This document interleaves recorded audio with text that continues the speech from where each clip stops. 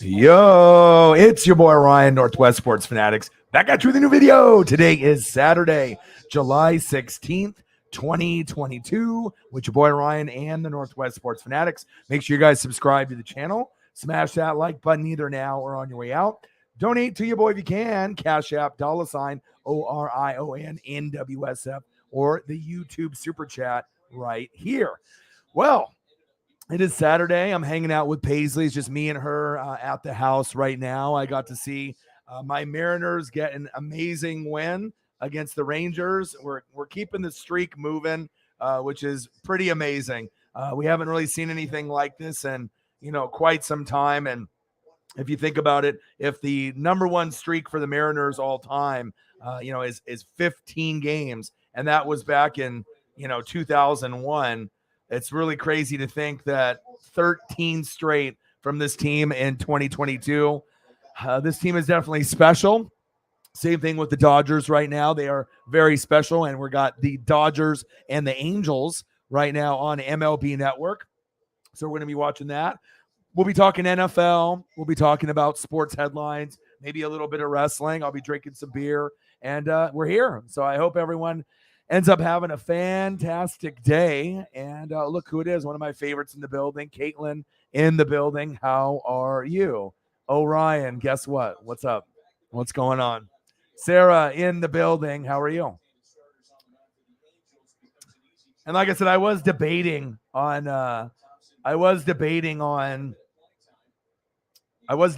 going online for the Mariner game because I did have a good feeling that we were going to win, but I wanted to be able to spend some time with Paisley, just me and her. We can watch some TV, we can take a nap or snug together, after the game was over and just kind of relax.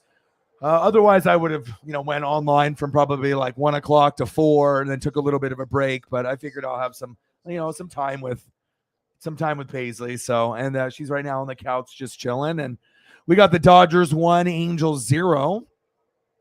Hopefully we can keep it moving, obviously, today. Let's get to 100 in donos. Let's do it. Caitlin says at midnight, like 3.5 hours ago, the moment it turned July 17th, which is now my birthday today, my boyfriend proposed to me in front of my family at our gathering. Now we are engaged. Yes, that is awesome. Congratulations. Oh my gosh. That was probably not something that maybe, I don't know, sure if you saw that coming or not. Probably not. But that's awesome. Congratulations. I wish the best for the both of you. And I hope everything goes well, not only in Scotland, but as when you guys come back to the States. How exciting. That's awesome. Congratulations. I already knew something. I already knew something was up when you did this. I was like, okay, she's in a great mood right here. What's going on here? Congratulations again. That is awesome. There's always good news when you have a member of the Fanatic family being able to have something exciting like that. And awesome. I'm so happy for you. And like I said, that's a special thing. That's a special thing. Were you like completely thrown off guard there? I imagine you were. How was everything leading up to that point? Did you guys go do anything earlier? Earlier this. I'm trying to think about what time it is there right now. It's 7:34 p.m. Oregon West Coast time. Did you guys get a chance to eat and explore and to look at any kind of castles or any type of things? Or my boy Jake, what's good? Let's go, dude. Mariners, baby. And obviously me and Jake were talking back and forth, and we left some guys stranded, left some guys on base. Anytime you leave bases loaded or you leave guys on, it always makes you a little worried. And when the score was 2-1 and then it went to 2-2, I still had really good confidence that we were going to win. And I told them, there's a lot of games that'll end up being 2-1, or 3-2. It's a part of baseball. And then they found a way to be able to get that run in, and God, it feels good. It feels good. 13 games in a row. I don't know. It's just wild. Shout out to my Mariners. Shout out to Jake. Let's get it, dude. This is like the most exciting time in the Pacific Northwest. Like, I know obviously with the Seahawks, they're kind of rebuilding now. But as far as the Mariners, for all the fans that are in Washington Oregon, Idaho, Montana, Alaska, Cali, everything on the West Coast. I mean, it's an amazing time to be alive right now, and root for my Dodgers, for my dad. 1-0 right now in the top of the second. And then we got something amazing brewing in Seattle. I mean, it's just kind of crazy that we have been so money this season, and we're ready to bring the heat. We're ready to bring the fire. Let's get it, baby. Let's get it. And then even though Clayton Kershaw missed out, we already know he's K's all day in LA. And like I said, they're should be able to find a way to win this matchup today. And Mike Trout was a scratch right before the game started. Had some like back spasms or something of that nature. We're in the middle of the second, 1-0 Dodgers. So I'm glad I don't have to worry about my feed. This one's actually working today, but I needed it to work yesterday, but I still caught it. But again, I hope everyone is doing great.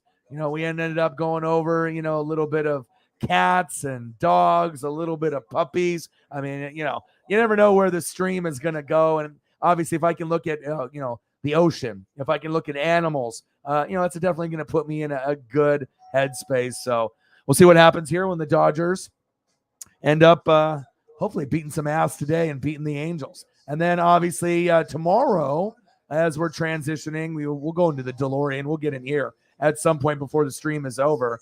We do have NASCAR tomorrow, New Hampshire. That's going to be at noon. So, I mean, literally, I'll stream from now probably until midnight, more than likely, 12:30. And then at that point, sleep for a couple hours, wake up, and then we'll be doing New Hampshire. And that starts at noon Pacific time. And I'll be probably live streaming around 11:30, at least 30 minutes to an hour before.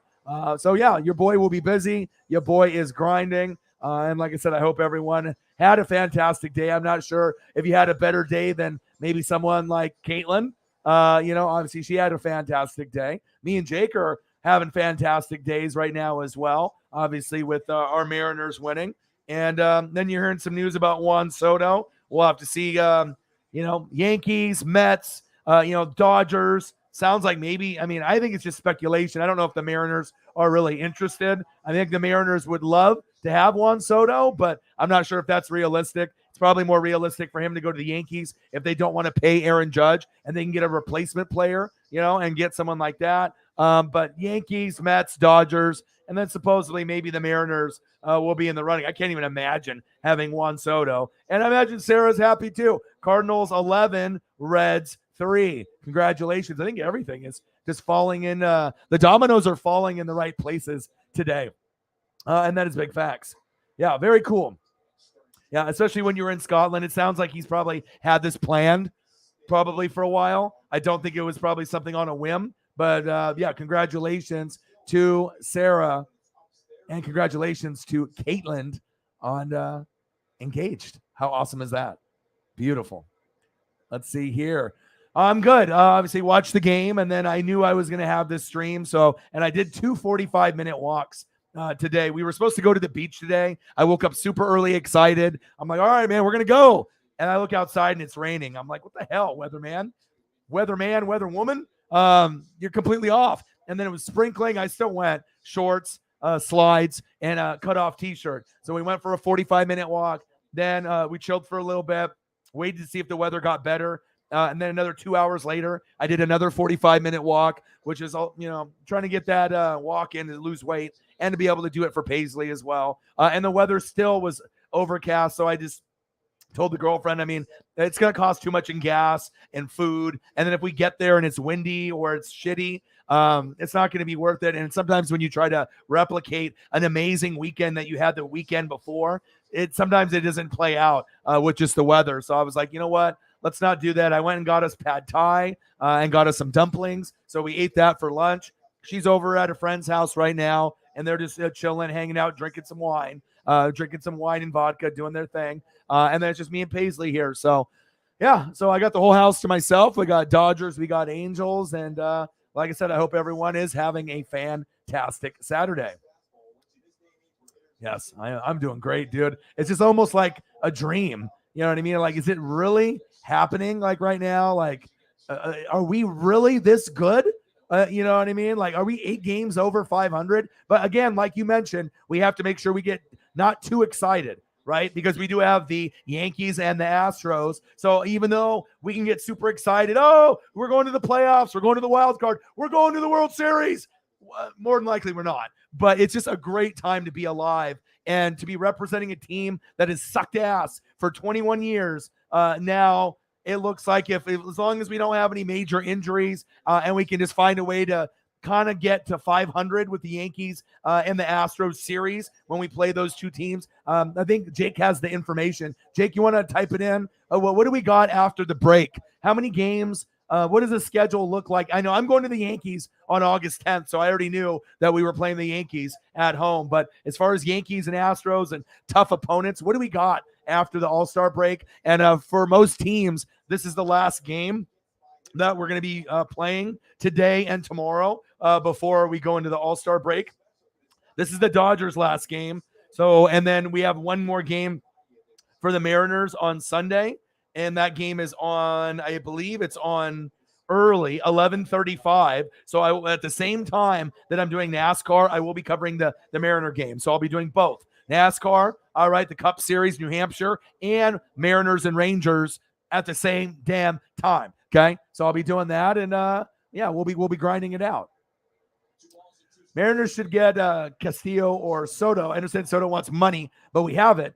But do we though? I know there's no salary cap, but are they really? Do you think they're really willing to pay $300-400 million for Juan Soto? I don't know if the Mariners are. I know the Dodgers would, and I know that the Yankees would, but I'm not sure if we have that kind of money. He said, Mitch, Kyle's a walking crutch. Just keep building for the future. Come on. No Kirby or Julio, though, ideal. Yeah, we'll see what happens, man. There's going to be a lot of teams, but it also depends on maybe where he wants to go. I would assume Juan Soto probably wants to go to the Yankees or Dodgers. That's what I would assume. Go to the two powerhouse teams. And whoever gets Juan Soto, if it is Dodgers or possibly Yankees, that could be the World Series matchup. That's the one I'm hoping for. Obviously, if the Mariners could go, that would be great, but not likely this season. But you never know. I mean, they got like the number one bullpen, number one defense. Julio's coming together. You never know. But, I mean, if the Dodgers get Juan Soto, that could be the difference between us losing the World Series to the Yankees and winning. But I'm not sure. You said I can't see the Yankees getting them or the Astros. I mean, obviously, depending on the Aaron Judge situation, if they decide that they're not going to want to pay him, then they can put that money to Soto. So, I mean, I definitely could see the Yankees, Mets, Dodgers, and then there'll be a couple other teams, but I think Yankees and Dodgers, they could probably be interested, but I'm not sure if they're willing to pull the trigger. So, Jerry says he wants an impact player, so hey, never know. But when's the last time we got a player of the magnitude of Juan Soto? Really? You know what I mean? Like someone that we actually paid to come over. I mean, we had Robinson Cano, but that's not Juan Soto. You know what I mean? Like, I don't think we've ever got someone this big. I mean, we had Griffey, right? We drafted him. You got Randy Johnson from the Expos. Okay. And then Edgar Martinez. We already know how that story went. Ichiro from Japan. Now we have Julio from the farm system, right? But I don't know if we've ever got someone that big, let alone would they even want to come to Seattle. But, I mean, if there is a time to come to Seattle, it definitely is now. Mr. Williams, me, likey, NWSF. I got the Dodger game on, my brother. How are you? What's good? Let's go. Vanessa's in the building. What to do? I'm watching it on MLB Network. I'm located here in Oregon. So I got it on MLB Network. So I'm not too sure, but if you follow me on Instagram or Twitter, as you can see on the right above the ticker, at Orion, ORION _NWSF, or at Instagram at NW Sports Fanatics altogether. I do have a link I can share with you if you would like to watch the game. If you don't have cable or if you don't have access to something like that, if you want to watch it on your phone or on the computer, I can hook you up. But I can't drop it. I can't drop it here. I'd have to drop it on the Instagram or the Twitter. So if it's something that you're interested in, follow me, and then I'll send you and then send me a direct message, and then I can do that for you. Man, what a day! What a day! Watched a little bit of Shark Week on National Geographic, obviously late last night and early this morning. Oh my gosh, it was fucking amazing. I mean, it's always great to be able to get the baseball in right? And then, you had a great time. We wanted that no. All right, Kershaw, K's all day in LA. And obviously we know the Mariners are doing big things as well. Shout out to my boy Julio. But it was just nice to be able to get in a little bit of programming other than sports. While I had the time, I watched a little bit of Simpsons, a little bit of The King of the Hill. And then obviously I got my Shark Weekend as well, because you got to be able to get that in. You got to be able to get it in, especially when it's going to be new programming all month long. And on July 24th, that's when the Discovery Channel version, not National Geographic version of Shark Week, and that's going to be lit. We definitely had an amazing stream last night. Lots of pictures of sports athletes, food. Obviously, I bring the heat all day, every day. And, I just feel like I'm floating like, Space Kitty right now. I just can't believe that, the Mariners are doing so well. I represent mental health to the fullest. And obviously we want to make sure that we pass this message along, at least in the beginning of the stream, in the middle of the stream, at the end of the stream. I believe depression is legitimate, but I also believe that if you don't exercise, eat nutritious food, get sunlight, get enough sleep, consume positive material, listen to music, surround yourself with support, then you aren't giving yourself a fighting chance. Quote Jim Carrey. And that's so true. That is so true. You got to be able to make sure you take care of yourself. You got to make sure you have that good mental health. And, coming here and hanging out with the fam will definitely do it. New world order for life, brother. Oh, yeah. Because we are a family, just like the NWO. Let's get it, baby. Let's go. I know, big news, right? Well, she started off the stream, and she was the first one in here. And this was the first comment. So I was like, okay, she's in a great mood. And then she did this. So I already knew it was great news. I already knew. And then she went to Sarah as well. So I already knew that was going to be a great day and some great news. So I'm very happy with you. And if you just came in, it's at midnight, like, 3.5 years ago. No, 3.5 hours ago. The moment it turned July 17th, which is now my birthday today. Happy birthday, Caitlin. My boyfriend proposed to me in front of my family at our gathering. Now we are engaged with a bunch of exclamation points. That's awesome. Congratulations to you. Congratulations to the boyfriend. And I hope you and your family had a great time eating some great food and just being able to enjoy that moment that's very special in your life. Awesome. It's a 1-0 Dodgers over the Angels. Got to be able to get this dub. And like I said, we'll see for, as we get more people trickling in, I'll start drinking some beers, eating some gummies, and we'll go after it. Let's go. We want to make sure we're moving up in that wild card, baby. Let's do it.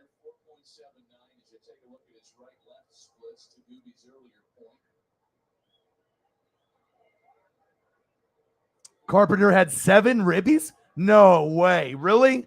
Well, I guess, you guys got 11 runs? So I guess you were raking and it was the Reds? And yeah, so that's crazy. So I was completely shocked. We went to a park and we relaxed there for a couple hours. It was relaxing right next to a waterfall. Oh, how great is that? And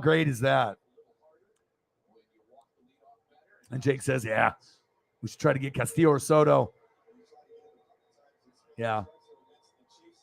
I don't know. I mean, that would be crazy if that happens. Mariners have better prospects. Yeah. And I know it's been on the rumor mill too. You know what I mean? Obviously, Sarah sent me something, but a lot of it is just like MLB rumors. It's not like a verified, type of thing where you're going to get inside information, but you never know. I mean, we do have prospects, but I'm not sure if I want to, give up all these prospects. I kind of like building from the ground up instead of trying to take the cheap way and then add somebody. And then what happens if we pay $400 million and then he tears his ACL and he gets hurt? You know what I mean? Like, I don't know. I like what we got going right now, but I mean, if we can get Juan Soto, you're not going to hear me complaining one bit. So.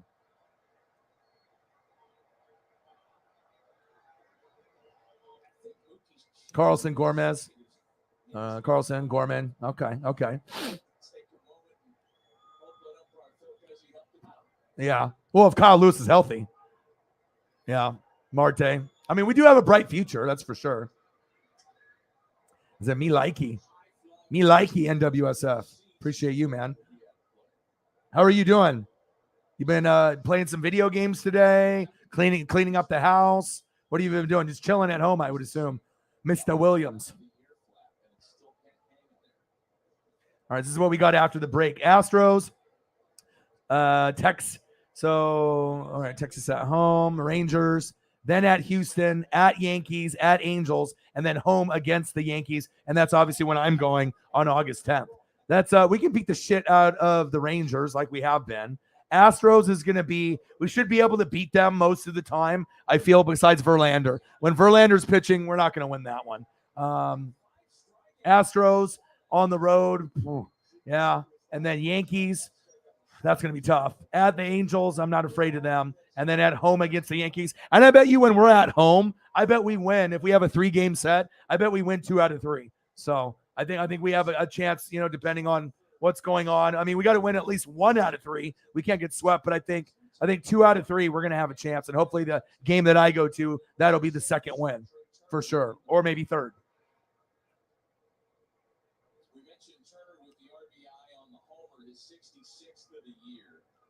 O-Dog McDuck, you might know him.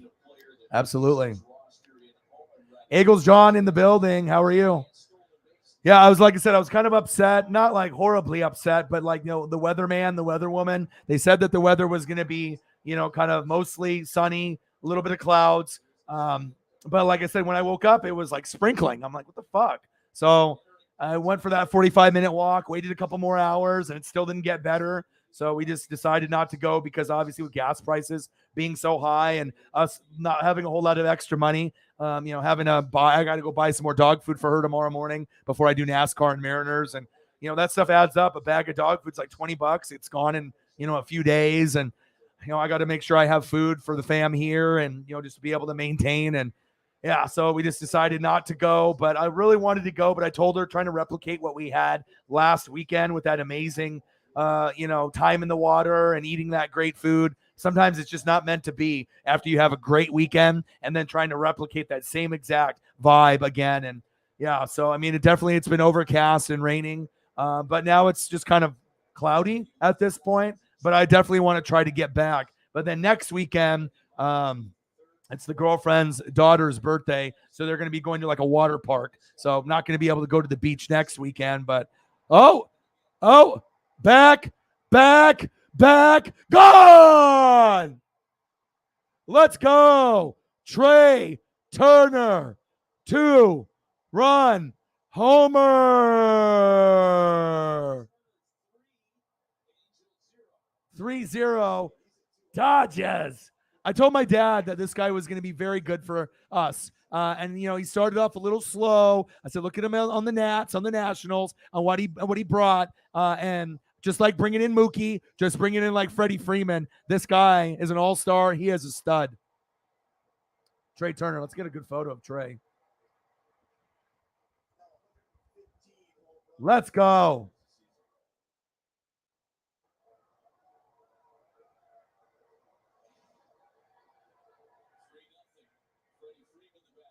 Oh, Freddie's up now. Let's go.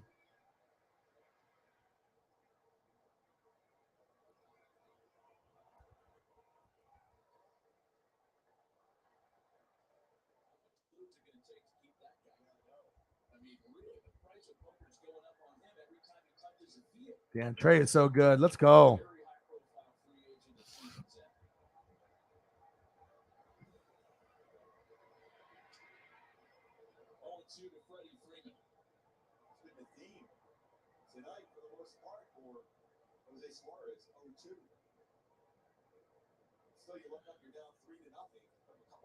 Let's go, baby.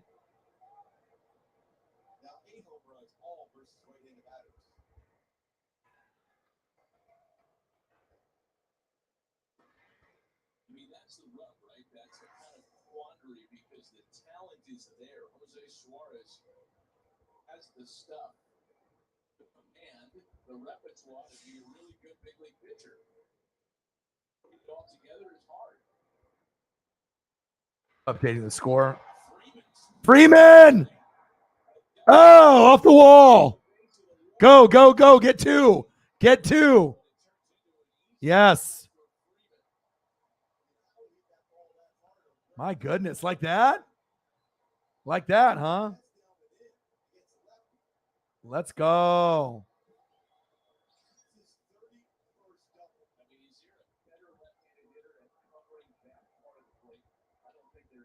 Freddie Freeman is great.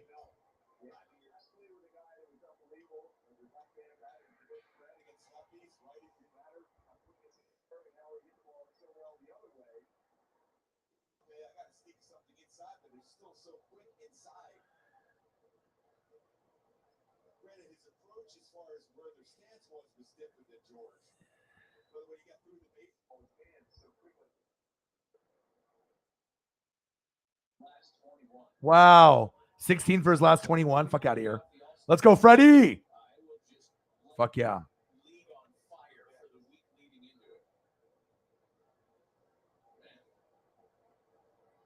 Let's go, baby. I see you. Trey Turner with a 2-run homer. Freddie with a nice double. Let's go. Life is good right now. I mean, I could have got the Clayton Kershaw. If we could have got that no last night, then everything would have been great. All right, we got Will Smith. What do we got going on with him?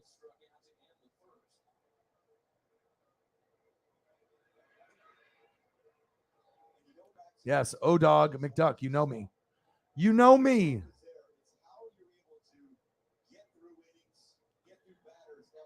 I doubt it. I mean, we just started, but you never know.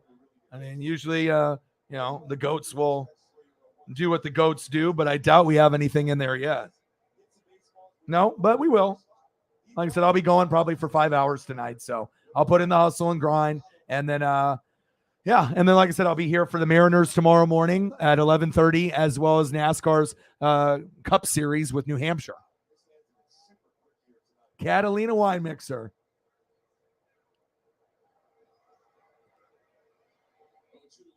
Ooh, wet burrito. Depends on what kind of wet burrito you get and where you get it from, especially out here in Oregon. I've had some that are amazing, and then I've had some that were like, I'm probably not even going to finish this thing. Like, I'll just put it in the fridge, and maybe if I get stoned, I'll eat the rest of it. But yeah, you got the Modelo mango chili. Nice.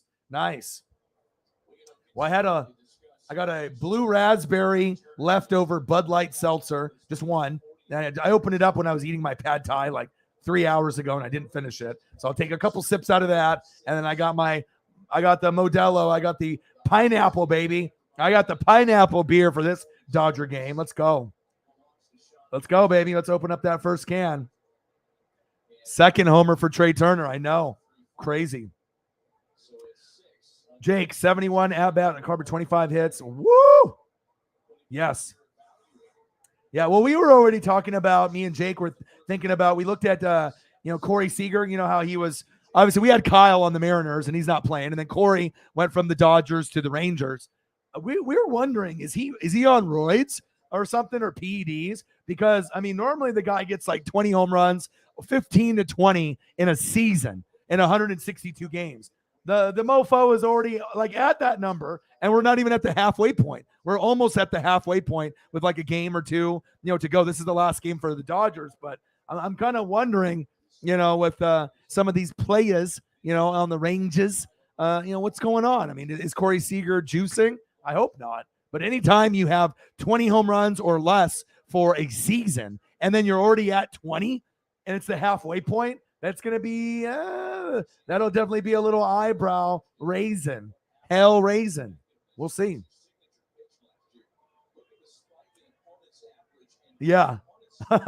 We don't know. I hope Seager's not juicing, but when you end up having such a big increase and maybe you were injured and you want to be able to heal up quick, that PEDs and steroids will do that.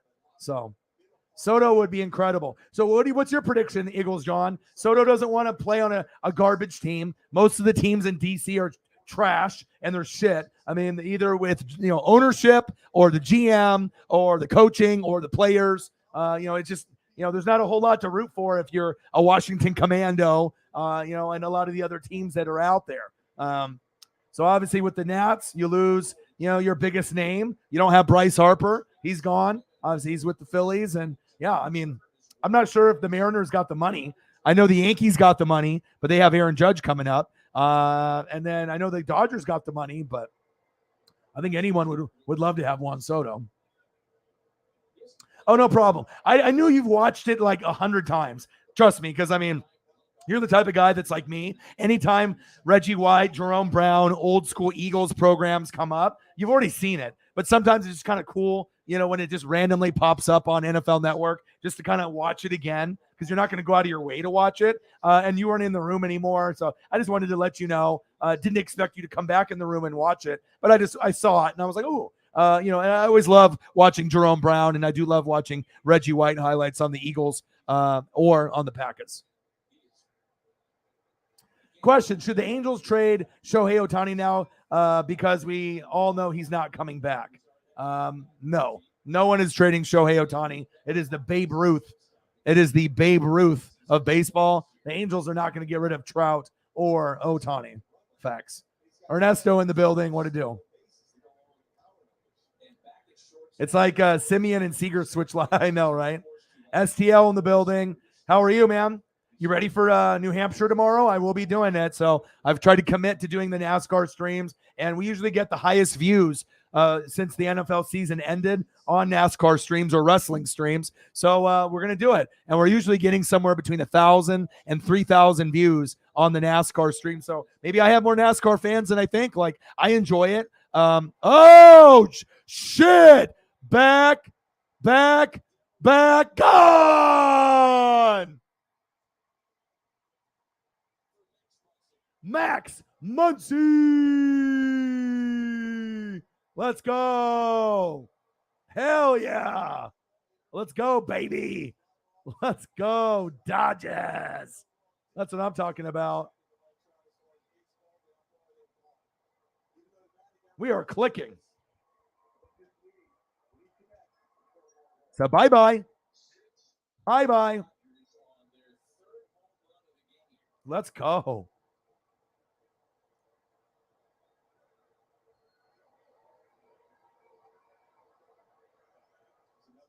Let's get a Max Muncy photo up. We got to make sure we keep it correct. Keep it flowing. How's everyone's day today? You guys probably didn't have a good of a day as me and Jake for the Mariners, Sarah with her Cardinals, or maybe Caitlin getting engaged.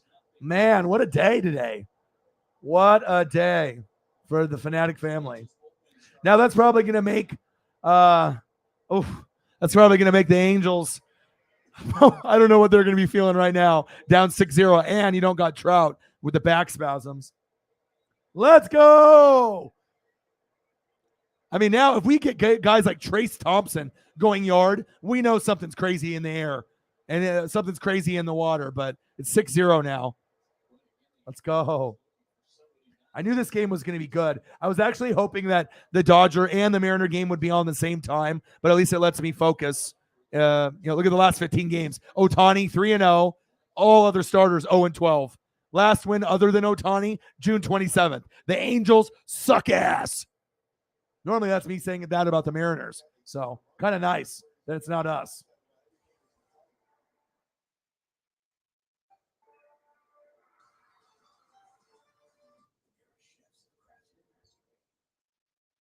All right, we're going to the bottom of the third.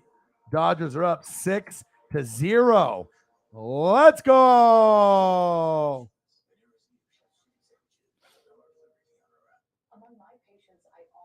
What to do, man? How are you doing, Ernesto?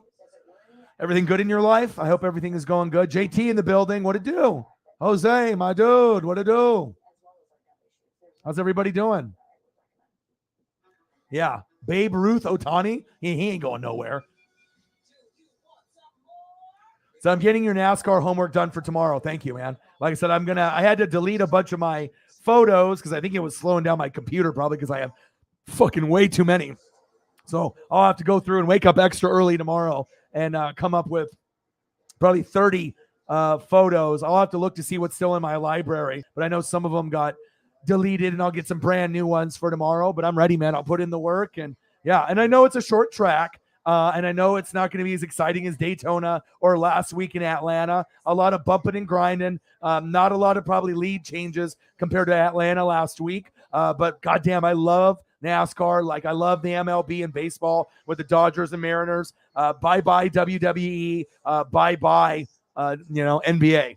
It's just nice to be able to have something else to be able to fall back on. Hi, baby. Do you want me to open up the bedroom door so you can lay down? All right, hold on a second. One sec, guys.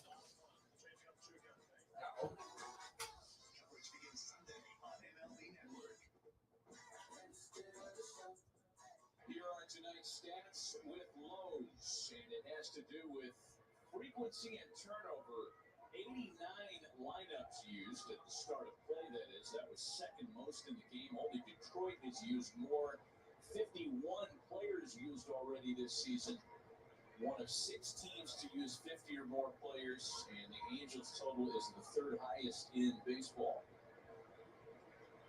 And one of those midseason additions, Michael Stefanik leads things off for the Halos here and there. Half hitting number 3, a ground ball for Turner. There's one away. I'm going to say Stefanik had a couple really good at-bats against Kershaw last night. A couple of good defensive plays by both Turners kept him away from getting hits last night.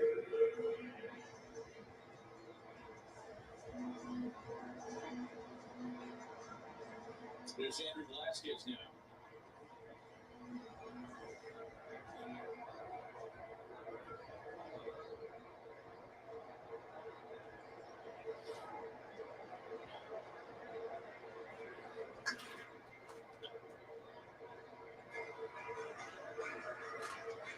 All right.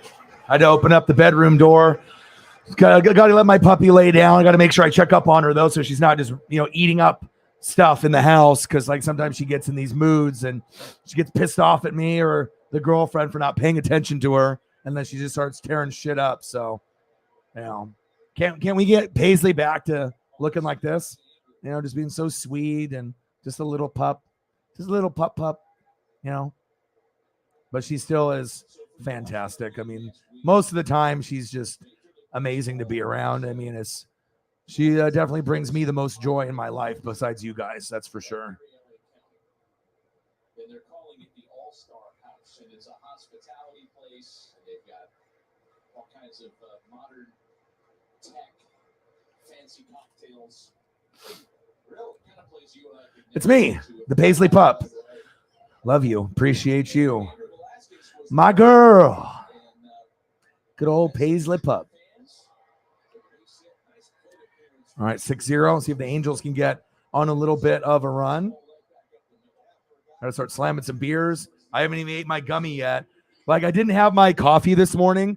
Sometimes I'll get like a Starbucks, like a iced coffee once in a while, or I'll do like a venti white chocolate mocha, like a hot drink. But I don't do it often. I mean, maybe, not every day, by, maybe once a week, or, depending on if I have extra money to get something for me and the girlfriend. But usually I'll do Monsters. I'll do Monster energy drink just to kind of get up, and the machine is broken nearby me. So I was like, oh, great. So they haven't refilled it in like 2 weeks. So, so I definitely have I was a little sleepy earlier on. That ball is just nearly fair, but went foul. But I'm going to slam some beers here real quick, eat some gummies, and we'll be good to go. And I appreciate that. STL and Riggs are my NASCAR correspondents. Let's go. Yep. They got the replay right now on also for the Mariners on TV for Root Sports, which is awesome.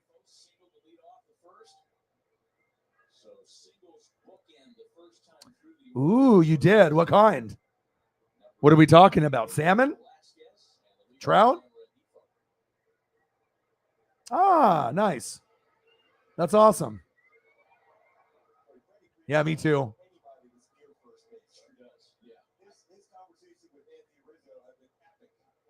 Hey, you know what? Not everyone can be Gordon Ramsay. You know what I'm saying? It's all about putting the effort. And that's what I can respect out of a lot of people. You know what I mean? It's about putting out effort. There's a lot of people out there that, just let's be honest, there's a lot of people out there that are lazy. You know what I mean? And even I'll get to that point sometimes where I just don't want to do something. But I'll tell you what, once you put effort and you put some love into whatever you're doing, definitely the food will taste better. You know what I mean? Like, if I'll I'm tired and I'm going to be streaming for 5 hours and I've been running around all day. Maybe I don't want to sit in the kitchen and make spaghetti for an hour, but I know if I do and I put in all my love and effort into it, it's going to be delicious and I'm going to have leftovers for later, whether I'm stoned or not, or even maybe the next morning. And you can eat it cold or you can eat it hot, just kind of like pizza. I prefer to have it warmed up, but I can still eat it kind of cold. It doesn't really bother me. So that's awesome. I imagine it'll turn out good. Muncie. Yeah, he has definitely been struggling for sure. He said, mudfish. I'm good, JT. How are you, bro? Yeah, it might take him until, when we get closer to like September for him to really start, feeling his true self. But hey, I mean, the way that the Dodgers have been playing, I mean, I feel good that, like I said, it could be Yankees, Dodgers. I like what I'm seeing with the Mariners this year as well. Life is good. Life is good. We just got to be able to have everybody clicking at the same time. Let's get to 100 in donos. Let's do it. I'll be streaming tonight probably for 5 hours like usual. So as long as Paisley's not going crazy. And we're going to have a good time. I got the house to myself, which is the best. You know what I mean? But sometimes it's nice to have the girlfriend in the other room to keep an eye on Paisley. So I don't want her just starting to chew shit up and get all crazy. But, I mean, she was really, she was snuggy with me. And we took a little bit of a nap after the Mariner game ended. 13 games, baby. Delete in the building. How are you? Yeah, a young dog being a dog, but she only does that when people aren't paying attention to her. Like when I'm paying attention to her, she doesn't go like ape shit where she starts like ripping up stuff and ruining stuff. And, I know sometimes she'll get bitey being a puppy, but she goes on like a path of destruction when she's not. She's like a princess. I mean, like I spend like I don't even hang out with friends here in Oregon. Like literally, I don't. Like all I do is read, watch film, right? Spend time with Paisley, hang out with you guys. Literally, like I don't hang out with anybody. I ended up going to the beach last Saturday, which was nice to get a little bit of mental health and a little bit of a break. Oh, he dropped it. My God, Freddie, you dropped a pop-up to Ohtani? What the hell? Freddie,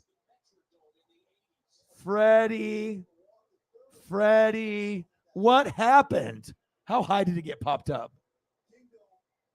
He got lost in the lights? Jesus. Come on, Freddie. Pop up, a regular pop up, and he just dropped it. God. Come on, Freddie. You don't see that every day. One of the best baseball players on planet Earth drop an easy pop up like that. Come on, Freddie. I'm used to chanting your name. Freddie. Oh, man. Brutal. Come on, Freddie. We can't let them score here. Runners on first and third.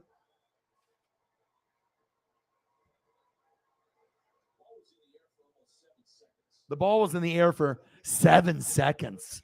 Well, that hasn't stopped him from before, though. Yeah, white chocolate mocha is bomb. Like, if you've ever had it before, and it's not like I'm some fucking yuppie, that like goes to Starbucks like every single day. And even if you do, if you got the money to spend on it, it tastes better than making coffee yourself, unless you got a bomb-ass creamer. You know what I mean? But obviously, I'm not lactose intolerant, but I know when I drink too much milk, eat too much cheese, or I have too much coffee, my stomach will get a little upset once in a while. Not every time, but they do have a good iced coffee that you can get too that's super cheap. Only costs a couple bucks, and then you get like one pump of, or you get half and half, and then you get like 3 or 4 pumps of sweetener. Costs like $3, $4. It's awesome, and it's like for those hot days, it definitely gives you that energy and that pep. And then the white chocolate mocha is really good, but it costs like $5 or $6, so it's not something I can afford to buy every day for sure.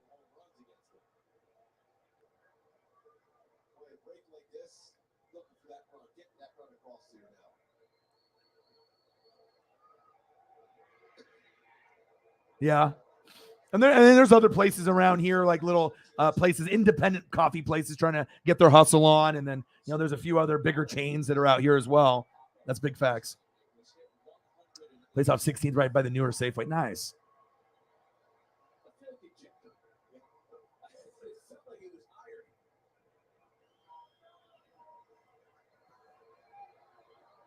Yeah, but I'm not sure if certain teams are going to have the money to pay him, though.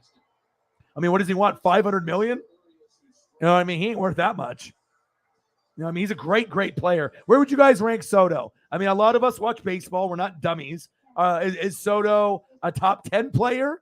You know, we're not including pitchers, but just like, you know, regular players that are playing every day, you know, first base, second base, third base, shortstop, you know, outfield, right field, left field, catcher. Out of all the players that aren't pitchers, what would we rank Soto? Top 10 or is he top 5? I mean, I think you could probably say top 5 now. I mean, early in his career, top 10, but I think he probably is one of the top 5, top 10 players now, right? They make $1,000 a day. Man, you got to be hustling then. Yeah, you got to get that hustle on. People love their coffee. Vanilla iced coffee. I know, like I said, we already know the coffee isn't really good for you. Monster, energy drinks, Red Bull, all that shit isn't good. But I'll tell you what, I need to pick me up sometimes in the morning. I'm not a morning person. I'm a night person. You know, so I'm an afternoon, night person. I can wake up early. Like there's times where I'll stream for 5 or 6 hours. It'll be 1 or 2 in the morning, and I'll wake up at like 6, 7 a.m. You know, I'll usually take a little bit of a nap in the afternoon before I have to stream sometimes. But I mean, I usually will get like 4 to 5 hours and, you know, go from there. So it's 1,000. They must be hot. Those girls make bank. Well, and you got the girls that do like the bikini coffee type things. You know, anything to make a buck, right?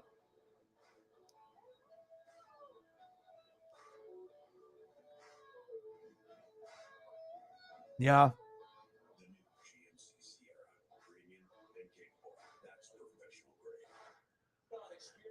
Yeah. Yeah. But probably about like $5 or $6. Yeah. $1,000 as the owner.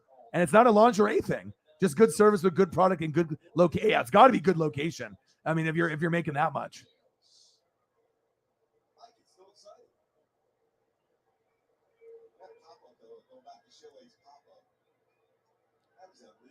Yeah. I think, well, for me, I don't think I'm lactose intolerant. I mean, coffee's not supposed to make your stomach hurt. You know what I mean? Or cheese or anything. So usually it's more my girlfriend because her gut, her stomach is, you know, she always has issues with eating certain foods. And I think a lot of us do. Mexican food and other stuff that we really like, hot sauce, you know what I mean? Or cheese or milk and stuff like that. I love a good coffee in the morning or a nice Monster energy drink in the morning to get me going. And then, you know, sometimes you'll do a little breakfast sandwich in the morning, which is good. Sometimes I'll do the McDonald's thing. But I found if you go to like Jack in the Box, their breakfast stuff is way better than McDonald's. McDonald's is way overpriced. Like for a hash brown and an OJ, you know, I mean, you're looking at, used to be like $5. Now it's like almost 10. It's like $8, $9. It's like if you get 2, you're paying like $16 or something. It's kind of crazy for the amount of food that you get. A couple bites out of a sausage egg McMuffin and a hash brown and the juice, and it's $8. It's definitely overpriced. Yeah, that Freddie Freeman error. So rare. Yes, I was not expecting that. Mocha Tree, $8.50, but $6.50 on Tuesdays. Nice. And like I said, you know, everyone has to have their thing, you know, that they like to be able to get up and get going. So you're lactose? It makes you fly. Yeah. I mean, once you get used to the taste, I mean, I can even do black, but I like to have the nice bomb creamer from the grocery store.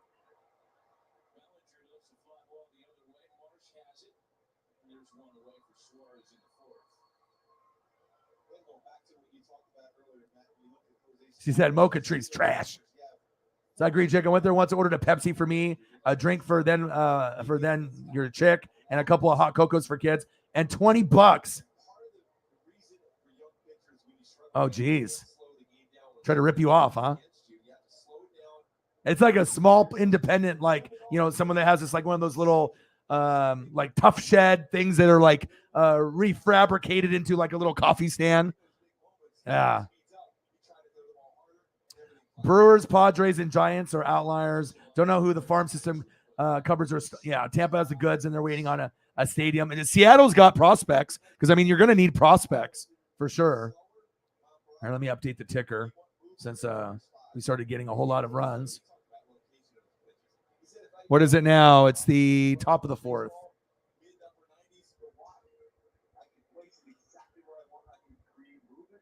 Yeah, but I still got some pad thai leftovers. I need to start drinking beer.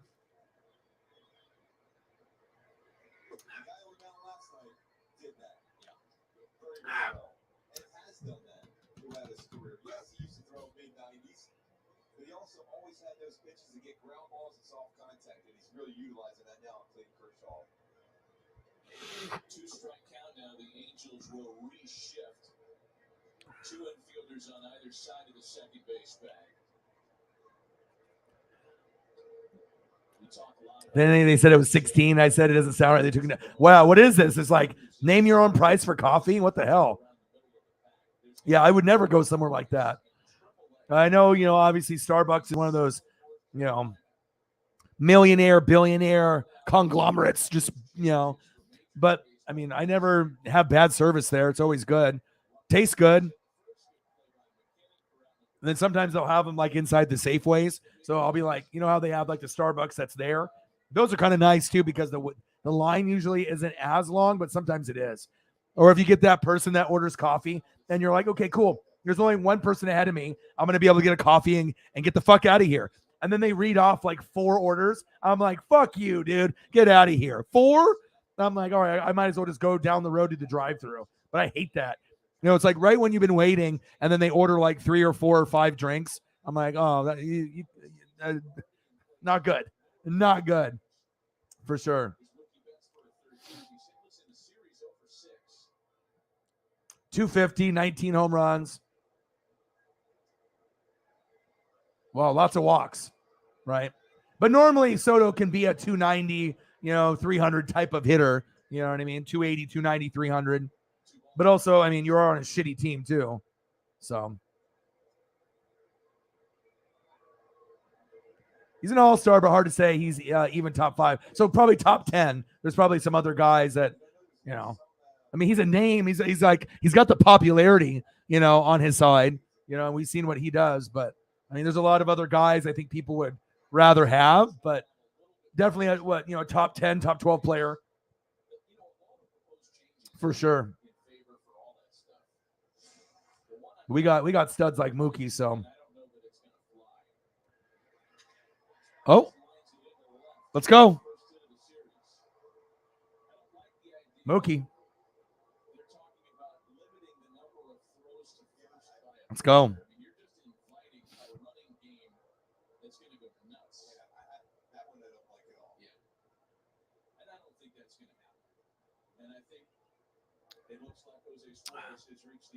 All right, Jose Suarez, your ass is gone, brother. Bye. You got roughed up. Angels going to the bullpen already. Well, it's already 6-0, so.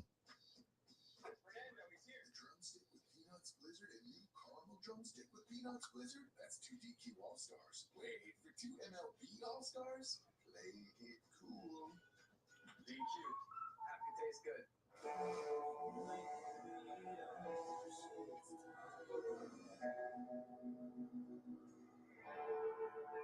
Feel the performance at the Lexus Local Opportunity Sales Event. Everyone deserves to feel close to their partner. And if erectile dysfunction gets in the way, then it's not just a you thing. It's a you and her, him or them thing. It is a relationship thing. And it's frustrating. I know. My partner Cleo knows. We've been there. That's why I started Roman. To make it simple. All right, time for a gummy. I got 2 left. I'll eat 1 now. 1 a little bit later. So slamming some beers. You might think you have the ball because of what you look like. But what doesn't look like anything? You can't come from anywhere. All right, what do we got? We got Rams and Bengals on NFL Network. First gummy completed. And then we got Rams in Tampa Bay, where I lose after that. I've already watched that game many, many times. And what else do we got? SmackDown. Was SmackDown any good?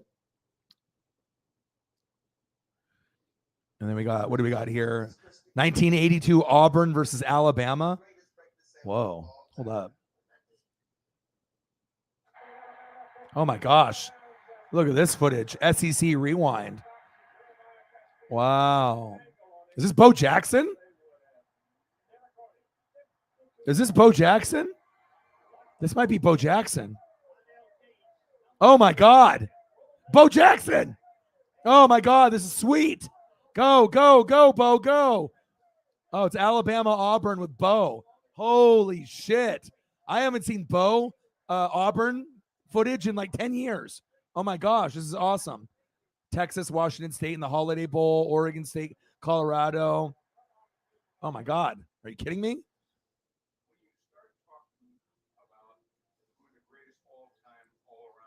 Bo Jackson. Bo Jackson's number one. Come on. Oh my God. That's so cool. If you guys have SEC Network, you can watch it over there too. Wow. I just got a huge flashback right there.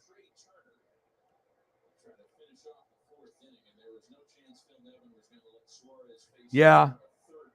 Well, I don't think they could afford, to keep all the guys that they wanted. And sometimes you got to let some of your stars go. And I knew once the Dodgers got Mookie, when you had Cody Bellinger in 2019, and I was like, we need something else, And then once they got Mookie, I was like, okay, now you're going to be able to win the World Series, and they did. So, oh, it wasn't good. Okay, so I don't even need to worry about it. Okay. Mookie, Freeman, Judge. Yeah. Mookie, Freeman, Judge, Devers, Bogarts, Goldie, Arenado, Buxton, Otani, Trout, Olsen, Acuna Jr., Salvador Perez. I'd rank all these guys ahead of Soto. But Soto, as far as popularity, Soto's kind of like one of those guys I kind of compare him to, maybe like this. Soto's like a guy that's really popular in the media. You know what I mean? Like he's like this or like this. I think that's a great comparison because Soto's like great name recognition in the league, like Kyler and Lamar, but sometimes underwhelm on the field, when they're obviously doing their thing or in the batter's box or, on defense and everything. But I think that's a pretty good comparison. Juan Soto is like Lamar and Kyler. They're great players, but maybe not top 10 or right just outside the top 10. 6-0 Dodgers. Megan in the building. How are you? Yeah.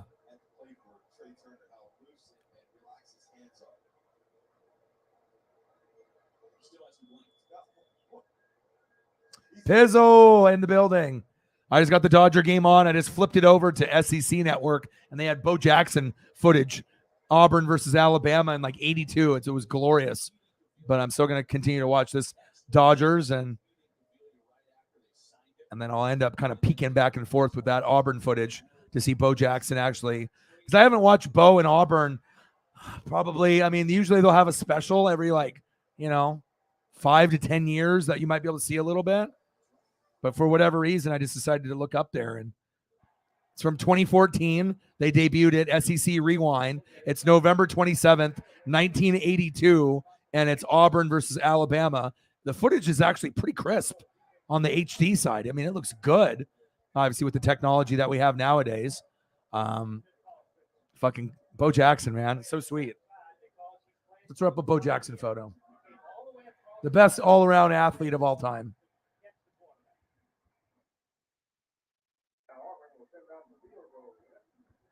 Oh, this is so... Al Del Greco. Oh, my God. Al Del Greco. Oh, my God.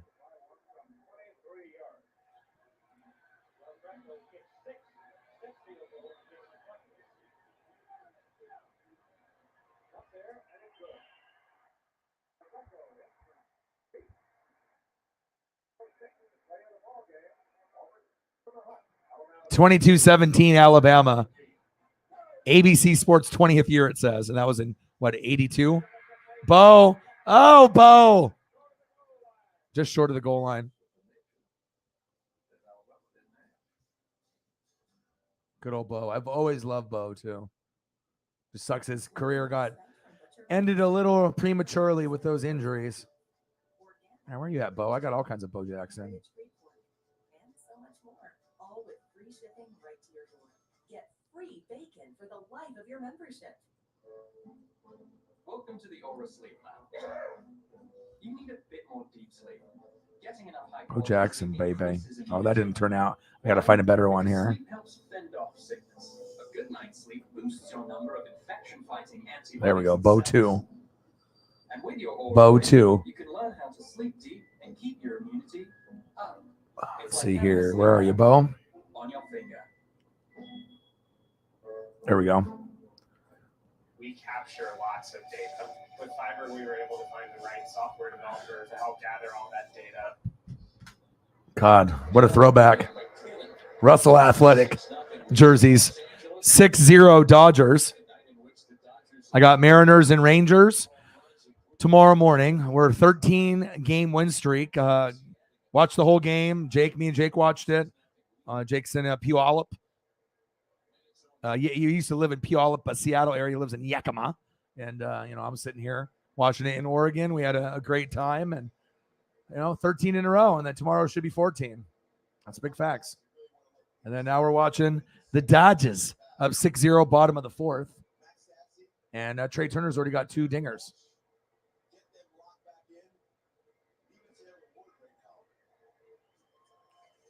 Three-pitch strikeout for Urias. That's his 4th punch out of the game.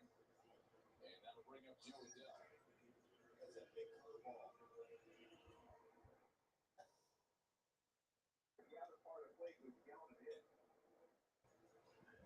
Just looking at that. Time to slam a beer, baby. Bo knows. Absolutely, he does. That is unbelievably high. And you can see that break on that one going down and in. Yeah, well, Steve Largent is a great athlete, but he's not Bo. Sorry. Bo Jackson. Football, baseball, all-star, Pro Bowl. I mean, there's never going to be another Bo Jackson. Bryce Young to the Seahawks, maybe.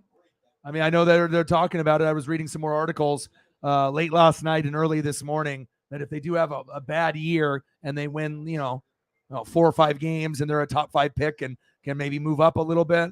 I mean, CJ Stroud and there's a couple other guys, but I think Bryce Young could be, a guy like a Justin Fields guy that they could kind of build around. Obviously, they didn't think Malik Willis was good enough this year, but maybe Bryce Young. That could definitely help. Yes, 13-game win streak. Such an amazing time to be alive. Well, you're just in love with him. You in love with Steve Largent. Since the start of the 2020 season, the 60-game sprint, Dodgers World Series year. I wonder if he's going to visit any Mariner games or Seahawks games, because sometimes, they'll have like special guests, that they do certain things like in the pregame show and whatnot. I'm trying to think and trying to remember the last time I saw Steve Largent actually on TV, like in Seattle. It's been a while. Again, when you think of all the really big pitchers from Walker Buehler, who's injured right now, all the great pitchers for the Dodgers. 6-0, bottom of the fourth. Come on, Julio. There we go. Sit down.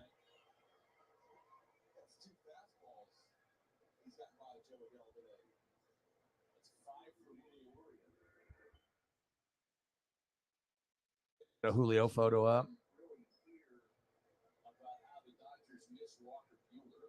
Oh, I know we need more Walker Buehler bad.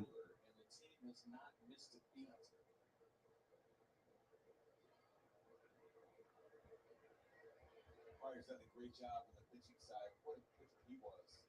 Just that short period of time before getting injured. And everyone thought he had the perfect mechanics that he would never miss starts and never be injured. But going to baseball, not easy.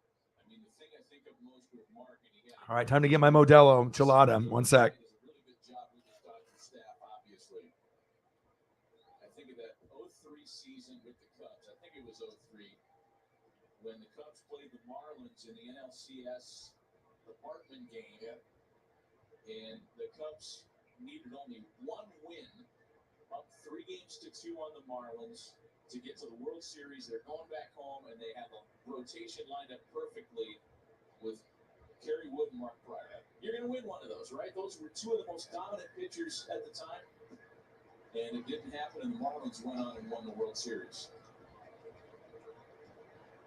And it took another 13 years for the curse of the Billy Goat to go away at Wrigley Field. Yeah. So busy going down there for the Miami Marlins series. It's around 4th of July week. 2 World Series championships for that organization. It's amazing. And no division titles. Urias thought he had struck out the side on that last pitch.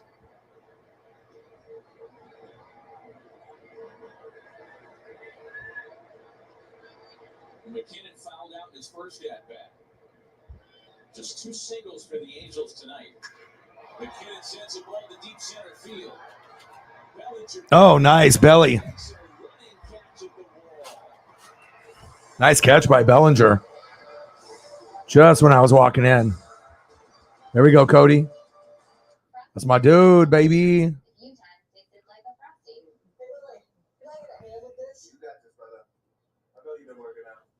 This is pretty heavy. That's why I got the small, man. When it's frosty time, choose wisely. Choose Wendy's new strawberry frosty. The best things in summertime.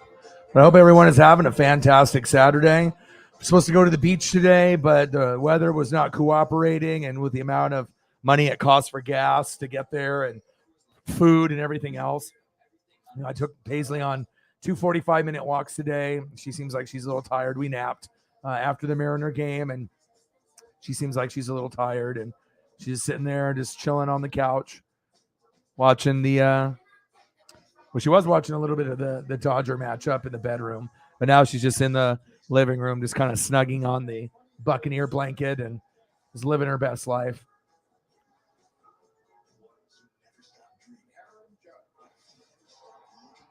Tyrone Big. Yeah.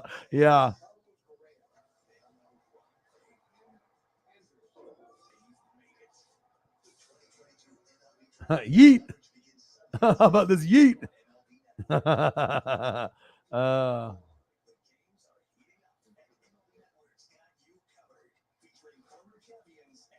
know. Well, I had I'm catching up right now. I got 2 pineapple, 2 mangoes, and 2 of those Bud Light blueberry or cherry limeade or whatever. So I'm not going to get into those Bud Light seltzers unless I drink all of these, and I doubt I will. So, and I'll have to get more tomorrow when I do NASCAR and the Mariners. So top of the 5th.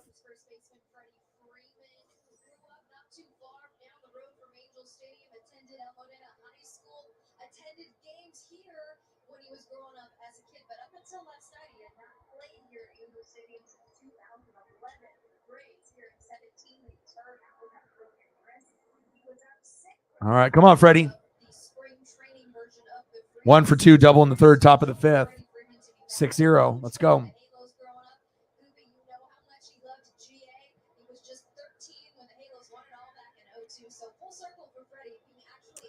Two for 650.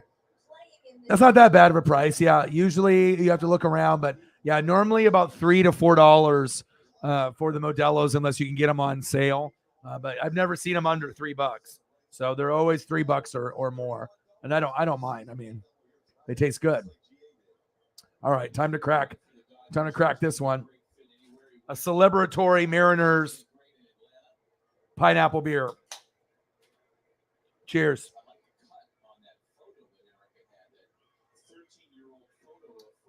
Oh, that's good. That first sip is like when you have like Starbucks or coffee or an energy drink. That first sip is always that. Man, so good.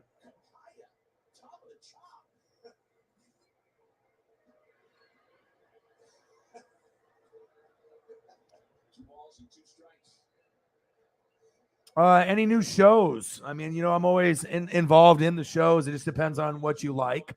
Obviously, I got you to do Stranger Things. I knew you were going to like that. Freddie, gone. Let's go, baby. Freddie. I know my dad's happy. There we go. 17 for his last 23. Wow.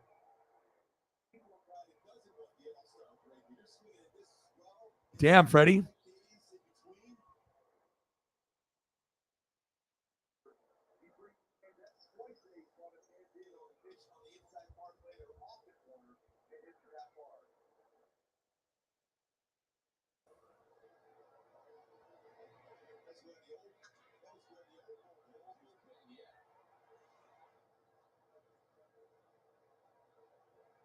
Sure, it was all business down there back in the 80s.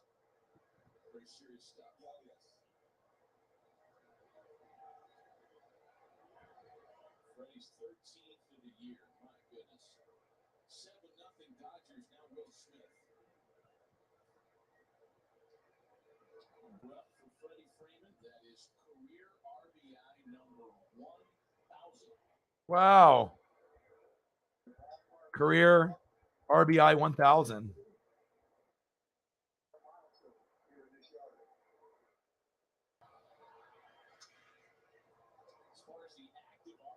Wow. Beating that ass. 7-0. Brand new Freddie for you guys to debut. Let's get this Freddie up here. A brand new Freddie.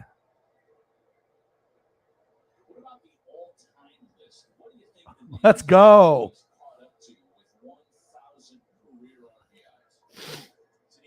7-0 Dodgers.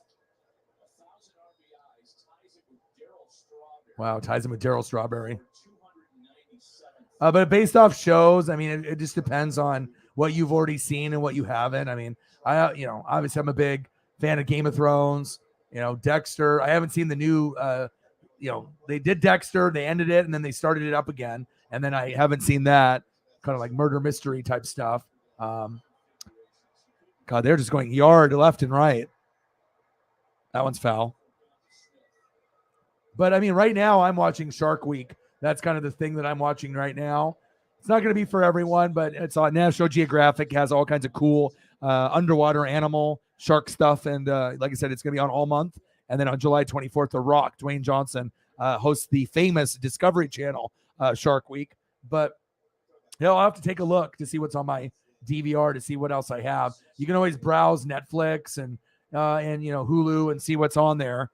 I guess it just kind of depends if you like horror, comedy, action. Everyone's got a little bit different personality. I'm trying to look to see if I mean, most of my stuff's like King of the Hill, Simpsons stuff. And we got some more shark stuff. And it just depends. Like it's summer. So a lot of the shows on network TV are not on right now. They're filming. So they usually do spring and they do fall. So in the summertime, there usually isn't a whole lot that gets released. Freddie, first career RBI in September 21, 2010. Wow. Roy Halladay, too.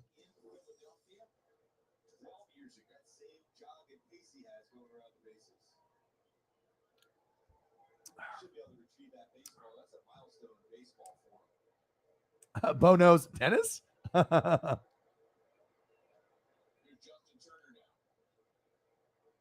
Oh, they canceled it. I actually liked Gotham. I thought that show was good. I watched every episode of Gotham, and I really enjoyed it. But like I said, anytime you really enjoy a show, they usually take it off air. You know what I mean? It's like you start to fall in love with the characters or the plot, and then things like that happen. So.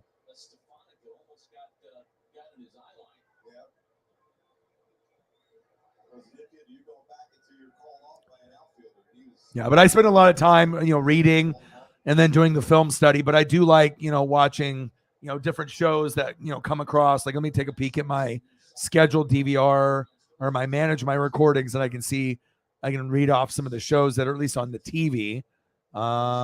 Guys, All American Road Trip, which is kind of cool. That's like food stuff where Guy Fieri, he goes with his family and his buddies, and they road trip in the RV, and they go different places to, see different types of food that they collect and they make for their friends and do little like activities and whatnot. Wild Fish, that's on, I think, Nat Geo. That's a cool program. Young Rock, What else do I got in here? All Elite Wrestling, Next Level Chef. The Cleaning Lady was pretty good. 1883. What is it? 911. Master Chef, Wicked Tuna, Gordon Ramsay, Uncharted, 911 Lone Star, Law and Order, Organized Crime, Snowpiercer, Life Below Zero. That new series starts in like September, which is very cool. I like to see how people live on their own, and just being able to provide for themselves and food and, cutting down wood and being able to live. It's a pretty cool show. Station 19, Life Below Zero, Port Protection, His Dark Materials, Prodigal Son. These are just some of the American Horror Story, Straight Up Steve Austin, Miracle Workers, The Magicians, The Last Alaskans, DC Legends of Tomorrow, The Neighborhood comedy that has Schmidt from New Girl, Alaska, The Last Frontier, Law and Order Special Victims Unit, The Good Doctor, Alaskan Bush People, Mayans MC, Mountain Men, Yellowstone, Grey's Anatomy, Goldbergs, The 100, The Flash, Pawn Stars, Family Guy, Simpsons, Bob's Burgers, Wicked Tuna again, Swamp People. That's what's on my DVR queue list. So I like a lot of Alaska programs, lots of cartoons, just whatever is gonna put me in a good mood, and then a little bit mixed in of what I like, and what the girlfriend likes. And then obviously, if you check Netflix out, I imagine they have some new programming that you might be able to find something that you like. But we're kind of in the middle right now where a lot of the shows are filming, and you're going to get a lot of brand new stuff in the fall because they usually do it in the spring and the fall. Gotham and Mr. Freeze.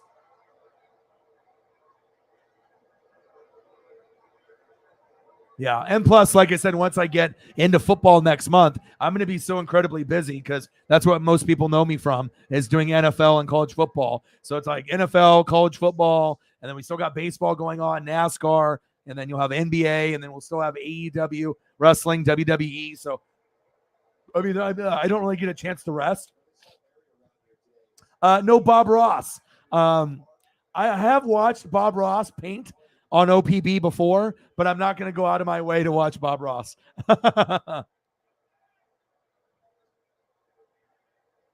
Yeah. I think a lot of times people are surprised to hear that I like a lot of those things other than sports. Because, I mean, obviously, sports is a big part of my life. And this channel is a big part as well as you guys. But I do like to step away once in a while or get my sports in and then be able to have good mental health, get some Simpsons in, and then, maybe, broken bat. Shit, that went flying. 7-0. Muncie with the broken bat. 7-0 Dodgers, middle of the fifth.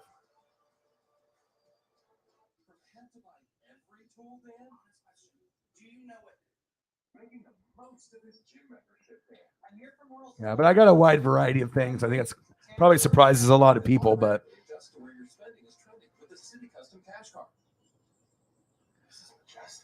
yeah, exactly. It's going to be crazy, man.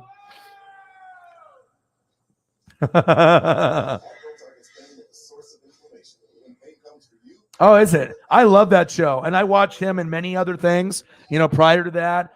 It's one of my favorite shows. Like, I can still watch,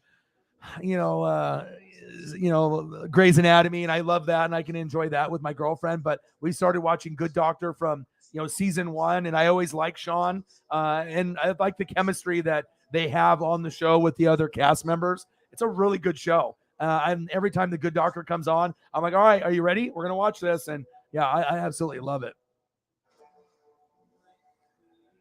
Caitlin is back.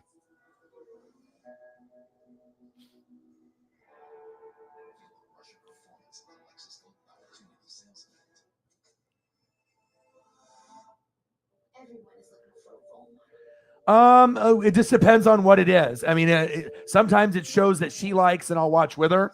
But sometimes we'll watch something separately. Depending. Like, I like the Alaska programs, and I like the Shark Week stuff. She won't watch that, but like stuff like Grey's Anatomy, Law and Order SVU, The Good Doctor, The Flash, Star Wars stuff, Mandalorian, Boba Fett, Obi-Wan. My girl likes sci-fi and horror the most. So if it's Horror, I usually don't watch it too much because I think it gives me bad mental health.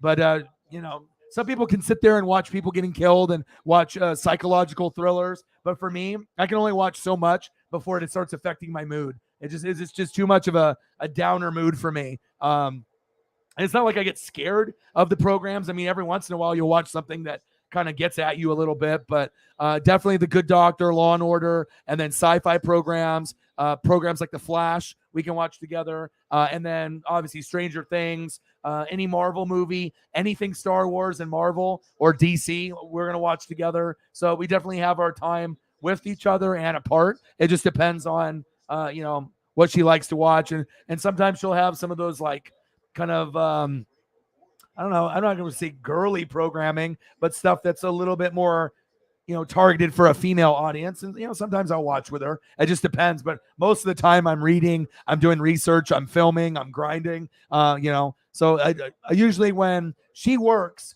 from 7 a.m. until like 4, right, 4 or 5, I usually start hopping on sometime between 5 and 7 p.m. and then I go till midnight, and then she has to wake up early. So usually once I'm done recording, I'll have a little bit of me time for a couple hours and I go to sleep. But we interact and we'll talk. And when she takes her lunch, we'll watch a program. And on the weekends, we try to spend some time, going places and doing things. So yeah, it's awesome. I love Sean. It's so awesome. Great show.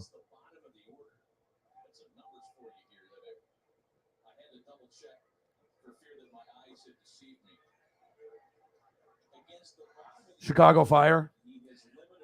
Yeah. I mean, usually if I watch programs, I mean, I'm not sure, compared to females and whatnot, but I don't watch shows for the people that are in it if they're hot. You know what I mean? I never watch a show for that. Like, oh my God, that female is gorgeous or she's hot. I'm going to watch this show. I never do that. It has to be plot. I have to have, good cast.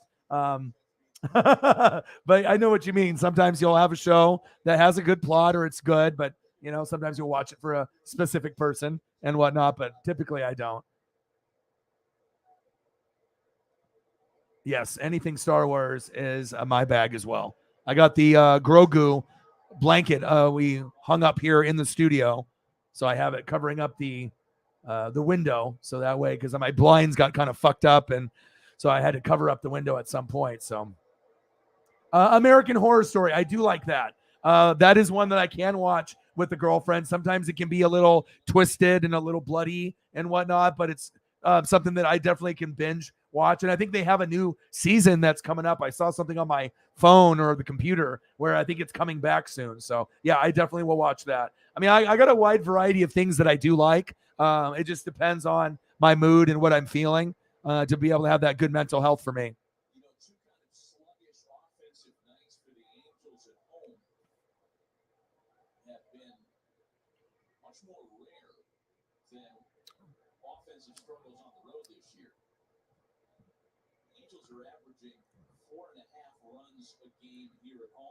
All right, 7-0 Dodges.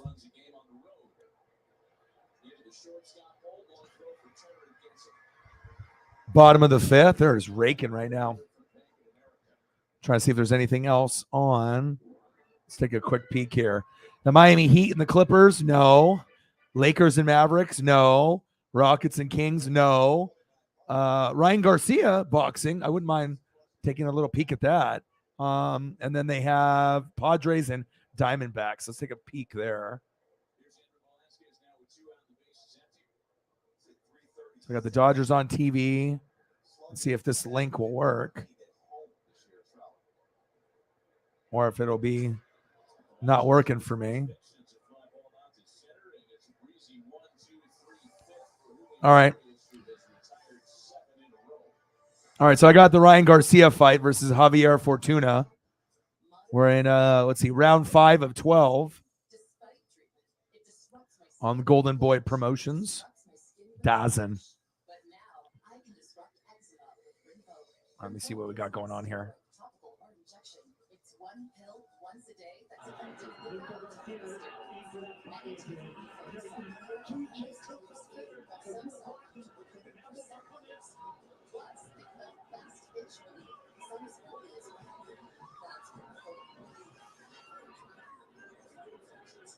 Yeah, autographs are tough to get, dude. Um, yeah, it's just tough. I mean, like I said, me and Preston, if we're gonna be able to get autographs, we would be the two people you'd want to ask because, like I said, we know where to go, what time, what section. The best chances to get a foul ball, home run ball, or to get an autograph. But a lot of times for visitor teams, they don't like to do a whole lot of autographs. And then if you do Mariners, they usually will have like a lower name guy. Because if a Julio goes up and starts signing, you're gonna get 1,000 people running down there. And then if he doesn't sign your thing, then he's a jerk or whatever. And you know what I mean? Then people start crying and bitching and whining. So yeah. Yeah, I don't think I'll ever get married. I mean, congratulations to Caitlin finding her boo. You know what I mean? She's young. She's 24. I'm 40, but I don't look 40. But yeah, I've never been married, and I don't got any kids, and I don't think I will ever get married personally. Like, I'm not opposed to it, or I've always wanted to have a son or a daughter. I mean, I got Paisley, and I got this YouTube channel, but it just wasn't really in the cards for me. Plus, I've gone through some bad relationships too, where most of the time, where it's like either I'm single or I'm with someone for 5, 6, 7, 8 years. There's not really an in between for me, like just casually dating or being a player. I'm just too focused on my grind. Like, you know what I mean? Like, it's like I just don't have the time to to do those things. Like, I don't know. But as you know, if you have good relationships, you have bad relationships, and you can grow from them. But I don't know, this younger generation, and also a lot of people are kind of scandalous. Not everyone's scandalous, but it's not like when your mom and your dad or your grandma and grandpa were together, and if you have a little bit of fighting, it's not like you're just gonna be like, boom, divorce, or like we're done. You know what I mean? Like, they actually talked and tried to work things out. And you had people who would be married for 10, 20, 30, 40, 50, 60 years. Now this younger generation and this generation in general, they're just like, cheating behind people's backs and, just do whatever it takes for themselves to be happy. And there's going to be people out there that are happy, and they're going to be happily married. And I hope Caitlin's one of those people that ends up having a great marriage and everything is good. But, just for me, and, seeing from a lot of the people that are, in my life and my friends and friends of friends and stuff, it's, relationship game can be a dirty game. And I'm just too focused right now, to think about anything like that. So I said, technically, if you're someone with 7 or 8 years, you're married. I'm not even close. I've been with my girl for about 7 years, and yeah, we're not getting married. It's not happening. Not happening one bit.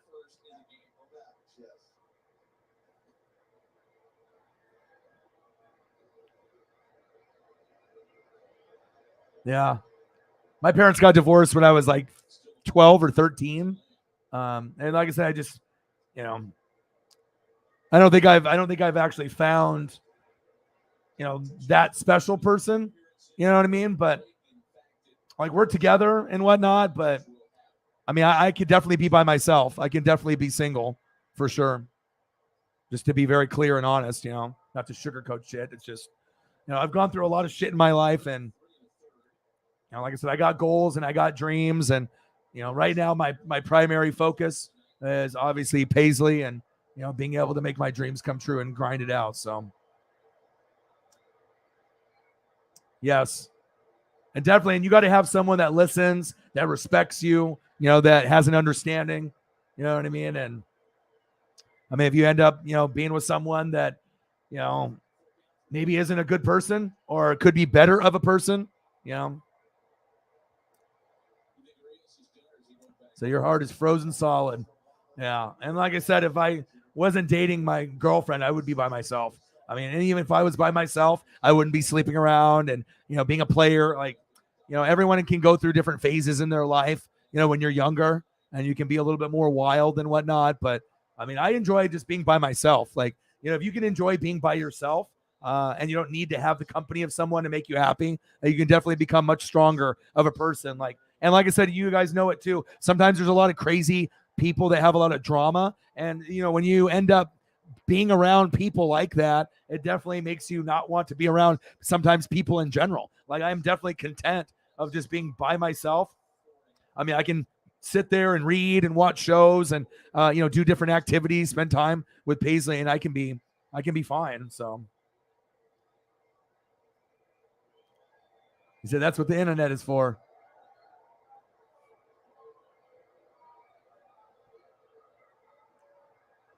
4 cats, 4 kids, the wife. You're full. Yes.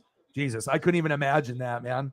I definitely a little baby O dog would be pretty cool if I could end up having a son. But I'm 40 years old now, so I'm not sure if I'm going to meet the right person, to have that happen. Honestly, so if it does happen down the road one day, and I end up meeting Mrs. Right, then so be it. But yeah, I'm definitely not getting married anytime soon, or probably ever.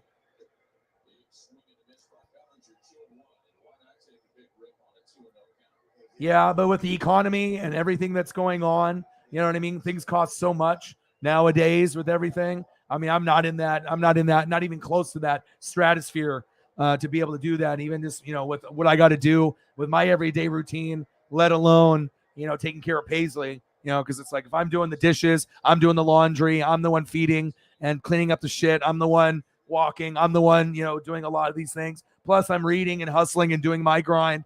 You know what I mean? Like, I'm a go-getter and I'm a grinder. I'm always going to be on the move. But when people start taking advantage of you, knowing that you are that guy, that mover, that shaker that's going to do stuff, it's unfortunate, on how that goes. You know what I mean? But I got to get shit done. I'm not going to let the fucking dishes pile up and the laundry just sit there. I got to get that shit done. And and like I said, the girlfriend that I'm with right now, she doesn't like sports, at all. So you could say that might have been a red flag from the very beginning. That but we definitely have other things that we share, with like sci-fi and Star Wars and Marvel and whatnot. But yeah, I'm not in any position to get married anytime soon or have a kid right now. I'm focusing on my dreams and my goals. And it's, at this point, if I already had a boy or a girl, that would be awesome. I mean, I definitely, think about, what would it like to be able to have a baby O dog, a baby O, or a daughter. But I mean, for now, I got my Paisley pup, and,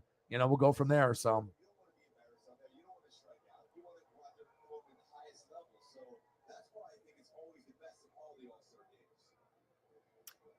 I mean, maybe if I end up blowing up, on, YouTube, and we get like Grossi status, and if I start, getting from 20K to 50K to 100K, and we start getting, like $500 to $1,000 on every show I do. And then maybe I'll have enough, money to be able to raise, a boy or a girl. But I'm not in that point in my life to do that right now. I mean, I've been hustling on this dream and grinding on this dream for 10 years.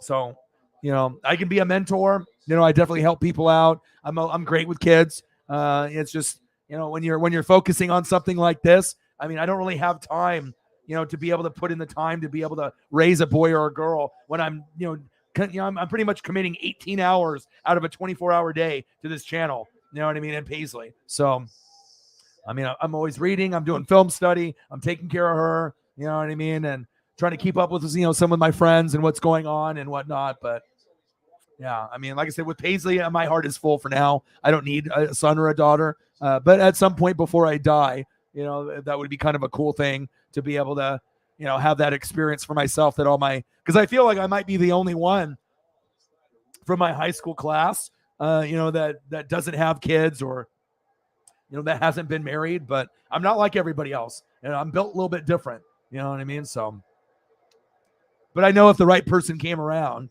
definitely I wouldn't be opposed to kids or raising a family for sure.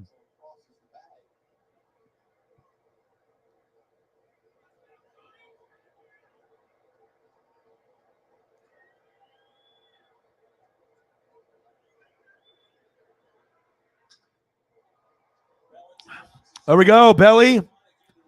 7-0.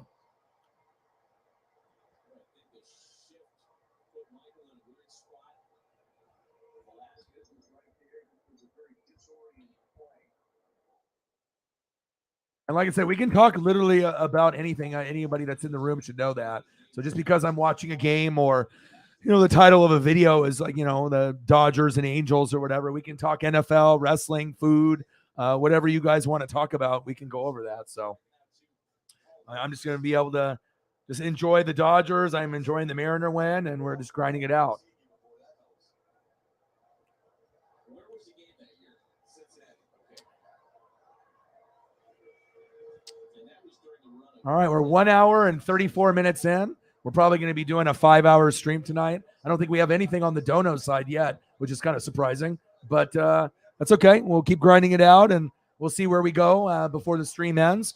And I know we'll be able to get to a good number. We'll see if we get some of the goats that are in the room or the goats that show up. We'll see if Holly Hundo or Cyber shows up. They definitely are the backbone of this channel. And we'll go from there. And then obviously tomorrow morning, I'll be up early, probably around 7, 8 in the morning. I'll do some prep. And then NASCAR New Hampshire for the Cup Series is on at noon Pacific time. And the Mariners and the Rangers will be on at 11:30 Pacific time. So I'll be covering both of those tomorrow. So, I mean, when you grind it out and you're doing 5, 6, 7, 8 hour streams every day, I don't think a lot of people understand what it takes to do that. Is he safe? Oh, he got him. Nice throw by the Angels right there. Damn it. What a throw. Jesus. That was an amazing throw. Good punch out right there on third. Got it. Took 2 steps. Wow, what an arm. It reminds me of Ichiro. Woo! Oh, he was safe, though. His foot was in. His foot was in. He wasn't out. He was safe.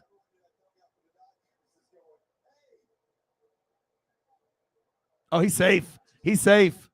Safe. Safe. I mean, at first look, it looked like an out, but he didn't actually tag his jersey until his foot already slid in. So they need to review that.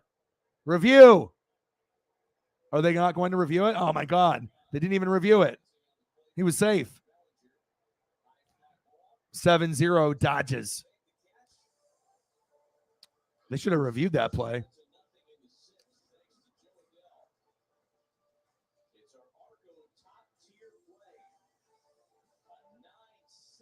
A Kenny Powers fastball. I'm gonna give you want some Kenny Powers. I'll give you Kenny Powers. Yeah, Brewers. That's tough, huh? Now, speaking of shows, for my boy Jake, I mean, if you've watched the league with the fantasy football, that's pretty good. I mean, it just depends on what your personality is and what you like, for comedy or, what you're looking at. There's a lot of great shows. Crime shows are always cool. Like I said, it just depends on my mood. It's usually like cartoons or animals or whatever I'm feeling at the time. So.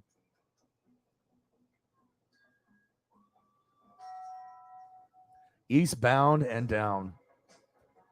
Try Taco Bell's new $2 cheesy double beef burritos.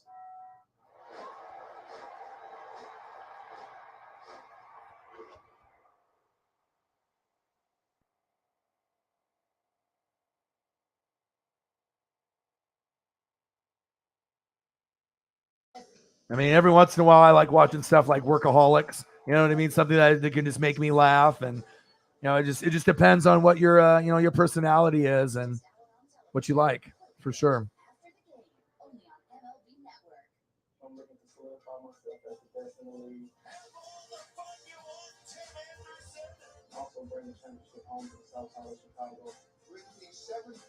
Kenny motherfucking Powers. I got you, Whitey.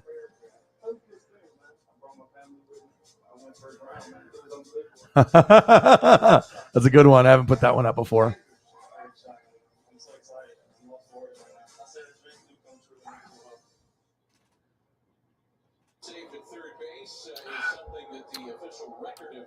I might have to go get some of that pad thai at some point. You haven't seen The League? It's an old show. It's about fantasy football. It's really funny. And they even have athletes on there that were like in the NFL at the time and still are. Yeah, you can, browse around and look, and I imagine there'll be people in the room that can give some recommendations on some shows. But again, we are in summer, so a lot of the stuff is going to be coming up in the fall lineup, obviously here. And then once we get into the fall lineup, we're going to be so consumed with football and everything else, it's going to be tough to make time for those things. So, out of beer. If you only had 2 of those mango Modelo's, better go hit the store up, brother. He has reached on a fielder's choice and single. That means he's hit safely in 14 of his last 15 games. Yeah, Brewers. Do I ever watch motocross? Honestly, no. But I mean, I don't watch it to like, oh, let me go out of my way to watch this event and stuff. But I do know that I did work a motocross championship event in Washington. That they have they have some events up there, and I worked an event. I was hanging out with this like model girl, like years ago, and she asked me if I wanted to, go up there and work the event with her, and I was like, okay. And then I just drove like brand new Toyota Tacomas, up around, up the hill, and I was picking people up, and they were hopping in the back, and we were just transporting, people, from the event right at the bottom of the hill to the top, and they were paying me like $25 an hour, and I just got to be able to mingle with people and hang out and watch a little bit. But yeah, I don't mind motocross. One of my best friends, Brooks, he's really into it. He goes to the events and he actually rides himself, not like professionally or anything, but a lot of my friends, they do that. But I mean, if it's on TV once in a while, something to do with racing, I might turn it on, like FS1, FS2, but I'm not going to watch it on a regular basis or anything, but I've seen some. I don't have that connection like some of my friends do. It's like I didn't have a dirt bike growing up, so I'm not like, I'm not into that world. 7-0 Dodgers. Ohtani is in the box. Nice swing. Ripped it. All right, they got runners on first and third now. Bottom of the sixth, 7-0 Dodgers over the Angels. Oh, damn. You took a risk. You said 7-Eleven nachos. I don't know if I would be doing 7-Eleven nachos, my brother. Who knows how long they've been there? I imagine they taste good. We'll see how your stomach is feeling here in a couple hours if you just ate some. I mean, I even get picky with nachos from Taco Bell. I'm like, it's okay. I mean, I'd rather make my own.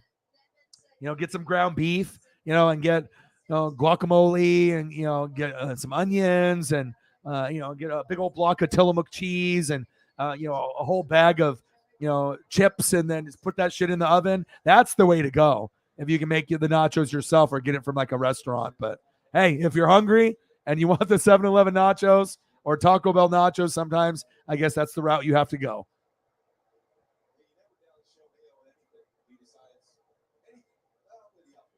Yeah, that's where I was. Washougal. Yeah, the motocross like championships. Yeah, that's where it was. And it's funny too because they had like all these like model girls, and I was like one of the only dudes. I was like, okay, you know what I mean? I don't think I'm a model or anything like that, but yeah, I had a good time, doing the event. It's cool to be able to see that live too. When you watch motocross on TV, you don't really get that feeling. It's like baseball or wrestling, or NASCAR. When you watch it on TV, it doesn't really show you how awesome it really is. But when you're there and you can see them hitting the jumps and competing and everything, and the camaraderie with the Fox Racing and all the gear that they got, it's pretty cool. Yes, yeah. THC, CBD, sometimes CBN and stuff. Like, I only have 2 left, so I have one, and I think I'm kind of getting used to them though now, because they're normally I would take 5 milligram ones, and I would take 2, and then I would be pretty good. Now I'm taking 10 milligram gummies, so it's 100 milligrams for a box, but it only costs like $14 to $17. And if you take one, usually you're pretty stoned for a couple hours or comfortable, depending on how your body reacts to it. If you take 2, you're really feeling good because that's like 20 milligrams, and then you can just relax, and you'll get into that mode where you'll get hungry, and you can just relax and enjoy yourself. So I'm plastered. Lord save me. Oh, you had him 2 hours ago.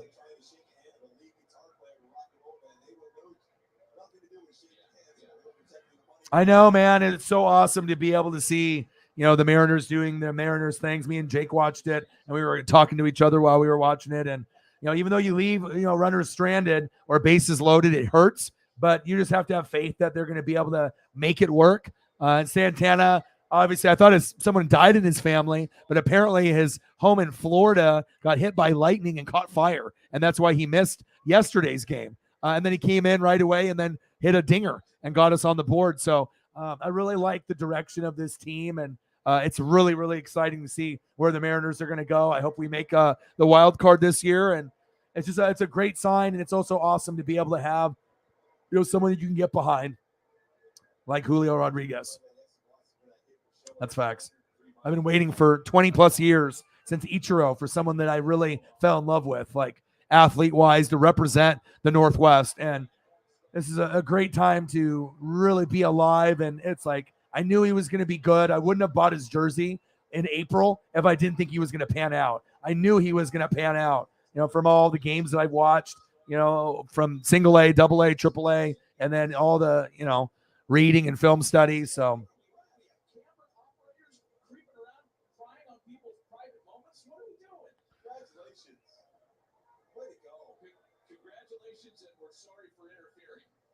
two Angels fans.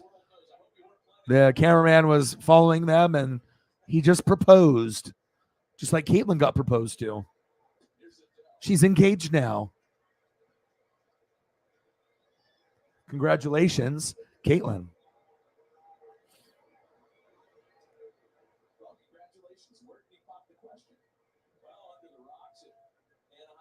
Yeah, I still need to get a few. I mean, I'm pretty picky with jerseys. I usually like to get sewn ones, so they cost more. So you got to take some time to be able to save up for them. But yeah, I mean, I got 3 or 4 Griffies. I got my Julio. I think next up on my list is a Randy Johnson.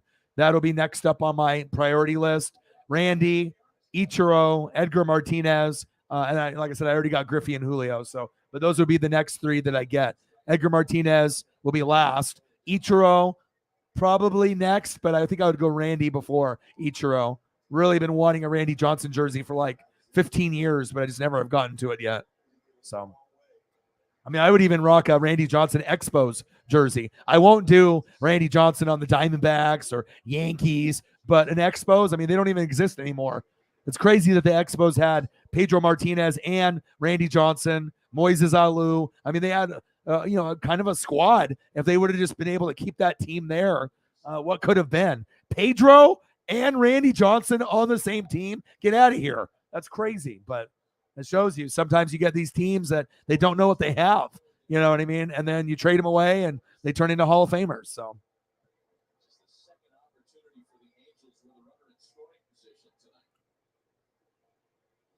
Yeah, Julios are almost impossible to get. I ordered mine literally the hour that it debuted on MLB Shop. I was probably one of the first 5 people to order it, on planet Earth.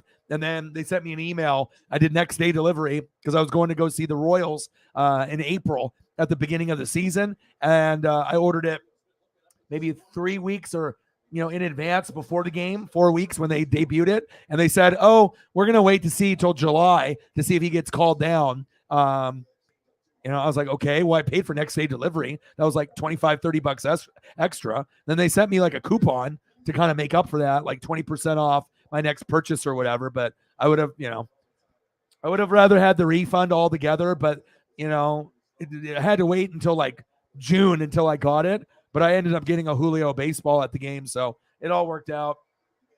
The sports gods love your boy. So, they're like, O-Dog got fucked on the jersey. Let's get him a Julio Rodriguez foul ball in the 9th inning. That sounds good, huh? Good, O-Dog? Yep. Very, very good. Thank you. Thank you, sports gods. Appreciate you.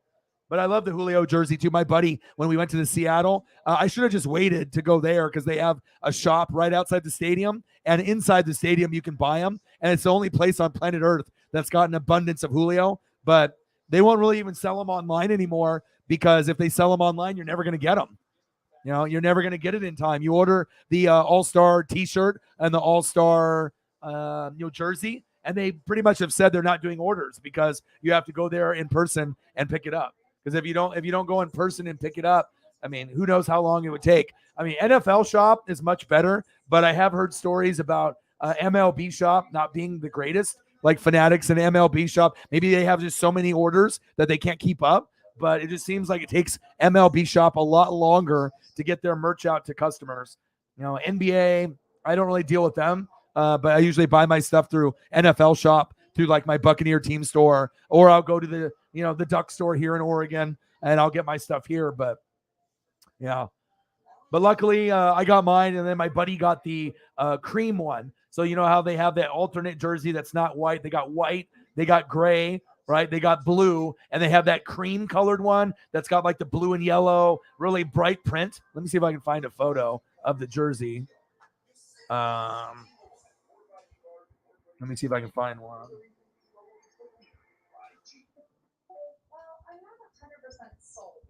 But my buddy got one at the game, and it's fire. I got the white one, and he got the cream one.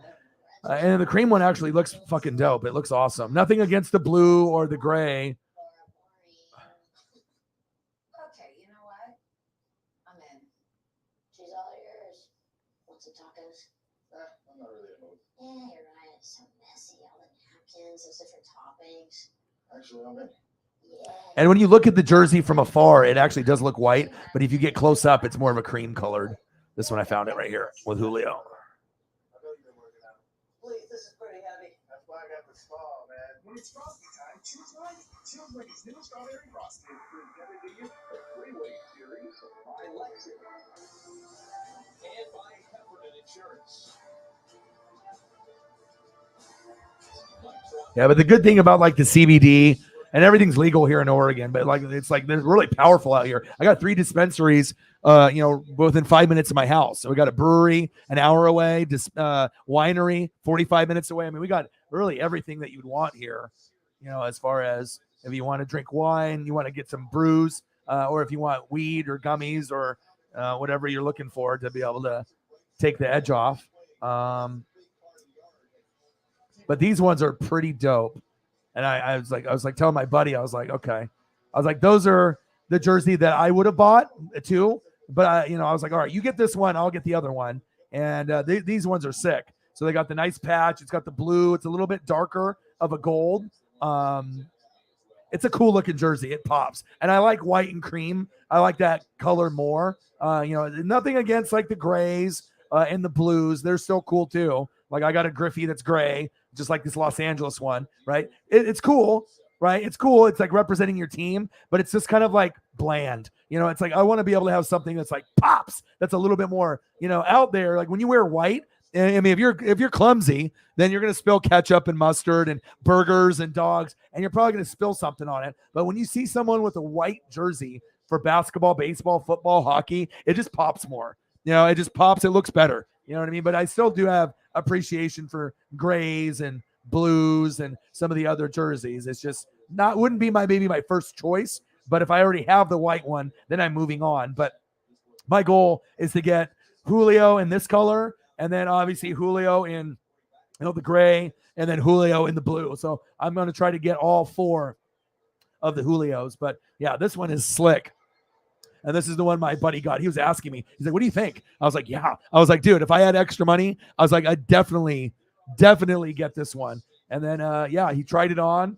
And I'm not sure if they had a size that he thought was going to be too small. But I was like, bro, just take your other hoodie off and just make sure you have a T-shirt underneath so you get an actual feel for it. You know what I mean? If you're going to be paying like $150 to $200 for a jersey, you want to make sure it's going to fit you and you're not doing like a drunk purchase or whatever, And, they're phenomenal. And they have higher levels of the jerseys. They have jerseys that are like $100 to $200, where they have kind of the standard stitching. And then they have the authentic, the ones that are closer to what the players wear on the field, as well as Mitchell and Ness. And then those ones cost like $300. So, I mean, if you really want that boss jersey, they don't make as many of those because they're so expensive. But yeah, they're so sick. I don't even own one of the high end Mariner ones. Most of the ones that I have are, that 100 to 200 sewn. But I don't have like even football. You get the high end ones on NFL Shop. They're like 350, 400, like Mitchell and Ness. So, I mean, I got money to spend, but sometimes I don't want to spend $300 or $400 on a jersey unless I know it's going to be worth it for me, long term, or it's rare. Top of the 7th. 7-0, the Dodgers are up.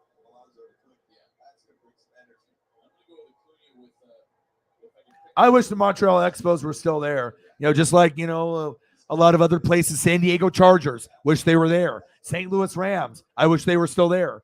I just like keeping those cities, that if they're losing out on a football team, I don't like that. I mean, LA doesn't need the Chargers and the Rams. I mean, if you want the Rams there, I mean, you don't have to have both of them there. And I feel like St. Louis and San Diego, they definitely got the shaft on that. Like, I was like, that sucks. Like, but it is what it is. But I mean, I like keeping things to a certain, like Seattle Supersonics. I wish they were still there. I know a lot of people like Megan also wish probably it was there too. So.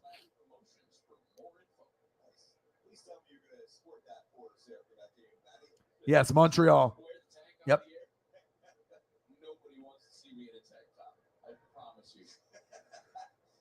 Yeah, and obviously I'm half Japanese too, so anything with Ichiro, Shohei Ohtani, Hideki Matsui, Hideo Nomo, if I get any of these Asian players in any of the sports, especially if they're Japanese. I mean, you're not going to probably see a Japanese player in the NFL unless a kicker. I mean, you got Koo, who's Korean, but obviously Chinese and Japanese, they're going to be in certain sports. Vietnamese, like Dat Nguyen on the Cowboys, but you're not going to normally see a Japanese person there, but you might see them, in baseball. Ohtani is literally like the biggest, superstar that you could possibly think of. I mean, he's doing Babe Ruth things. And, I always thought it would be either like, a Caucasian or an African-American or a Puerto Rican or a Dominican that was going to be like a two-way star. And not in my wildest dreams would I've ever thought a Japanese guy that's going to come in at 6'4", 6'5", 100% Japanese. He's not half. And, to have those type of genetics, like Yao Ming, it's like, their diets are different than what their parents ate, which is like fish and rice. Now they're eating more chicken and beef and other things for, their genetics and whatnot and their diet. And it's just crazy to see these Asians being so tall. But for Ohtani to be a pitcher and be really good and be a hitter and be really good, it's just I don't know if the hitting part is mind blowing for me, because obviously you had Matsui, for the Yomiuri Giants, and Matsui was old, but Hideki Matsui of the Yankees was pretty decent when he was there. He was a good role player. He wasn't really an all-star. And then Ichiro is like the best singles player. He was like the Pete Rose, the guy that you just knew that he could get you on base. And a lot of times when I watch Ichiro, I watched him Oryx Blue Wave. He was already pro for like 7, 8, 9 years before he even came to the United States. If he came to the United States when he was actually a rookie in Japan, he would be the #1 baseball player in the world for hits over Pete Rose. I mean, he was that good. I mean, I remember watching him in 2001, and it would be like, okay, Ichiro, 5 for 5, 4 for 5, 3 for 5, 4 for 5, 5 for 6. I've never seen anybody go off like that besides Tony Gwynn and Pete Rose. It was like, what is going on here? Like, guys going 4 for 5 is nuts. 5 for 6, and then doing it like consecutively, like in a week, and just like, it was very rare you saw Ichiro go 0 for 4 or, even 1 for 5. I mean, it was always like 2 hits or more, and that's what made Ichiro really special. And obviously with my Japanese heritage, my mom is from Osaka, so she's 100% Japanese. And obviously some people are like, they always wonder what I am. They're like, are you Hawaiian? Are you Pacific Islander? We know you're something, Most people don't think I'm Mexican or anything like that. But I mean, I've had people ask me if I was Mexican or Hawaiian or, Pacific Islander or anything like that. And then my dad is European, so he's Czech. And, we thought it was mostly Czech, but when he did his like DNA test or whatever, there's, French and German. There's all, all kinds of European mutt. So it's 50% Japanese for me, 50% European greatness. So I just, it is what it is. Yeah, but the coolest jersey that I actually own in my entire collection, I have a $500 jersey. It's a Ken Griffey Jr. 1995 Russell Athletic jersey, but it's a vest. It's cut off, kind of like how the Cincinnati Reds used to do theirs when Griffey was there, except this is a Mariners one. It's incredibly rare. A fan bought it, like at the stadium, like way back when, in 95. It's completely sewn. And it's the high-end sewn one that would have cost them, $300 or $400 back in 95. It's like the most high-end jersey and authentic 100%. And the coolest thing is that normally I don't buy used jerseys, right? But when I saw this one and they were selling it for like $250, $300, and I've never seen one online on eBay ever, I was like, I have to buy this. But the kind of icing on the top, the cherry on top, it comes with a Mariners turtleneck to match that came with it. So I've never seen that before. So it's like if you ended up watching Griffey when he had the cutoff sleeves, he wore the blue Nike turtleneck that said Mariners underneath the neck. But back then it wasn't Nike, it was Russell Athletic. So I have it. It says Mariners on the neck, and it's a blue turtleneck to go with the vest jersey. And I haven't seen too many vest jerseys that are fire like this one, because the Cincinnati Red ones are okay, but they're not Mariners. And like I said, that's my most expensive one. It's about $500. It's definitely like doubled or tripled in value, because like I said, you just can't find them. I looked on eBay for 10, 15, 20 years, and I only saw it once, and I didn't have enough money, and I told my eBay friend, buy this for me, I'll pay you back, in 2 days when I have more money, and he did, and because I just knew that if I'd said, I'm going to wait on it, it would have been gone. So I definitely pulled the trigger, and it's such a cool jersey. It comes with that turtleneck, and the guy, he didn't even wear it that much. He never got stains on it. Like I said, it was like in a plastic bag. The guy wore it like maybe 5 to 10 times, maybe like inside the house, rooting for the team. And it's like perfect. It's just crazy that like I said, normally if I'm spending, $250, $300, $400, $500 on a jersey, it's brand new. And it's like from Mitchell and Ness. But when you have an authentic Russell Athletic jersey from 95, I mean, you have to pull the trigger, because that's even more rare than a Mitchell and Ness. Like I don't even know how many of those exist, because I've only seen one ever. And I own it, so pretty crazy. I'll show it to you guys here. I'll bring it into the room, and you can see it. That's fire.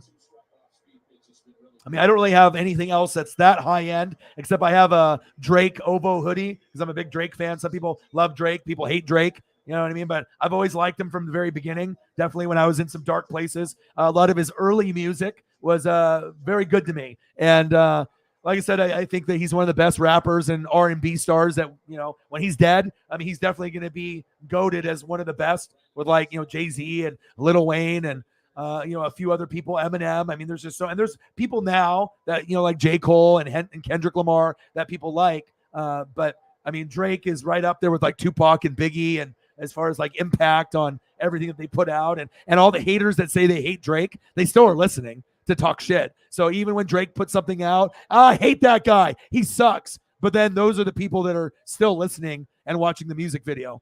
Oh, they just went yard. Nice. Angels finally went yard. Brandon Marsh. I mean, I didn't want it to be a complete just blowout. I was hoping they would get something going. Brandon Marsh with the dinger.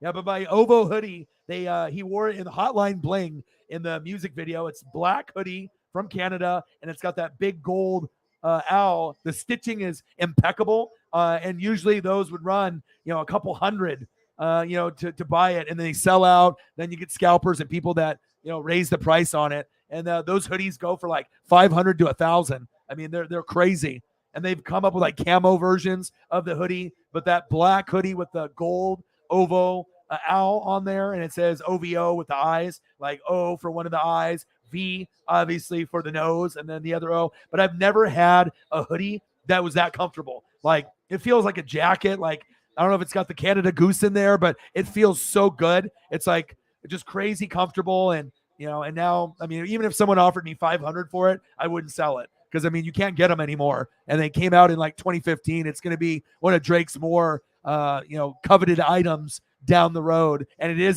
to this day. So, but everyone's got their own fashion sense. I like Supreme, I like Ovo, but I don't buy a lot of it. I got Supreme headbands, red ones. I got that Ovo hoodie, and then that Ken Griffey Jr. jersey is definitely one of my top prized possessions for sure.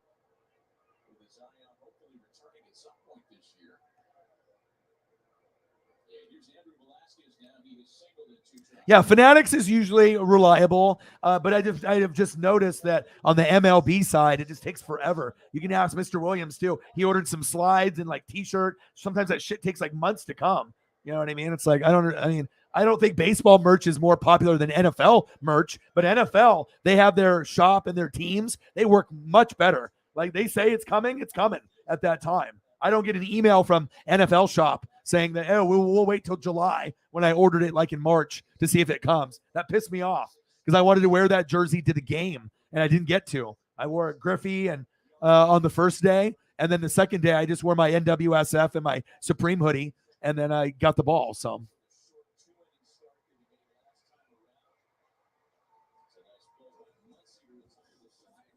yeah, you got to pay the good money for the good jerseys. Mitchell and Ness are the best, unless you get an authentic like that Russell Athletic that I have. It's the same kind of quality. They're awesome.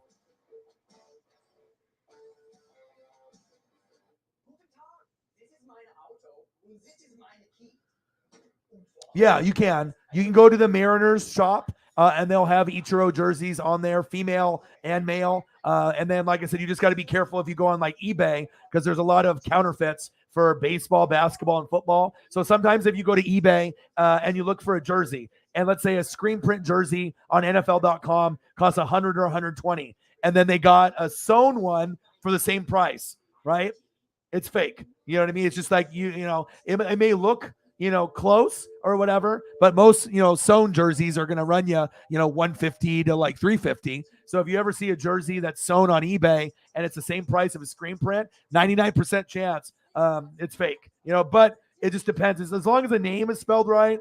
You know what I mean? The one thing that I notice is that on the arm patches, that's the one section you can notice because they can buy the other patches and make it in China, Singapore, wherever they're making them, Canada. They can make these fake jerseys, right? And they can take it to a seamstress and they can make it look almost identical, to an NFL jersey, even have the NFL logo under the chin. Everything is, legit, but it's just not from the NFL, right? And then the one thing that they have a hard time replicating is the patches. Like for my Tampa Bay Buccaneers, they have a pirate ship. And if it's not completely clear in the stitching and it looks, a little off with the stitching, that's how you can tell usually a fake jersey is usually the stitching on the patches on the arms. But I've bought in fake jerseys before. Like, I have a Josh Freeman, jersey, a Doug Martin, because like I just wanted to have a sewn one. Because sewn ones, you feel good, better in them. Screen prints are cool, but when you have a sewn jersey, even if it's fake, it just feels nice. You know what I mean? You just feel like $1 million with it on. And it's not like anyone's gonna be like, "Oh my God, that jersey's fake." You know what I mean?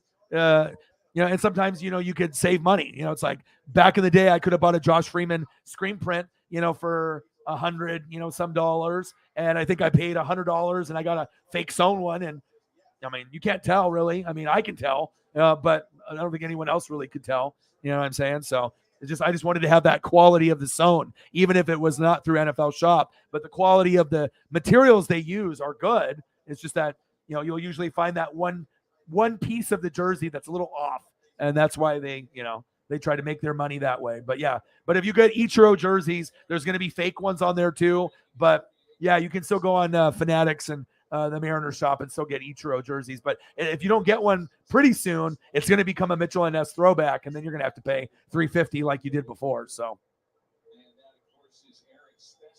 yes, Rui. Yeah, Suzuki. Yes. It's just cool for me, in my Japanese heritage. It's like, obviously we, can make a lot of the things, our technology, with cousins and, with Sony PlayStation and Nintendo. I mean, obviously the Japanese are the front runners of, bringing the technology to America and beyond. It's like, we're not like China where we're making, 50-cent toys that break in like 1 minute. We're really trying to advance the world with a lot of stuff. And, and obviously a lot of the cousins and a lot of the relatives, a lot of people are fucking, and one thing that Japanese people have in common, a lot of Japanese people are hella smart, but they're hard workers. They grind, it's like they're really, really grinders. But I'm not sure if that comes from the Japanese side of me being a grinder or, maybe just The Rock being my brother, same birthday, 10 years apart. We are Brahma Bulls, baby. It's all about that May 2nd life. The Brahma Bulls, the Tauruses.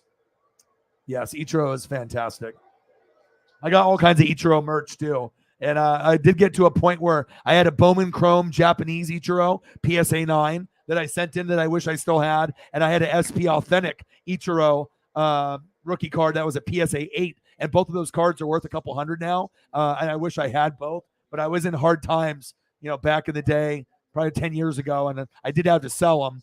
But yeah, I definitely got a good Ichiro collection. Bobbleheads, rookie cards that are graded, posters, all kinds of stuff. Stuff from the Japan, Oryx Blue Wave, Ichiro stuff. that warning track and close to the short wall there. Nice play. And Luke likes it.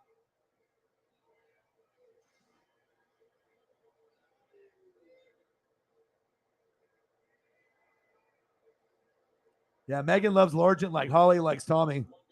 I mean, we all have our favorites. I love Griffey the same way. I mean, let's get to 100 in donos. Let's do it. I don't think we've gotten anything yet. We're 2 hours in. Shows you the importance of goats. You got to have goats to be able to do this full time. If you don't have goats, there's no way in hell you can make it happen. For sure. Speaking of goats, look who it is. It's Holly Hundo. How are you? How was your day today?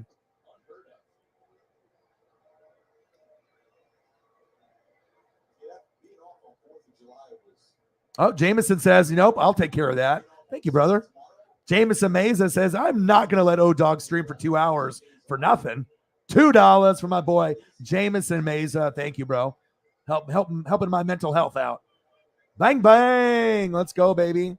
Appreciate you. And I got a nice Derrick Henry for you. $2 holla. 7-1 Dodgers. Got to see the Mariners win 13 in a row. Dodgers are raking. And tomorrow I got the Mariners and the Rangers on at 11:30 a.m. and NASCAR. So I will be live streaming tomorrow for about 4 or 5 hours tomorrow in the afternoon. So it'll be from 11:30 probably until like 4:30, something like that. So if you guys are available to come through, come hang out with your boy.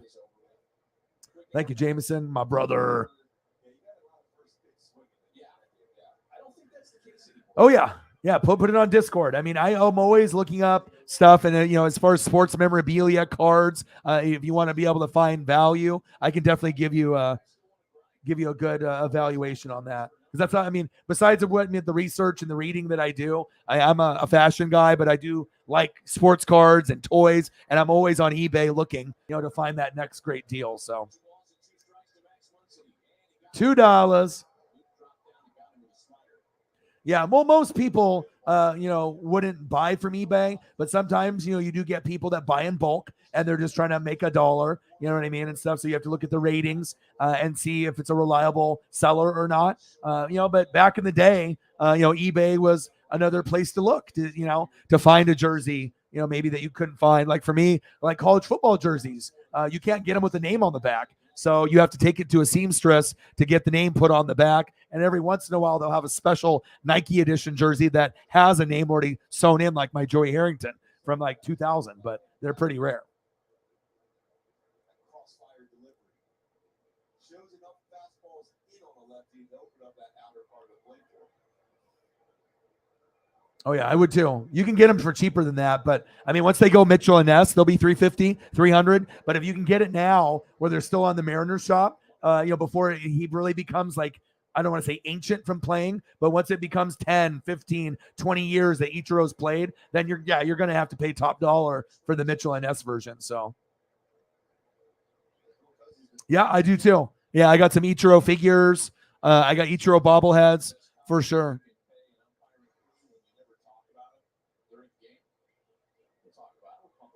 Ooh, that sounds cool. And I like unusual things. And, usually items are going to be what anyone is willing to pay for it. You know what I mean? So depending on what it is, I like unique. I like different.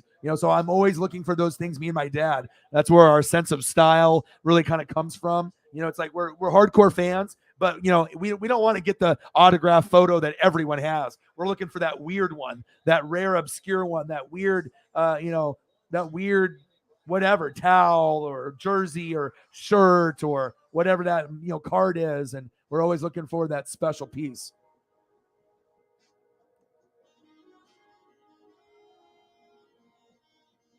I mean, eBay is normally good, but I think the one thing that you have to be careful of that is a lot of fakes are the jerseys, just because the jersey market for fakes and like fake Jordans, fake shoes, fake jerseys. I mean, there's a humongous market out there, and sometimes people, for whatever reason, they don't want to go through Fanatics, or they just want to, they're a normal shopper on eBay anyways. So then you just type on, your favorite player, Ichiro Suzuki extra large jersey, and then you just see what comes up, and sometimes you fall in love. I got my gray My gray Ken Griffey Jr. jersey, my first one, I got it from Japan. So normally I'll buy stuff from, here in America, but it was a custom jersey. And normally, they say Mariners in the front or they say Seattle, you know what I mean? Like on the front, but they don't have the number in the front. Some of the old ones did, but some of the stuff doesn't, right? So then I ended up getting an authentic jersey, but then the guy took it to a seamstress in Japan to put the 24 on the front. So that way it was custom. And I was like, oh, I want that. Because all the other ones didn't have the 24 and it wasn't a fake jersey. It was authentic. They just took the authentic to the next level, found the same fabric that they did the back on and the name. And yeah, I love it. And that's the one that I usually wear when I go. But yeah, so you can find good stuff on eBay. But like I said, there is going to be certain sellers that primarily sell fake basketball, baseball, football, hockey jerseys. Or if you go on Facebook and you see, buy cheap jerseys, $40. Yeah, that's not real. Of course, you got to look to see what the main website, MLB.com, Fanatics, MLB shop, NFL shop, you got to see what the prices are. So if a screen print is 100 to 125 and you get something that's sewn that's that same price, it's fake. You know what I mean? 9 times out of 10. So.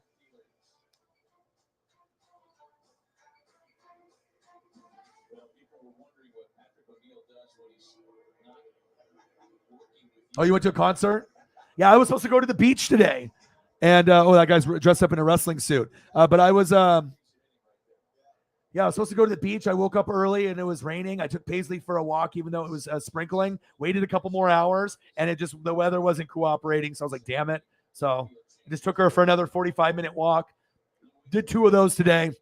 Watched the Mariners win against the Rangers. Took a nap for 2 hours with Paisley. And then I've been here just hanging out with you guys since. So.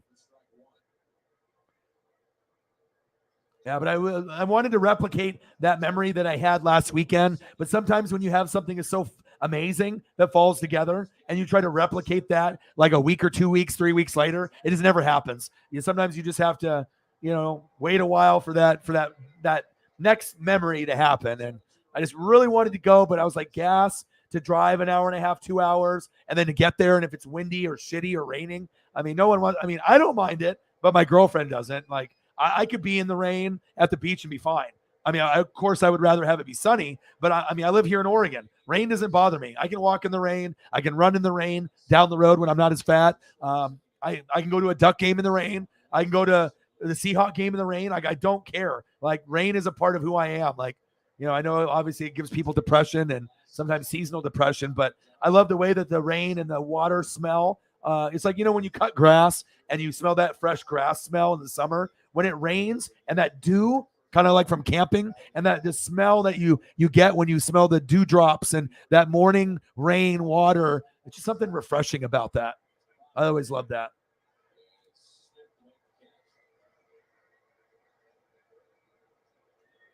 Oh, you're reloaded, baby.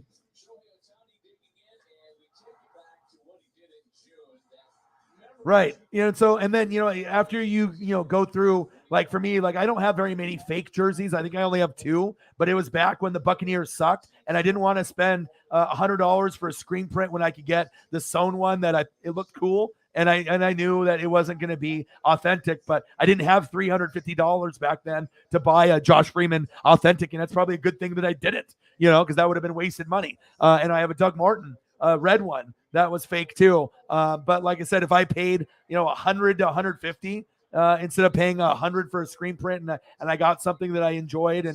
But like the main thing that you only notice is really the patches on the arm. Everything else looks like perfect. Like, if you didn't tell anybody, you know what I mean? Like they would never know and stuff. But then I got to a point where I was like, I'd rather have an authentic one. Like I got a Levante David screen print rookie jersey. And I was like, no, I don't want a fake one anymore. I've already gone through these 2 fakes. It's cool to feel the sewn on your skin and on the jersey because you just feel cooler with a jersey that's sewn. You just feel like, I don't know how to describe it. It's like if you have Mitchell and Ness jerseys like Megan and the Steve Largent, or if anyone owns, like a starter jacket, like Holly does through Homage, or an old one, or a Mitchell and Ness, or a jersey that costs more than $200, you can feel it. Like Mitchell and Ness jerseys for like basketball, it feels like you're wearing 5 regular jerseys. They weigh you down with the materials. It's like the closest thing to what they wear on the field. So yeah, if you're going to spend your hard-earned money, you're going to want to make sure you're getting authentic. So for sure. But now, like my Devin White jerseys are both authentic, and they're not the high-end authentic because they didn't offer it, the $350, $400 version on NFL Shop, but that's okay. You can still get the $150, $175 version of sewn, and it's awesome. I recommend those ones all day. You spend like about $150 to $175, and you can get them on NFL Shop of your favorite player. Most of the time, sometimes they don't have a lot of selection of the sewn ones. It's like screen print, they'll have a bunch, but then they'll only have 5 or 6 of the sewn ones. And normally they don't have defensive players, but finally I'm like, okay, Devin White, hello. He's our best player, one of the best linebackers. And I wanted the white one for years, but they didn't offer it. And then I got the red one, and I just got the white one last year. So you did? Okay, let me take a look. All right, you put something in the Discord. Let me refresh the Discord. And let me see where you put it in. All right, we have a sports channel, and then we have a general file. Ooh, okay. That is cool. That's definitely old school from like the 80s or 90s. Me likey that. 20 pounds, 3/8 in thick glass, 24 by, that's cool. Are you trying to sell that, or are you just, or that's something that you picked up that you're keeping? And then did you say there's lights that go with it too, or no?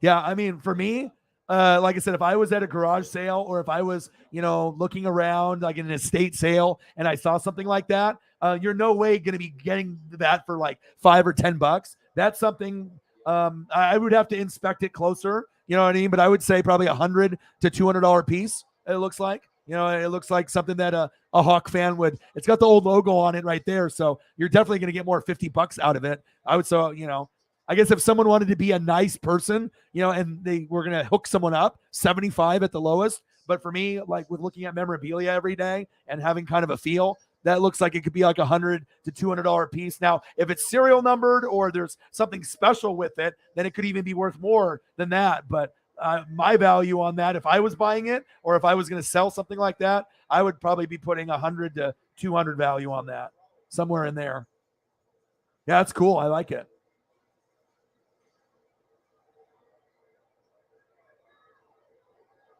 Yep. Yeah, and that's why you got to trust people, that are good sellers, that have good feedback, and make sure you look at the pictures. Because some people are hustlers, and they'll go to NFL Shop or Fanatics, and they'll buy like 10, and they'll get a discount, and then they just try to be able to, make profit. You know what I mean? Or if it's a rare one, they'll try to find their rare ones and up the price on eBay, knowing that you probably can't get it on MLB Shop, so you have to go somewhere else to buy it. And if you really want it enough, you're going to buy something, right? So there are people that hustle, because I used to do it. I used to buy Mitchell & Ness jerseys from a shop in Nolens, in NOLA. And then they had a hurricane and some bad shit, and then they were gone forever. But I used to buy Mitchell & Ness jerseys there, and I would buy in bulk, and they would give me a discount, and then I would sell them on eBay and stuff to help people out. So that way they didn't have to go through Mitchell & Ness. They could just go through me. And then I would have Dr. J, Larry Bird, Wes Unseld. Some of them were $500 or $600. Some of them were about 200 and up. I think the Bird one was the cheapest. It was like 200. You could buy it on Mitchell & Ness back in the day for like 195, and then you would just sell it for like, 250 or whatever, 225, make a little bit of profit on it or whatever. But, it just depends on what you're looking for.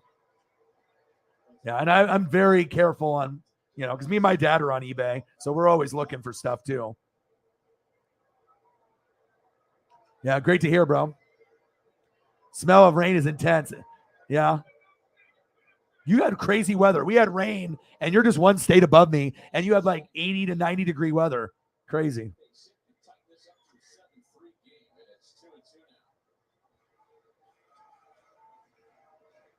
You going to go see Backstreet Boys? I saw that one of my friends saw that Spice Girls. Is it like 25-year anniversary? I got a lot of girlfriends. I got all kinds of, friends that I've, been friends with for a long time. And, they love music and they don't care what it is. If they don't, it's like if they like NSYNC or Backstreet Boys or Spice Girls or whatever, they're going to go. You know what I mean? So, of course, I hear about it. and stuff. And I saw a post. I think Spice Girls are coming to Oregon. I don't know if they're doing some kind of like tour or whatever. I tell you what I want, what I really, really want. I mean, I hear it all. You know what I mean? But whatever you like, whatever you like, it's cool. You know what I mean? Everyone's got their favorites when they grew up. You know, like for me, you know, when I was younger, I did, you know, my first CD was The Chronic, Dr. Dre. Then it was Snoop Dogg, Doggy Style. Tupac double album, All Eyes on Me. Biggie's double album with the Hypnotize. And then Bone Thugs and Harmony, you know, Eternal 1999. But then also my friends introduced me to Green Day, Dookie. I was like, oh, I kind of like this. And then I watched a lot of wrestling back then. And so they had a lot of rock and like alternative stuff for like theme songs. So I was like, okay, I can listen to this. I listened to Aerosmith, Big Ones, Ozzy Osbourne, Black Sabbath. You know, when I go camping with my dad, it'd be like Brooks and Dunn, Alabama, Ozzy Osbourne. So, you know, a little bit Grateful Dead. So a little variety doesn't hurt. You know what I mean? But I remember I had a Jehovah Witness friend named Jared. And we'd play sports together. I'd go to his house to play Nintendo. He'd come over to mine. And Jared was one of those guys that he didn't really like rap. He liked alternative and rock and some stuff that was like, maybe not like metal, but he definitely liked the rock side of things. And he introduced me to Green Day. And I was like, that was the first fucking CD that I ever bought that wasn't rap. And I was like, I kind of like this. And obviously, if you know anything about Green Day or Red Hot Chili Peppers or Nirvana, and you know, you can always go back with the Metallica and Guns N' Roses. It's, you know what I mean? Like a lot of that music to me is so like, it's so good that like you get all this like trap rap and this mumble rap shit that sucks, but the younger generation thinks it's cool. Like I want music. So it's like, I'll listen to rap, but if I'm going to listen to rap, I want to listen to like Lil Wayne or Eminem or J. Cole or Kendrick. Like, I don't want to listen to some like mumble bullshit, you know? But I do like listening to rock, old school 80s rock in the car. That's the number one station I listen to. And I'll even do 94.7 for some alternative stuff, which I don't mind listening to, you know, newer stuff within the last 10 to 15 years, and including stuff that's out now. And stuff that's, you know, 5, 10, 15, 20 years. But I love 80s everything. 80s movies, 80s athletes, 80s music. I love the 80s, like a lot. 80s and 90s, a lot. That's my favorite, for sure. So you guys learn new things about me every day. So Joe's probably thinking, okay, he's going to try an elevated fastball right now. Ferguson, if I was him right now, I might try a great ball. Oh, yeah, I always liked Arian Foster. Arian Foster went to Tennessee, watched him, had a lot of game, and does, you know, a guy that, you know, anytime you get a guy that gets drafted really late or undrafted, always has a chip on their shoulder. And he made those Texans teams back in the day fun. I mean, remember when the Texans were actually good and they weren't like the dumpster fire of the league? You know, it's like even the Jags and the Jets probably have a little bit more, you know, promise going forwards, you know, but I mean, they had Deshaun, but obviously we know what Deshaun is. J.J. Watt, Whitney Merciless, DeAndre Hopkins, Arian Foster. I mean, they had some pretty good quality pieces. You know, Andre Johnson. I mean, they had some nice pieces over the years. Here's to those with homework this summer. Yeah. Well, plus if you have jerseys, I mean, the stuff that they make now are Nike and Reebok jerseys. They were always great, but when you get a Mitchell and Ness jersey, you can definitely tell a difference. That's why they cost $200 to $600 because they use the best materials, the cloth, the numbers, the sewing. I mean, everything is just top of the line for sure. Oh, Durant. That'll be fun. Hey, I'm 40, but the thing is with me, the reason why I connect with so many people is that I know all the lingo of the younger generation, you know, of all what's going on with, you know, people that are 10, 15, 20 years old. And then obviously I can vibe with people that are around my age, you know, 30 to, you know, 45. And then I can also vibe with the people that are 45 to 65 plus, just because, you know, with being around my dad and just with everything that, you know, I do based off reading and film and listening. And, you know, I feel like I'm pretty well-rounded that I can listen to a little bit of everything. Like I'm not going to go out of my way to listen to country, but if country is on and it's a good artist, you know, I'll give it a listen. I'm not going to like listen to country for an hour straight because I'm more rap and rock. But you know, I always try to keep an open mind on food and music and people and everything like that. So you got it at a yard sale. a couple years back. It was a small tabletop with lights under it, but a puppy I had chewed up the wooden table. Oh no. Oh no. You could probably I mean, I don't know. You can find a table or make a table to fit that, as like a project or so is that piece glass? Like, what is that made of right there? Is that glass piece? That's a cool piece. Like to get that framed, would be cool, and have it on the wall. I know it's big or whatever, but a frame job for that would be pretty expensive, but to get that framed would be incredible. That would look cool. It's a cool piece. Anything that has that old logo on it. That's their best logo, the old one. How much did you pay for it back then when you got it?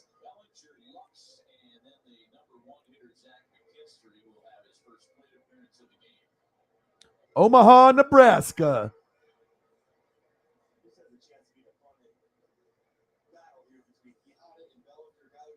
Oh, Queen and Adam. Okay.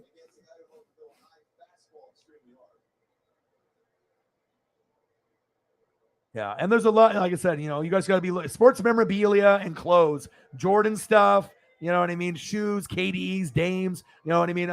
Jerseys, especially. Jerseys and Jordans are the most fake things out there. So you got, like I said, that's why you want to make sure you're buying from, NFL shop, rather than eBay. So unless you know the person or you can go through the proper investigation. It's like I got to be a private investigator for like all the shit that I purchase and whatnot. So.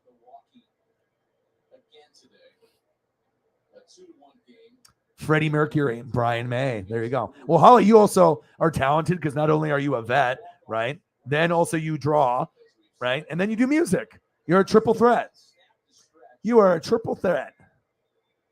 Triple threat.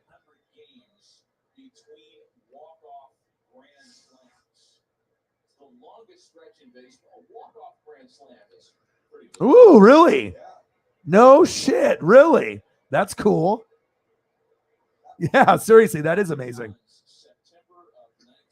I mean, any grunge. I mean, like I said, for me, I'm more hip hop. I mean, that's just kind of what I grew up with. I mean, my first CDs were Dr. Dre, The Chronic. I mean, but my first tape was Young MC, Just Bust a Move, right? And Vanilla Ice. So Young MC and Vanilla Ice, and I didn't have enough money to afford the tape. So my mom was like, okay, ask your friend to borrow the tape and I'll make a copy for you at night. And you give the tape back to your friend and at school the next day. So that's what I did. And then my mom wrote out all the names of the songs, in a little tiny writing. So that way I could be cool. And, I could have Vanilla Ice CD or actually tape, and I could have Young MC tape when I didn't have anything like that. I just listened to the radio when I was younger. So, and then went Dr. Dre, Snoop Dogg, Tupac, Biggie, Bone Thugs and Harmony. But yeah, I'm a little open to a little bit of anything, honestly. But anything it's like rock or alternative or,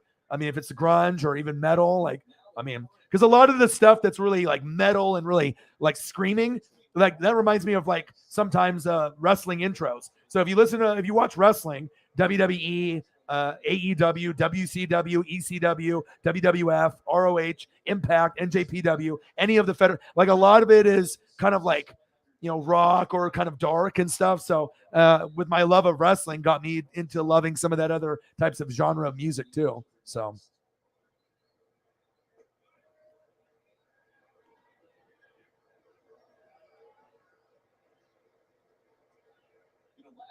I'll tell you what I want, what I really, really want. See, that's a cool thing about reading and being like in tune with your friends and not just limiting myself to just rap. It's just nice to be able to grow up and, just not be, just so I'm only listening to this. I'm, screw this. This sucks. Like I always listen to a little bit of everything. So, the NSYNC thing, I did that.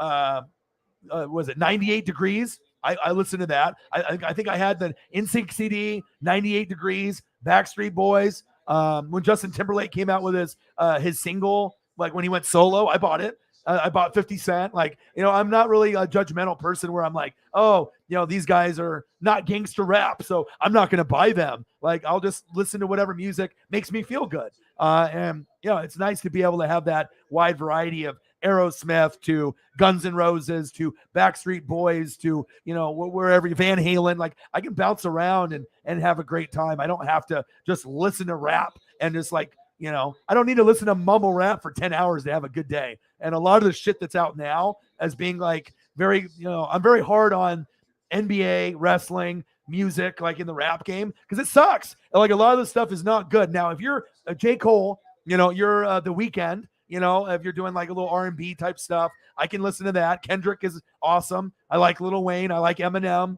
I like E40. I like Drake. I mean, I like do Tech Nine. I mean, I'll listen to a little bit of everything. Jay-Z, Tupac, Biggie. I mean, it just depends on my mood. But a lot of these younger guys or stuff that's come out in the last 10 years to 12 years, that mumble rap, it's like all beats. And I don't know. It's like I can listen to it for a little bit, but I mean, I'd rather listen to someone that actually has talent than someone just has beats. And I like lyrics a lot too. So that's facts. I tell you what I want, what I really, really want. Don't lie. You already know. If you're 35, 40, 45, you listen to that shit. Don't act like that shit wasn't bumping in your car or you didn't listen to it on the radio, when you were sitting in your room. I mean, when that shit was on the radio, everyone was listening. I mean, that's just what it was. Oh, Easy E. That's a good one. Sometimes on my Pandora list, Easy will come up. And I like the California stuff. I'm from Oregon, but I feel like most of my vibe and swag comes from like the California rap game. And like I feel like California with Pilo and then, Tupac and just a lot of the people, E40, stuff from the Bay. I really like California stuff a lot, for sure. Bon Jovi. $6,000. Wow. That's awesome. Yeah, if you ever join the Discord and you feel comfortable enough posting pictures, we have a Discord on the channel where you can go there. It's like a chat and you can post anything. You can post pictures of memorabilia, Steve Largent jerseys, some of your rock stuff, Grogu, Star. I mean, that's what we do. We don't use it every show, but every once in a while, someone will have something. Or when I'm offline, people will talk on there and people will, share, different sports tickets, jerseys, shoes, cards, sports cards, music stuff. So if you ever want to join on the Discord, you can always go on there, if you feel like it. And we have about 23 people that are a part of the main Discord. So, and we didn't start it that long ago. We only opened the Discord up like a month or two ago. So it hasn't been that long. Do or Die, Poe Pimpin'. I actually listen to Do or Die with Twista. And with listening to Twista rap, it's like, it makes you feel so old. But like, that's when music was actually good. Kid Cudi. I do like Kid Cudi. Day and Night. You can listen to Day and Night like over and over and over, and it never gets old. Fire Beat. Very creative. And a lot of the music videos are wild. Kid Cudi is good.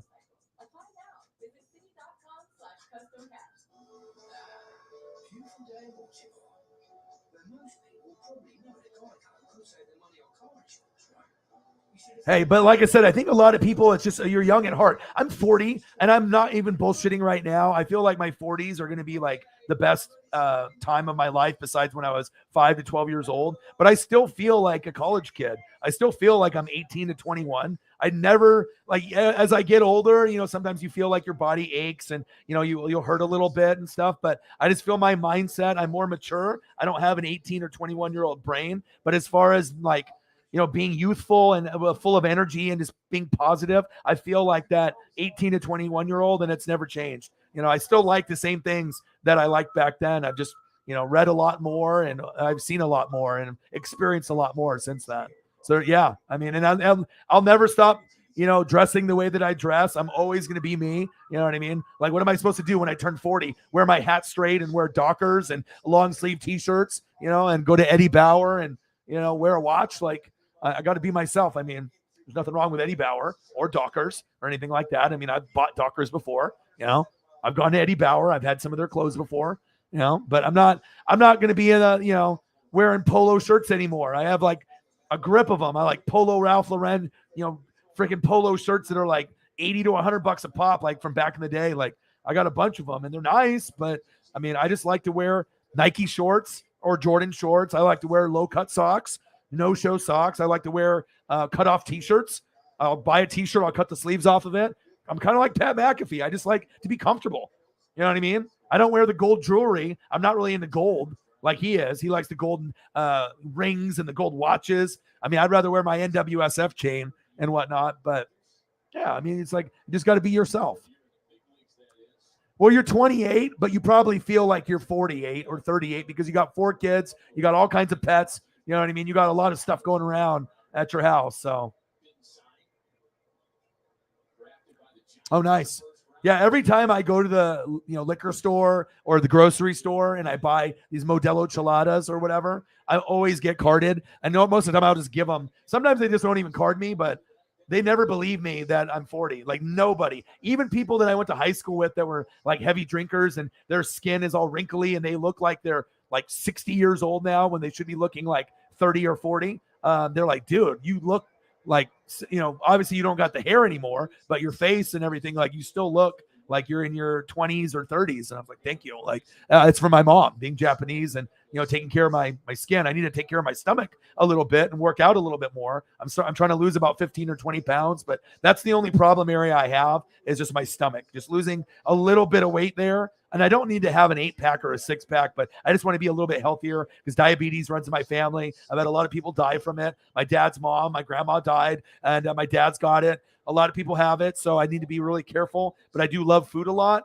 but I definitely want to, my legacy for this channel and my name is really important to me, and I want to be able to give back to my community and help people's dreams come true. So that's why I'm working so hard to be able to show this work ethic and to be able to create these bonds with these amazing people in the room. So that way, eventually I can open up a YouTube studio here in Oregon, and then I can have it be nonprofit or a fee per hour. And you can come in and be around 50 to 100 YouTubers or people that are on Twitch or TikTokers, and we can all motivate each other to make our dreams come true. And you can have help with the green screen or editing. It would just be a fun place to be and make people's dreams come true. So that's definitely one of my biggest goals, besides, getting further along with subs and views, and obviously where I'm going to be going with this channel here. But then I could always do gaming, or I can do sports cards where I open up boxes or packs or do toys. I mean, there's a lot of things that I can do. And then obviously doing like a Northwest Sports Fanatics bar and grill would be very cool down the road after the studio gets up and going. But I wouldn't want to have chairs, only couches. I would only want like Southern style food. And I have Catania as my cook. And I want to be able to have all the games on, and video games there too. So Xbox, PlayStation 5, online gaming, NBA, NFL Sunday Ticket. So literally you can just be immersed of sports and video games and good vibes, couches, and, just having a good time, and being able to have that kind of, that homely type of feel, maybe some fireplaces, just giving you that nice, comfy vibe, but it feels good. And, good Southern food. So I got a lot of visions and goals. I've been having these for, about 10 to 15 years. And, but I just knew it was going to take a long time to get to this point. And it's already taken me 10 years to get to this point to be full time. And I'm only like 1% into my journey. So it shows you how hard you have to work sometimes to make your dreams come true. So, and also sacrificing a PSA 9 Michael Jordan rookie card that's worth $25,000 to $30,000 today. I'm not quitting. That was like my most prized possession. That's like having a gold bar at your house. I mean, it's always going to go up in value. It's Jordan. If I didn't have dreams, I never would have got rid of it. And it's going to be worth over $100,000 once Jordan passes. I mean, that's a big down payment on a house, a couple cars. You know what I mean? But sometimes things happen for a reason. You know what I mean? And I had to take this channel to the next level. It wasn't going to happen with my old partner. So it's my dream. He was along for the ride, and I had to make that sacrifice. And sometimes I wish I still had it. But as I think about it, you know what I mean? It was a piece of cardboard. I had it for 14 years. I loved it. I got pictures of it, but I can always buy another one down the road. Having bonds that I have with you guys and being able to talk sports, movies, TV, pop culture, life, mental health, and being able to make a difference and being able to make people that are fans of the channel into friends, into family, 20,000 subs, you know what I mean? Or a $20,000 card. I mean, I'd rather have where I'm at right now. So I've always believed in myself too. And, a lot of people didn't believe in me. A lot of my friends didn't believe in me. My girlfriend didn't believe in me. Like a lot of people, they didn't believe. Marcos Pineda knew, you know what I mean? Like if you know me, like I just had to learn how to, use a green screen. And no one taught me. I built the channel from ground up. Like I literally didn't know how to use a green screen. I didn't know any of the, the ins and the outs of the, the YouTube game and everything. And you have to do a lot of reading and then I want to make sure that I'm not copying anybody else. I want to make sure I'm doing me. I'm not like, I don't go to other YouTube channels and like see what they're doing and then copy what they're doing. Like I always try to be 100% original, and every piece of the channel is a piece of me. So if you see a photo, that's got my personality attached to it. Everything we talk about, everything that we do, it's a piece of NWSF. It's not anybody else. And I take a lot of pride in that. That's for sure.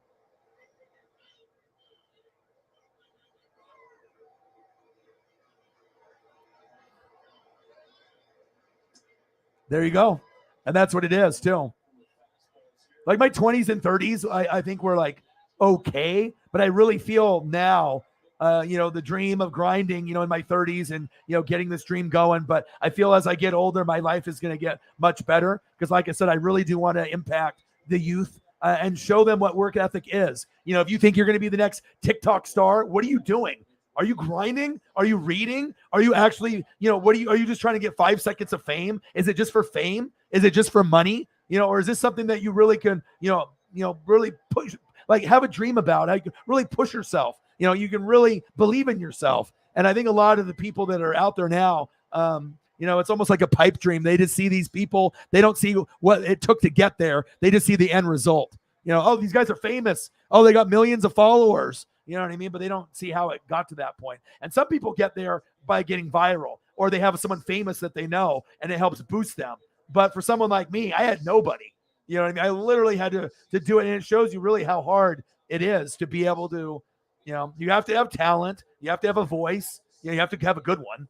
You have to be able to have work ethic, passion, dedication. You have to be able to believe in yourself. There's a lot of factors that are in there, but I truly believe everyone's got a lane of something that they're great at. You just have to know what it is and go for it and not give a shit what anyone else says. Because a lot of those people that talk shit, they're just trying to bring you down because they're not happy with how their life is going. Final score, Dodgers 7, Angels 1. Let's go.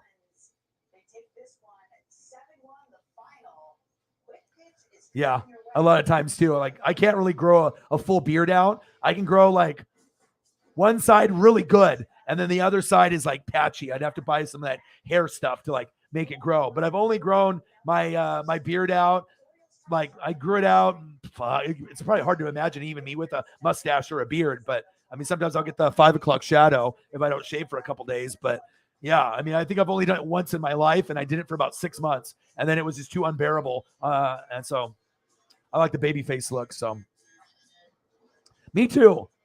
Me too. I feel really blessed to have you in my life and a lot of the goats in the room. I feel that I really feel like my life is starting to go in the direction that I want. And, it's not about subs and views and money. It's about my name and my legacy and what I can do to be able to help people, educate people. You know what I mean? That there's more out there than just the quarterbacks and the running backs and the wide receivers. And just, making people understand it's cool to be well-rounded. It's cool to be well-rounded and try things. You don't have to be a daredevil, but it's like if you're really picky with food, try. You'll never know, like something like pad thai that you have missed out on your whole life because you just never were willing to try that, or sushi or something of that nature. So yes, Eminem is up in the top for me. I love. If I could listen to one of like top 5, Eminem's in there. I like E40 a lot. He's my number 1. I mean, I could always go for like a Tupac or a Biggie or, a Kendrick Lamar or something like now. Obviously, I like Drake a lot too. But E40, I listen to E40 almost every day because I just like the bass stuff. But E40, I like a lot. Eminem is up there. Drake is up there. Those are probably my 3. I like Lil Wayne a lot too. I don't mind Lil Wayne. But yeah, I think Eminem, if I had to choose 3, I'd go E40, Eminem, and Drake. If I had to just choose 3 and those would be the 3, I would be content. I'd be good. Oh, we got a Dono train hopefully coming. Toot, toot. Dono train incoming? Maybe. $10. Thank you, Holly. I appreciate you. Always bringing the heat. Holly Hundo. Appreciate you very, very much. And guess what? Tommy Winch Winch appreciates you too.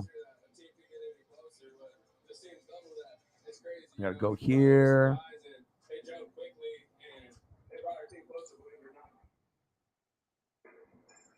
The 7-1 was the final.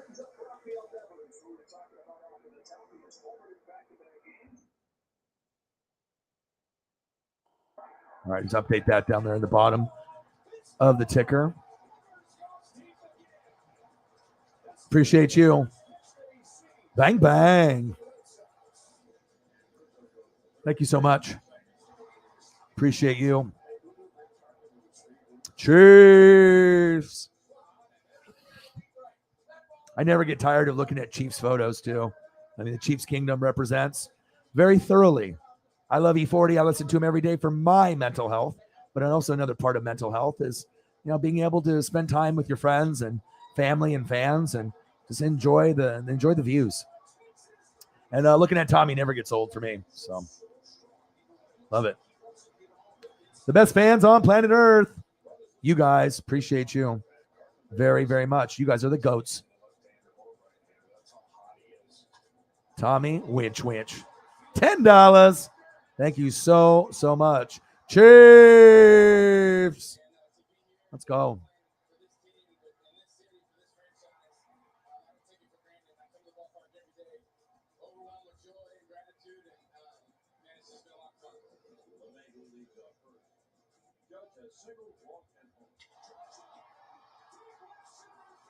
I think it's important to be able to talk about things too, because like I said, there's a lot of channels that they don't really open up. You know what I mean? But if you want to be able to build a connection, you have to be able to open up and be able to talk about, who you are and, your life experiences and whatnot. Let's change the background. Let's go somewhere different. We can go here. That gives me a good vibe. We can go here. That gives me a good vibe. Or we can go here. Now it's getting kind of dark. And you can go here. Gives you a nice calming vibe. So does this one. And then this one.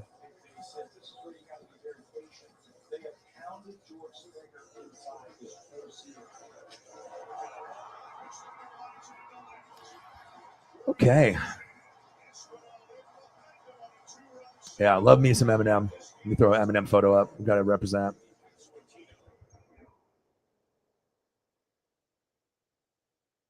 Yeah, Eminem. Obviously, we know Eminem can have some crazy, vulgar lyrics, but I mean, he is amazing. Like, if you actually look what Eminem has been able to do with his music, I mean, he is so intelligent. He is probably the smartest rapper. Like he is so intelligent based off lyrics and being able to pair words that are literally sound similar, but they're all different. And he does like 20 of them in a row. There is nobody like him. Lil Wayne does it too, but M is the best.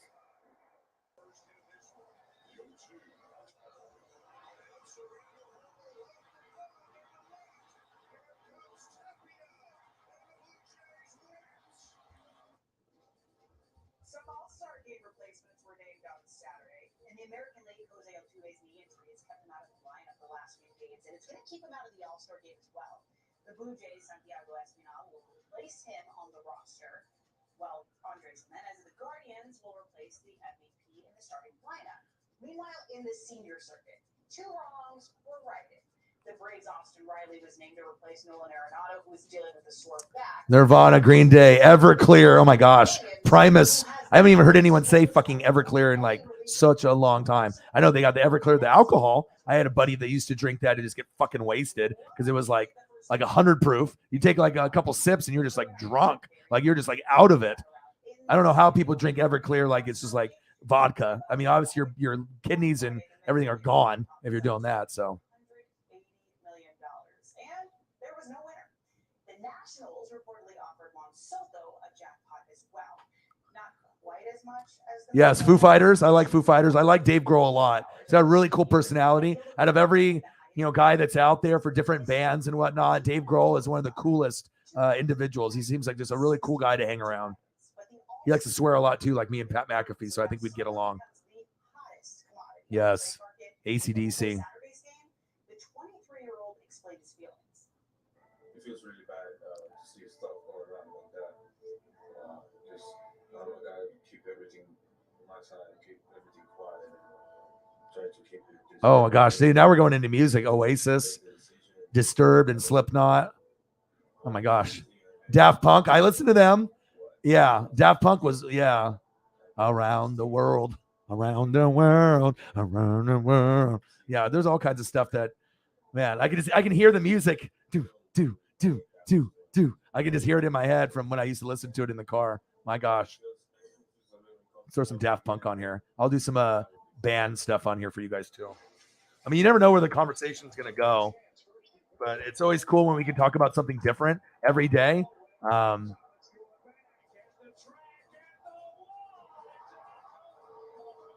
I got all kinds of Daft Punk wallpaper.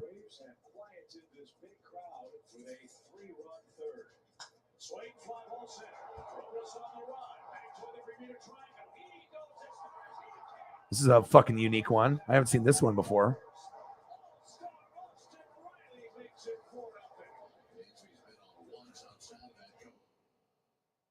And a lot of the Daft Punk stuff is like artwork of them and stuff, but sometimes you can find stuff of them, which is cool.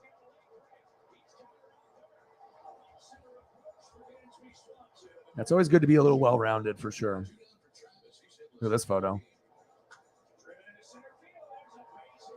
I think this is how I would dress if I was Daft Punk. I would have some amazing like alien helmet on, and then I would have just like a black suit. I'd look like Men in Black, but I'd have like the dopest,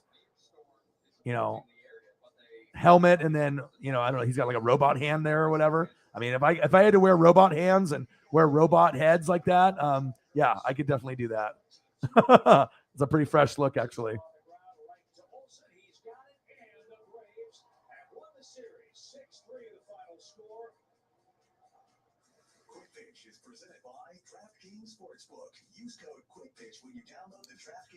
Let's do some Foo Fighters, Dave Grohl.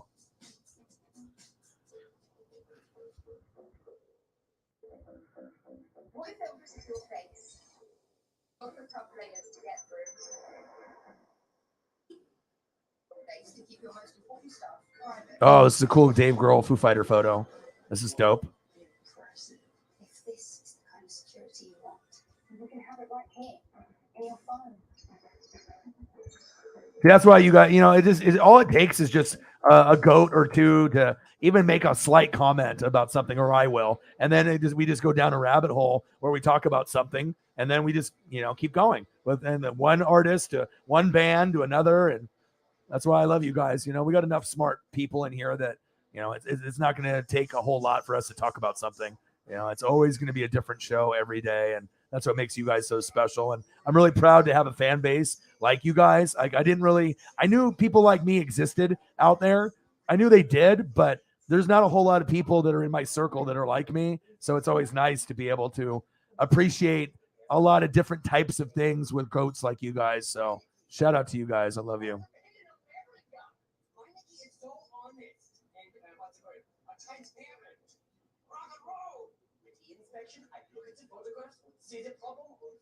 Red Hot Chili Peppers. I like them a lot. Flea. Let's do Red Hot Chili Peppers next. I used to listen to, remember when they had those iPods, and then you would just listen to music or whatever. I remember I had, all the different songs or whatever, but I could listen to Red Hot Chili Peppers for like hours. I would go on walks and stuff and in the car, just wherever. I just really, really enjoy Red Hot Chili Peppers for sure.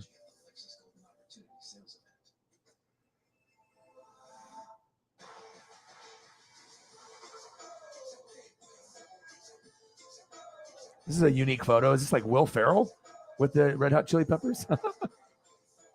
It's not, but it looks like Will Ferrell. We've had him and Will Ferrell on a show, and they've did like comedy skits together because one of the guys looks like Will Ferrell.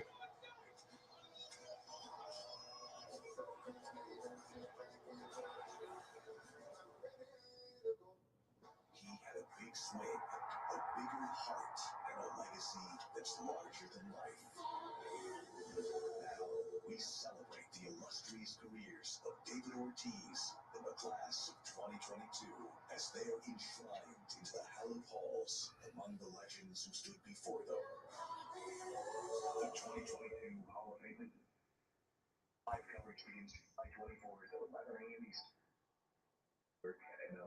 How did Red Hot Chili Peppers get their name? Anybody know? I know there's some rock aficionados and people that probably know that story. I've always wondered that, like how some band names came up with their name. There's usually some really cool history, and stories with band names.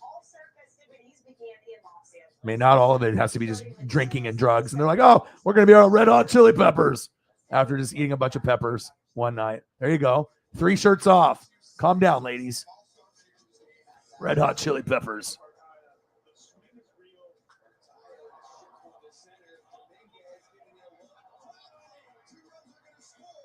I got to go back to Holly's list and see if I can pull another one up for her. AC/DC would be cool.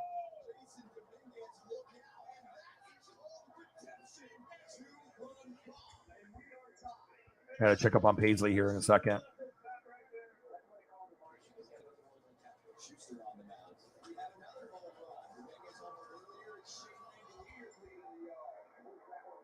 I know music is very special for you, Holly. I know you love it.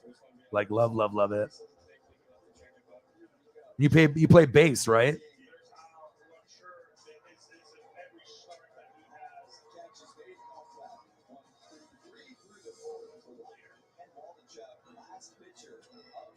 All right, I'm gonna go check up on Paisley. Give me 1 second. Stare at AC/DC. Sunday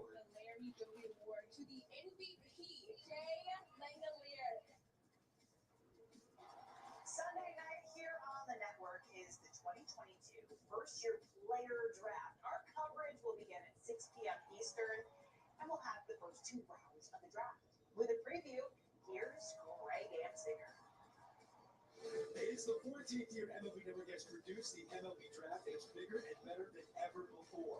We're in the city of Angels, Los Angeles, California. You see those beautiful white couches. Draftees and their families will be sitting there waiting to hear their name from Commissioner Rob Manfred on day 1 of the 2022 MLB Draft. We are right outside the Crypto.com arena. It's Greg Amsinger with my guys, Harold Reynolds, Tony Vitale, the head coach of the University of Tennessee Volunteers. We got John Savage, 18 years with the UCLA Bruins, and our resident GM, Dan O'Donnell. Dan, I want to come to you because when I'm thinking about the Baltimore Orioles, right, and their mindset going into this night, they've got the number 1 pick. They've been on the clock for a while.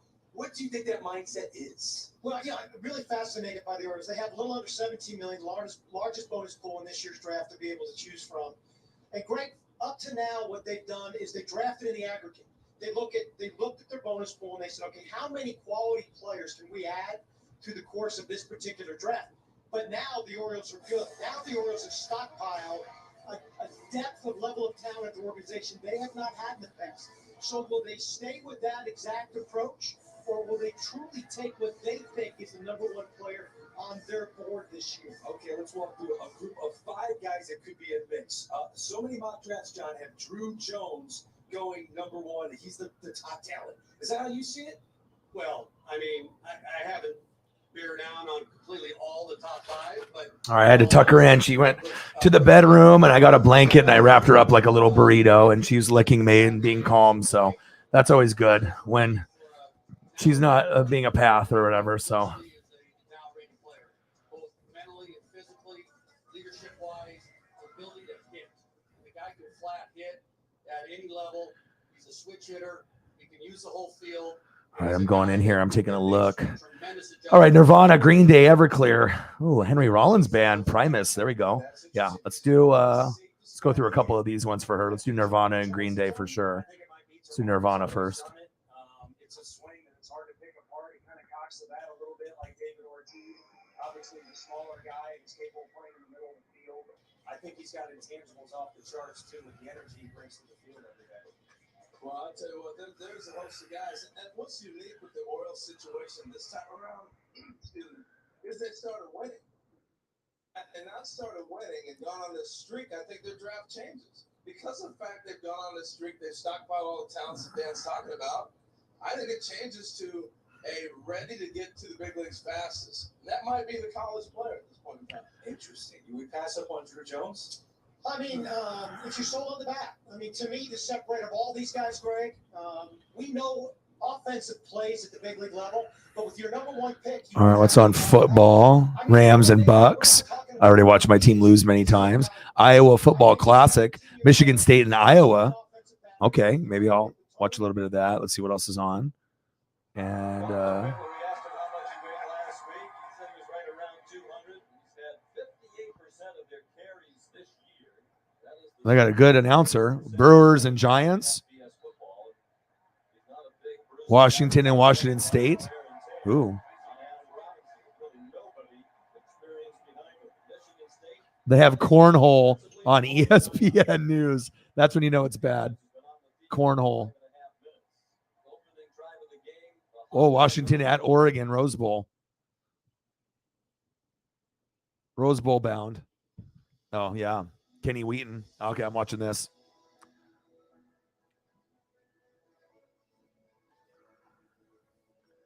Let's do some Green Day. I'll get caught up with some of the comments.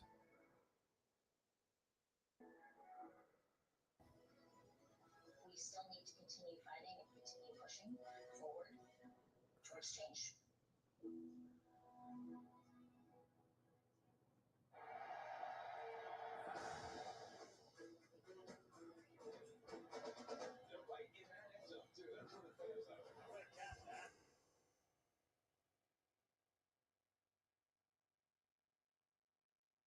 Taking away Oregon's hopes of victory. Following a turnover and a quick Husky score, the Ducks were down by 3. Ducks were down by 3. We have to get 98 yards.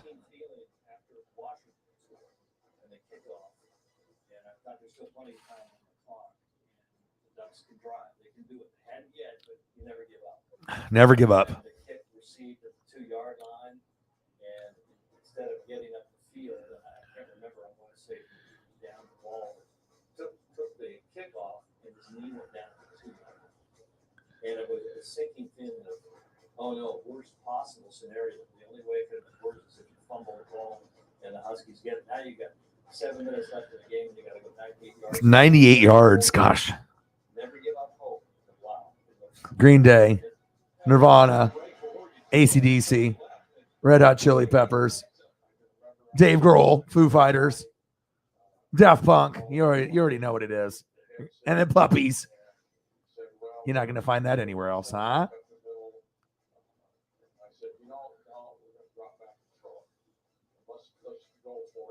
Oh, yeah, all the Modelos. 10 other guys in that offensive huddle. And there wasn't anybody, looking around like, what are we going to do? Everybody looking right at me. It's go time. Play action for O'Neal. And he's got Williams at the 18, and he's got Moore. Across the 35. All right, let me go through the comments here and I'll get some more. Yeah, I think that's how it went. Right, exactly. Coach Bellotti. And hearing Coach Brooks say over the headset to Coach Bellotti was up. Yeah, I was live streaming when Kobe died. And so it was crazy. Like, Michael in the building, Eagles John in the building.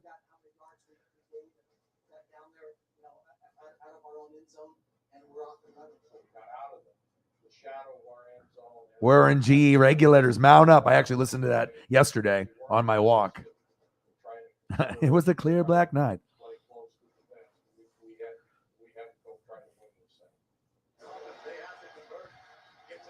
Oh, yeah, DMX. DMX's first album, his first 2, The Blood is Blood, the second one, but the very first one is one of the best rap albums, period. Like, you can listen to that very first DMX album all the way through, and there's just legendary bangers in there. Like, legendary. Like, there's been a lot of people that have put out, like, an album, but that DMX one, like, song for song, his very first, that thing is very special, for sure.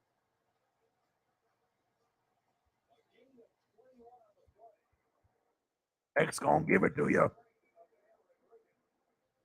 at the highlights, you always see these extra efforts through the whole game. Darren Ricketts carrying people on his back. I fought for a first down at one point. And a big third down up. We had a bunch of them.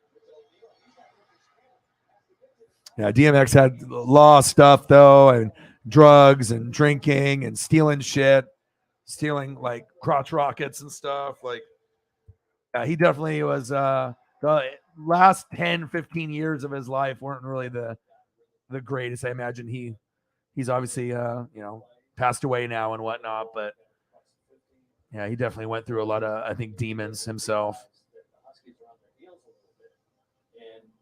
Hell of a rap artist, though, I'll tell you. I listened to his music like a lot when he came out, for sure.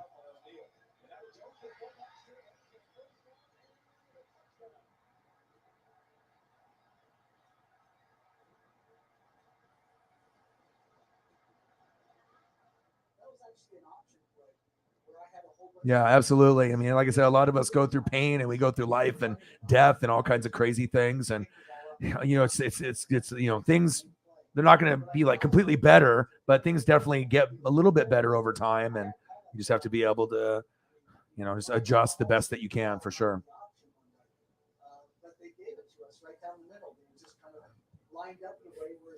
Yep.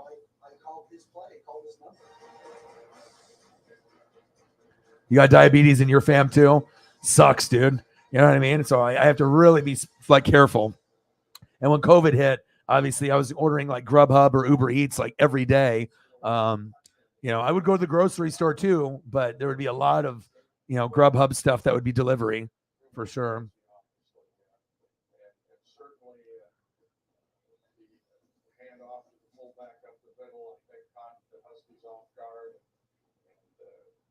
Scored a touchdown and the place goes nuts. I think O'Neal had a lot to do with it. When you talk about his maturity, I think he was a guy that. Oh yeah. I'm just blessed with good genetics from my mom. I just for the skin. I got the Asian skin, the Japanese skin. Some Asian people could be like 70 and they're like, yeah, or like they look, like 30 and they're like 68. You're like, no way. And then you look at their ID and you're like, holy shit. I've seen some I've seen some Asians that I thought for sure were 50, 60, 70 years old or younger. And then, and you're like, oh my God.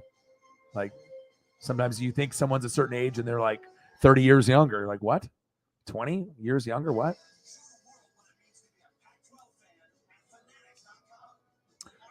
Yeah. You just have to be able to find things that make you happy. You know what I mean? And have a routine, and having a positive routine will definitely, make a huge difference.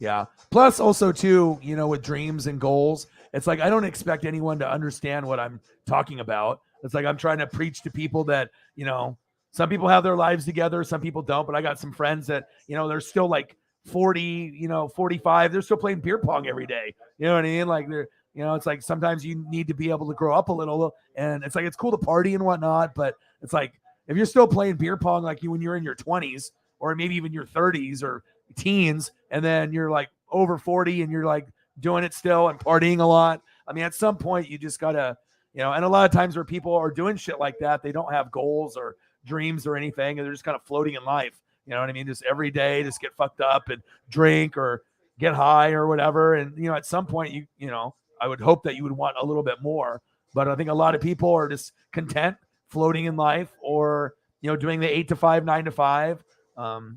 But like I said, I can still have mental health issues, and I can, it's not like if you have depression or anxiety, you can't make things happen. But yeah, I had a lot of people that were haters towards me. But they're still, sometimes they're watching and spying and stuff like that. And, seeing what I'm doing or hoping that I'm going to fail. But I mean, if you really know me, I mean, I'm not going to quit. I'm going to grind it out. And I take a lot of pride in, every show that I do to be able to make a difference, for people. But, that's, even if you're super, super talented, sometimes people that don't even believe in themselves, like my boy Brooks, he could be like a millionaire making beats for the hottest rap artists that are out there, but he doesn't have the work ethic. And, he's still young. I think he's in his mid 20s, late 20s. So he still has time if he keeps, grinding, but I could definitely make him blow up a lot more than, You know, if he actually came to me, I could help him with a YouTube channel and show him how to, you know, do videos to be able to show people how he makes beats, and he would definitely grow. But you have to be disciplined and you have to be smart and you have to be able to know certain things. And I can't make your dream happen for you. You know, you got to be able to want it for yourself. So, but that's one thing that I don't like seeing when I see someone that could be famous or could make a legacy or could, you know, be better off than where they're at currently, but they just don't believe in themselves or they don't have the work ethic. They have the talent, right? But they don't have the work ethic or the drive.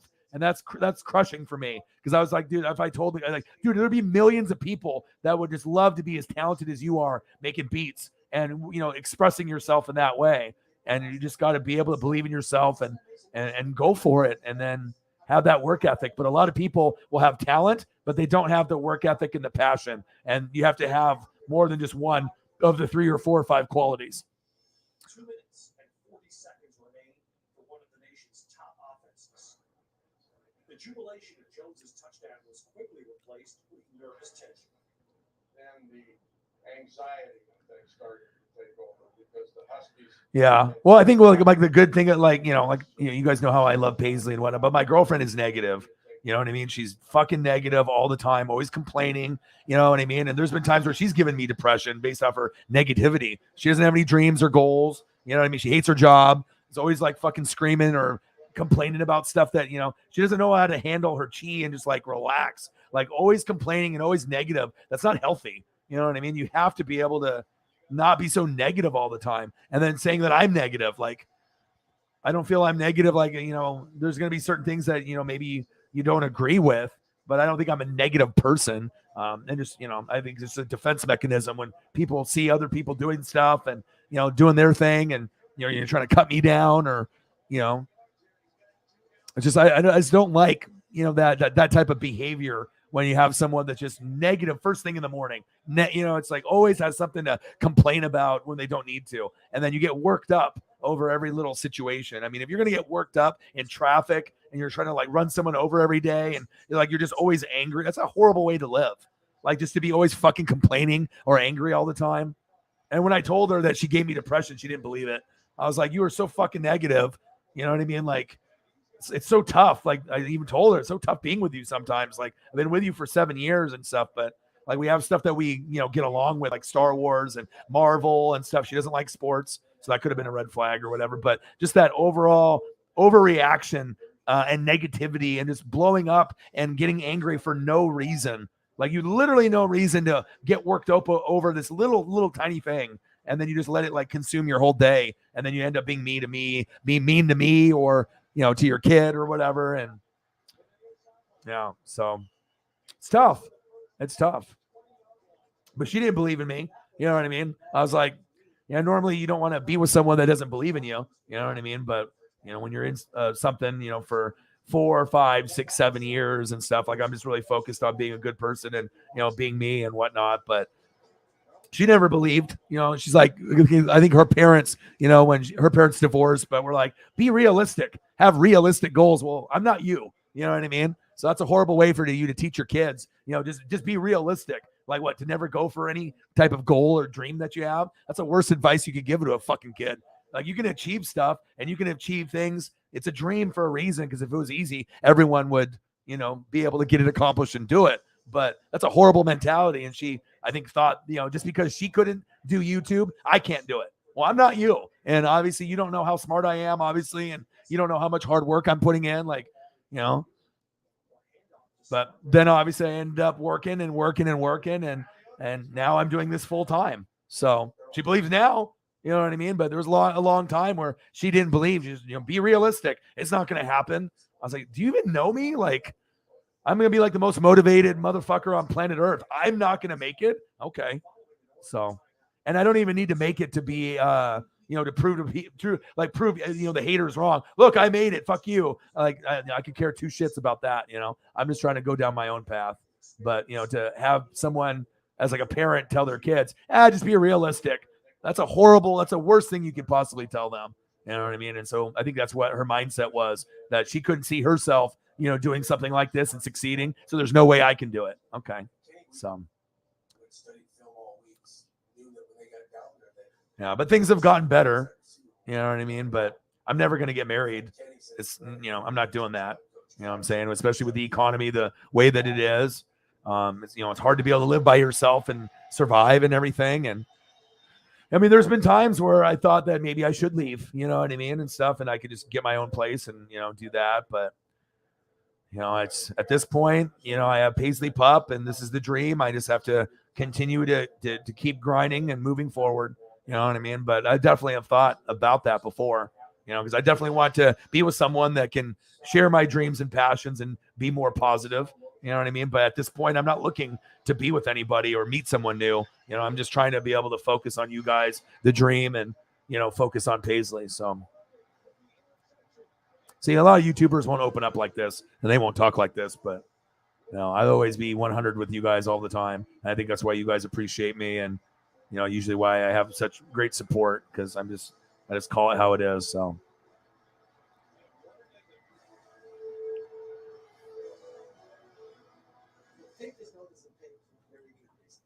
Said I don't watch any other streaming on days when you don't stream. I low-key miss the stream now, and I double-check to make sure I haven't missed the alerts. Like, I'll post on Instagram and Twitter. Well, I mean, once you have a good community, it doesn't matter if there's less than 20 people or 20,000 that are in the room. Once you actually build bonds with people in the room, and maybe like the sports gods like did this on purpose for me to make me really work for it, and instead of having like instant success, because then we can get to know each other better. And when we get to know each other better and I can, know more about you when there's 20 people in the room or less, or 30, it's a lot easier to manage. But once we get into the hundreds and the thousands, it'll be a little bit more difficult. But I take a lot of pride in remembering who you are, where you're from, who your favorite teams are, the things that you like, the things that you don't like. That should mean something to me. You know what I mean? And I think that's why we have this bond. And I miss you guys too. Like when I'm not streaming, you know what I mean? It's usually if I had depression or anxiety, and I can't give you guys a fake me. I can't just like come on here and I'm in depression mode and act like, put a fake smile on and act like everything's cool and not mention it. I have to be authentic all the time and just be real. If I'm not streaming, obviously I'm not mentally, I can't do it. I have to give 110% on every stream. I have to be feeling good. And I've definitely made a lot of changes of hanging out with people, not partying as much. And, I'm just trying to be able to focus on the dreams and the goals. So, and obviously this is a good thing for my routine. And obviously things cost a lot. I have to grind. I don't have the option just to be like Grossi, where I can stream for an hour, maybe make $1,000, and then I can end it and I can be content. Or he can go do a couple uploads after that. You know what I mean? It's like, I don't really know, on any given day where we're going to be at with who's in the room or donos and everything. So I have to put out maximum effort just because I have to take care of a lot of responsibilities, and there's a lot of people that I try to help out too. So, I have to really put in that effort. I mean, honestly, most people are not going to do 5, 6, 7, 8 hour streams every day. I'm sorry. It just doesn't happen. If you're playing video games on Twitch, that's one thing. But if you're doing what I'm doing, it's pretty rare. But I do enjoy it, and I love you guys. So, and I miss you guys too, especially when I'm not there. Yeah, I imagine your life has probably changed for the better. You know what I mean? I know you did YouTube and you were, in a bunch of different rooms, but sounds like your life was going up and down, had some good times and had some bad times. But I think since you became the lead mod and I gave you that spot, I think that you built really good bonds with me and Holly and a lot of the other people in the room. I feel that your overall mood and your overall vibe has been drastically changed. And I don't know, we've all gone through depression and we've gone through some sadness and stuff. But then I think when you find the right people in your life, it's crazy as something as a channel like this can bring so many people together. And our overall moods are just so much better than they were even like a year ago. So, yeah, I'm really happy. And I definitely decided to give that to you because you were loyal. You're smart. I knew I could count on you. You're trustworthy. And I know that you would do a good job. And like I said, it's, there's a lot of people out there that are haters. There's people out there that are rude. There's people out there that are sexist or racist that'll make fucked up comments towards you or me or other people, but we have each other's backs. And like I said, if someone's going to, just be a guy and they think that just because I'm a guy and you're a sport fan and I'm a sport fan and you're going to be disrespectful to me or the mods and I'm going to put up with it. It's not happening. Like, we've had people where I've had to lose hundreds of subs of people that subbed to the channel just because I didn't want to put up with that. So I know we would be over 20 at this point. But like you said, it's quality over quantity. And I do appreciate, the people that I have in the room. And we're getting the females up in the room too. So my goal is to get it to 10% and then 20%. I know that's going to be really tough because since primarily most of my stuff is NFL, but I think there are a lot of female NFL fans, and there's going to be fans of, the animals and pop culture. So really this stream is no longer, it's evolved. I mean, it's not just talking NFL, college football, and wrestling. It's much more than that now. And I'm really proud of that. And it shows my knowledge, your guys' knowledge. We can learn off each other, inspire each other, and be somewhere positive all the time and not put up with the bullshit. We already put up with bullshit at home, at work, with your family members, your friends, coworkers. You know what I mean? It's just nice to be able to have fun with smart fucking people that love sports and other things, and we can just vibe, and it's just a good time. That's what it's fucking about.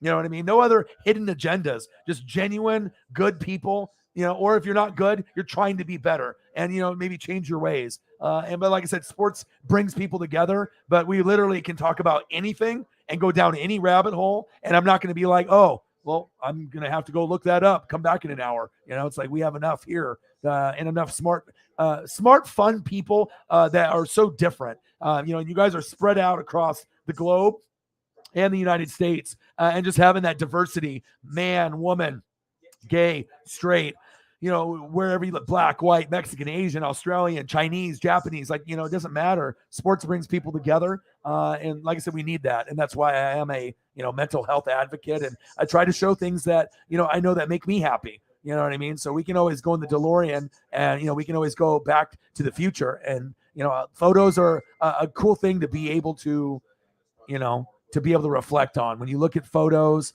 and you look at, certain pictures, it definitely can put you into a certain time. But we got to make sure we're taking care of each other and our mental health. It's very important. That's facts. Oh, Marcos just messaged me. Oh, Marcos just sent me a tenner with tacos. Oh, thank you, bro. Thank you so much, dude. And we got some Cash App on here too. Thank you so much, brother. He just got a chance to see his kids for the first time, and he's in a bad situation where the person that he was with wasn't really being very good to him and not being faithful, and it was causing drama with the kids at home. And I was like, bro, you need to get out. You got to get out of there. I was like, if I was single, I would probably live with Marcos, Justin Graves, my boy Preston. There's only a few people. I mean, Marcos does party and drink, but he works hard. He plays hard. You know what I mean? But I think that we'd be able to make it work. But he's got another situation now, which is better. But I've always had his back. He's got my back. And he was one of the guys that, I told the vision to. And he's believed in me since day one, even when we worked together at, Gap, at the Woodburn Outlet, Tommy Hilfiger, at Ralph Lauren Polo. When we worked together early on, I like Blazers. He liked Blazers. I like Ducks. He liked Beavers. He liked Seahawks. I like Buccaneers. I already knew I was going to get along with this guy. And we've been really tight for the last 20 years or so, 15, 20 years. And he's definitely one of my really, really good friends. Shout out to Marcos Pineda, my dude. And I'll get through the comments here. I know I got a lot of comments. What to do, bro? I just saw what you did. I'm just really behind in the comments and whatnot. But it's just, we got to be able to look out for each other. And, I don't mind helping my homies out. Like Marcos needs $50 because he's in a bad fucking situation at home and he needs a lift to go get some fucking beer to clear his head. I'm going to do it. Would I do that for a lot of other people? No. But for Marcos, I do, and I will. That's what it's about. It's that loyalty, the honesty, and the loyalty and the respect. That's what it's about.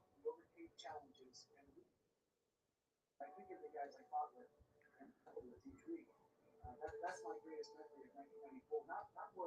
Not where it plays in the history of the program. I promise I'll get caught up on the comments.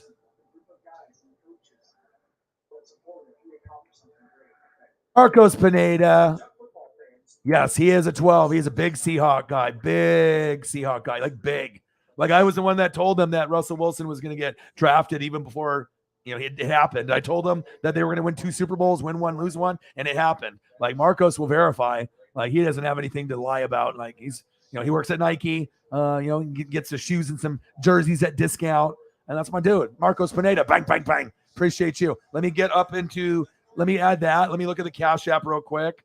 Also, and then I'll go back and read the comments. And that's another thing, too, that I like to be able to do is like, I don't like to miss comments. I want to make sure that I'm taking care of you guys. So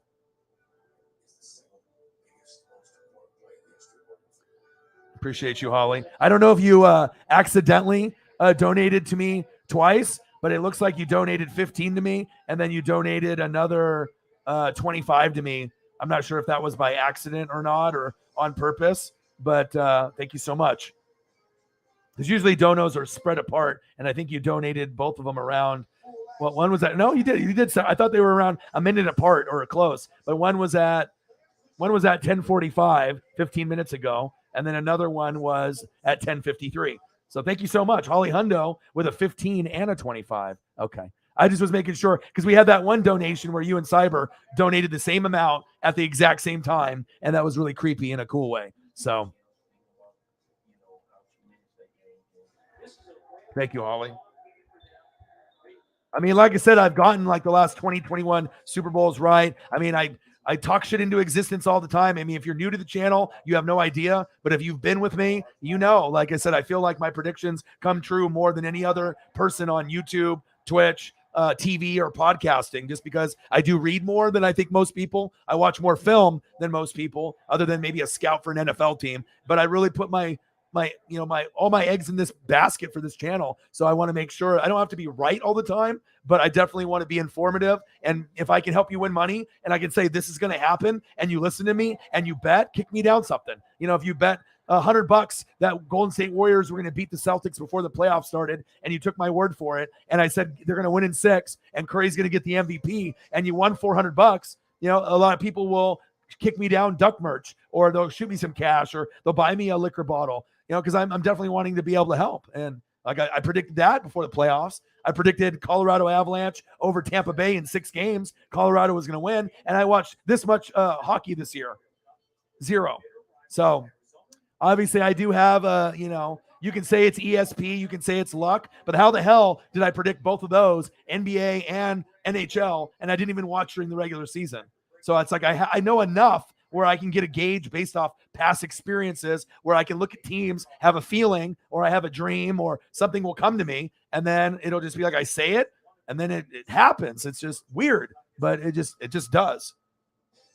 I can't explain it, but it happens all the time. But I'm happy to help people make money. Money's hard to get nowadays.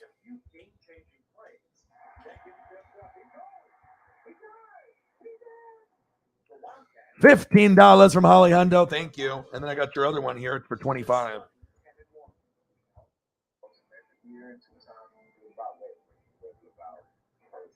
Or like when me and Holly, I didn't watch any college basketball, and then North Carolina, was up by like 15 points. I said, you're going to come back and you're going to win. They did.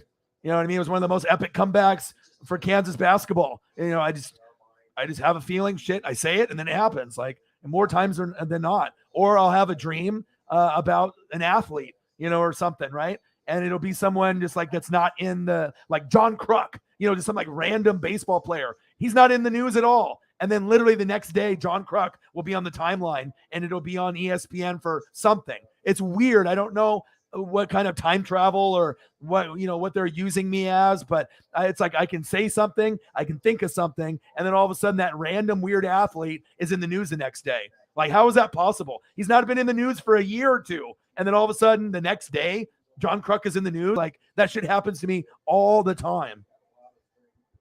And I'm not even joking. I mean, how do I get all these predictions right all the time? Holly Hundo, bang, bang, bang. Appreciate you guys.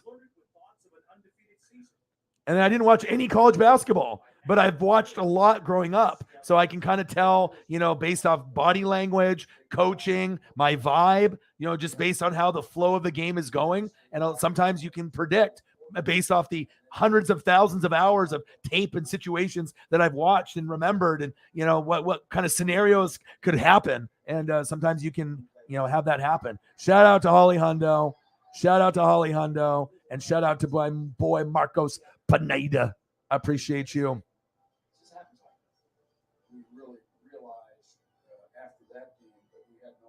Let's get Marcos Pineda.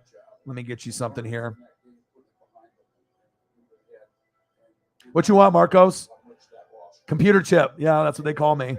What do you want, dude? You want me to beaver? You want a beaver photo? What do you want? Tell me what you want for a photo. An all-time. You want Seattle Seahawk? You want Marshawn Lynch? You want Russ? You want an Oregon State player? You want a Blazer? You want Clyde Drexler? Damian Lillard? What do you want? Name a player off, and I'll go and whatever you want. If it's player, athlete, actor, movie, whatever you want. You let me know, and I'll get a photo for you. Yeah, but that was Marco Spinetti. He'd call me computer chip because I just always would be right, and I would always predict weird shit. And it was like Dave Chappelle in that skit. We have a lot of fucking memories, me and Marcos. That's for damn sure.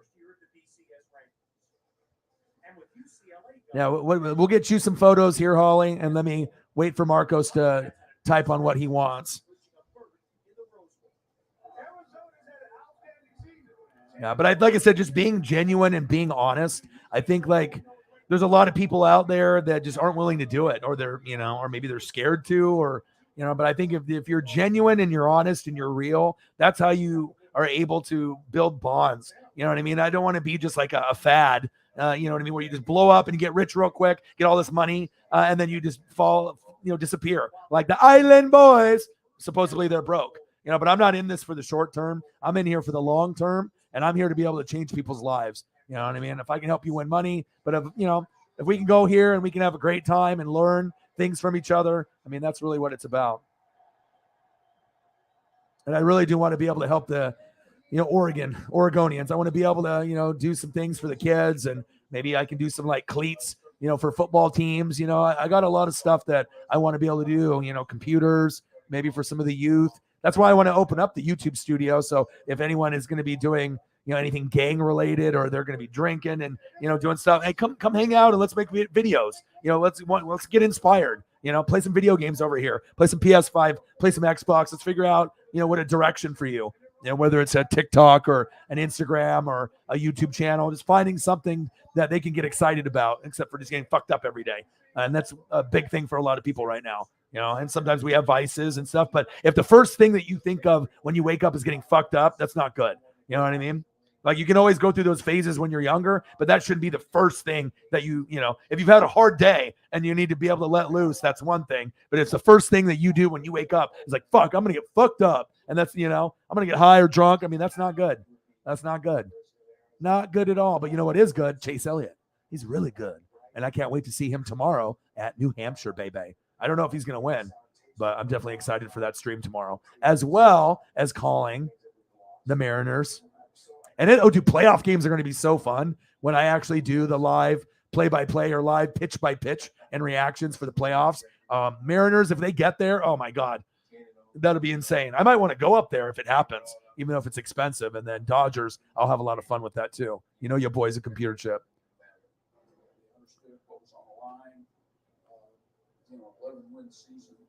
Jaquiz Rogers. Let's go. I will, but I still take care of you. I have to. It's my obligation of greatness, helping out greatness. All right, let's do it. Jaquiz Rogers. I like this. Jaquiz and James Rogers. Jaquiz was the running back, and his brother was the wide receiver. Jaquiz was even on Tampa Bay for a little bit. I just love Oregon sports. And I know, as a rival, if I'm a Buck fan, I'm supposed to hate everything Saints. And if I'm an Oregon fan, I'm supposed to hate everything Oregon State. But I don't. I actually watch almost every Oregon State game, believe it or not. I like to be able to follow up on the competition. And if they're not playing me, I'm rooting for them. I want them to win. They've struggled a lot. They haven't had a lot of good seasons. You know what I mean? Now, when they're playing Oregon, of course, I'm going to be like, all right, we want to win. But when they're not playing me, I root for them. I watch a lot of Oregon State games. They're fun. It's like I can watch Oregon first, and then I can peep to see what Oregon State is doing. Are they good? Are they bad? Can they stop the run? Do they got anybody that is a good prospect that could maybe make the NFL? And usually if they go from Oregon State, they can have people that are pretty fucking amazing. They've had some good players. You know, Steven Jackson. They've had some guys. Chad Ochocinco. You know, TJ Hushamanzada. Hushamanzada. Let's throw up a Jaquiz. See if this one fits the screen. If not, I'll get you a different one. There's a certain dimension it has to be, but sometimes there's quality of photo. Like I look for the HD 4K stuff, but like if it doesn't fit the screen, it doesn't look as cool. Are you ready? Marcos Pineda, one of my oldest friends. Oh, baby. Look at that. Where's his helmet? I don't know. That's cool. Hair just flowing. That's a fucking cool photo, dude. Arizona, sit down. Where's his helmet? I don't know. Off to the left right there. I think the guy underneath number 80, there's a helmet with no head in it. That must be his. That's a cool one. Let's go. I got you. Thank you so much for your loyalty to me. And it's crazy too, because I have friends, but I don't have a lot of friends that actually donate to me. Like I have friends that once in a while will pop in and not say anything. Like I don't even know they're there. I have people that will hop in, like Brett, that I go to Ducks games with, and he'll donate to me too, which is always good when it's like you have people that hop in and actually donate, which is awesome because not only are you my friend, but that donating to me says that you believe in me, and it means a lot. And you know, Marcos is one of those people that, you know, sometimes I wish I could spend a little bit more time with him just because I know things can get tough, and we always have a great time. And then we got a buddy Jake that lives in Arizona, and we partied last time when he came in, and yeah, we can go after it. We can go to like bar hop, one bar, and go to another, and we can definitely get comfortable, you know, with the three of us. And he's moving to Texas, so I don't know when we're going to see him again, but maybe if I can get some money, I can. Maybe me and Marcos can fly out to visit him or something like that and catch a Cowboy game or something. So that would be very cool. I saw that you got a chance to see your kids as well. Marcos Pineda with another dono, $7. We got Sarah with $1. We got Holly Hundo with $2, and then Marcos Pineda with another $7. But I'm always keeping in touch, you know, with my friends and checking up on them and, you know, making sure they're okay. You know, how are you? I mean, I do that for about 3 or 4 people a week, you know, just to see, you know what I mean, what's going on. Sometimes just being checked up on is a good feeling. I don't expect anyone to check up on me. That's not their role. You know what I mean? But I'm the type of person, I think I just have that female brain, empathy, sympathy, and I care about my friends, and I want to make sure that they are doing okay. And if there's anything I can do to help, I'm going to. Marcos Pineda, $7. And you got to see your kids for the first time. You looked really happy. Your kids looked happy. You looked happy. It's a good thing when you can hang out with your kids, when you're actually not a deadbeat dad. You actually care about your kids. You love your kids. You actually want to spend time with your kids. So, that, you know, salute to you. You know what I mean? You got a lot of things that you love, just like me, like sports, but you know what's important in your life. And shout out to you, dude. It's my dude, Marcos Pineda, Beavers. We'll have to go to a Beaver game together. You know what I mean? I can wear my Duck gear, but I'll get harassed like a motherfucker there. You know what I mean? And some people can be like friendly harassing, but then you get the drunk people that try to fight you. You know what I mean? It's like, you know, sometimes people won't be civil. And that'll happen at Oregon games too with Oregon State people. Most are cool, but you get that person that drank too much and then they try to start a fight or do something stupid. So I'm going to go back into the comments here since I got caught up with some of those. And that way I can do that. So let me see here. This is from 10:18, so about an hour behind, but I'm just going to read a few of them or post them up here so you guys can see. And that's a big part of it too, you know, is being able to showcase you guys. And I say that because it's the truth. You know what I mean? I do things for you guys. I'm the DJ, and you can learn something from me, and we can make money together and vibe and have cool recommendations for shows, and we can do analysis and top tens. But it's like I really like to be able to showcase you guys, and it doesn't matter if you donate or not. Like I mean, donations help. They do matter, but I mean, I'm just saying for the comments, you know, most people don't get their comments read or get acknowledged unless they donate for the bigger channels. And I want to try to be able to not be like that. So, which will be more difficult as we get more popular, but I still will make the effort to post at least one comment from each of the goats once we get bigger for sure, possibly more. Matt Leinert. Yeah. Oh, I got the beer here.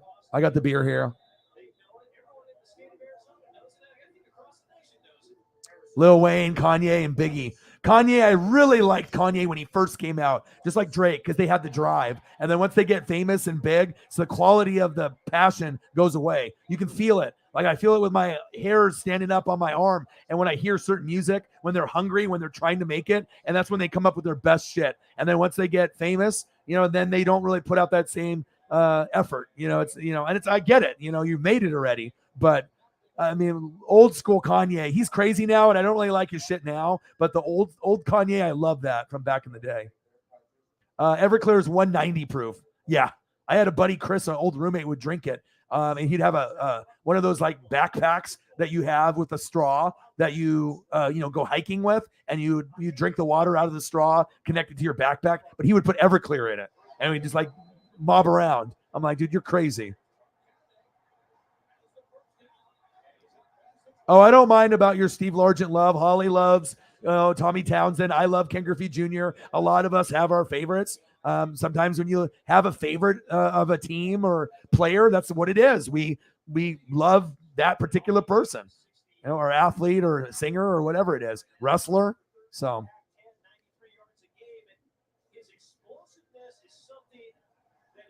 Jameson Meza, $2.99. That was from earlier, that 10.28. But I still want to acknowledge that, even though if I probably did it already. And let's see here. My boy, Derrick Henry, Titans.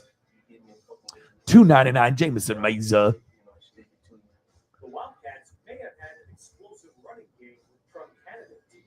Trunk Candidate. Oh my God, that's a name.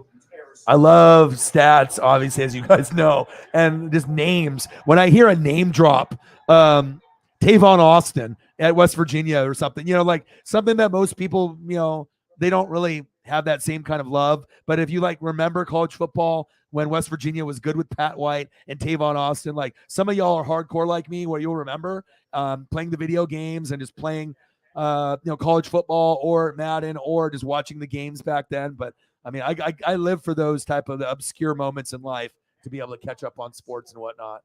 Let's go. Jameson Meza, Titans in the building. $2.99.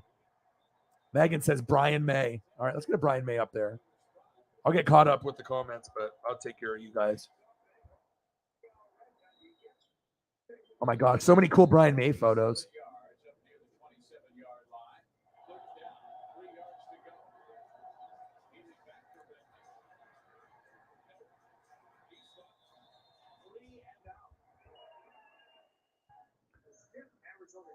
All right, you ready?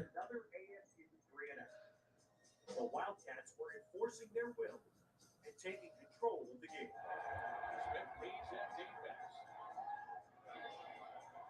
Again, he goes deep. This time it is intercepted by Courtney Jackson. Jackson has it on sideline. Still on his feet to the 33-yard line. Knew what they were going to run, but felt like they throw this out. Yeah, I always deliver. This is the most interactive stream on YouTube. It will grow. We will get a lot of people that are insomniacs or people that are late night. But I take a lot of pride on being original, and I definitely think that people will copy, but often imitated, never duplicated, baby. There we go.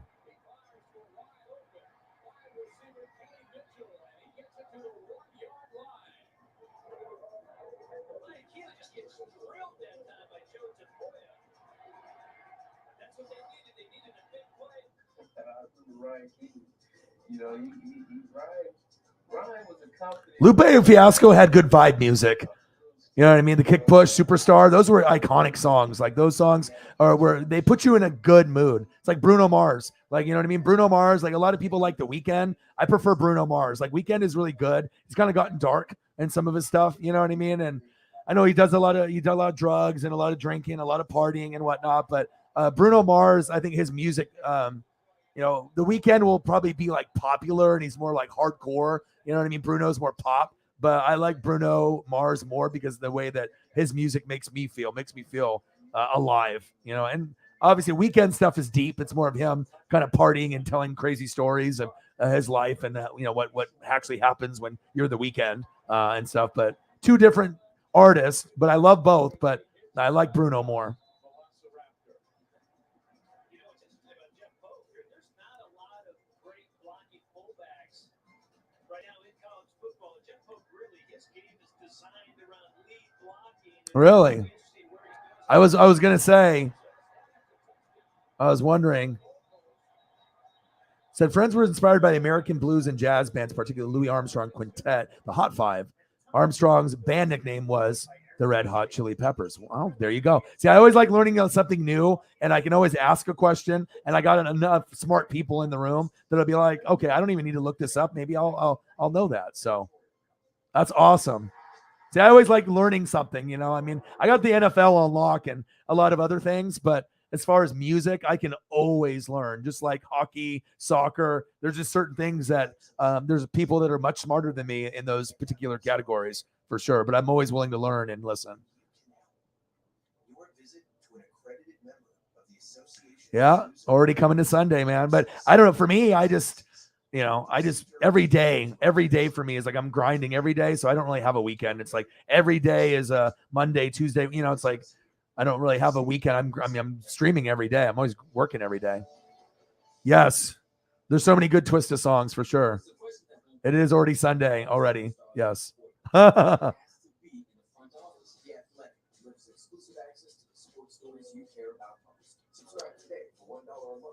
De La Soul, Black Star, Pete Rock, The Tribe Called Quest. There, Eagles, John. Let me see.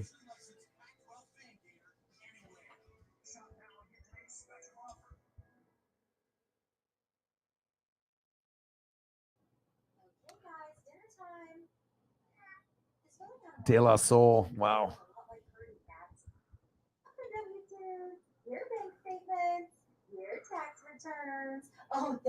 Good tax return. Stupid. All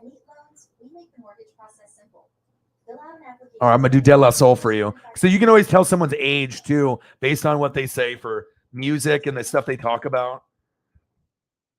And this younger generation doesn't understand that, like, they when you're younger, you think everything that you like is cool, right? But why do you think things in the 80s are blowing up? Because we were cool and we are still cool. All right. There's a reason why Stranger Things is cool and shit from the 80s is cool. And the reason why Top Gun did a remake and it made a shitload of money, because a lot of the shit that happened and in the 70s, 80s, and 90s was cool, is cool, and always will be cool. Okay. Not like these mumble rappers that are out nowadays. Facts. I mean, there's a reason why 80s stuff blows up no matter whenever they do it, because these people nowadays, they are unoriginal. They can't come up with new movies or concepts, so all they have to do is remakes. I mean, they need more idea people.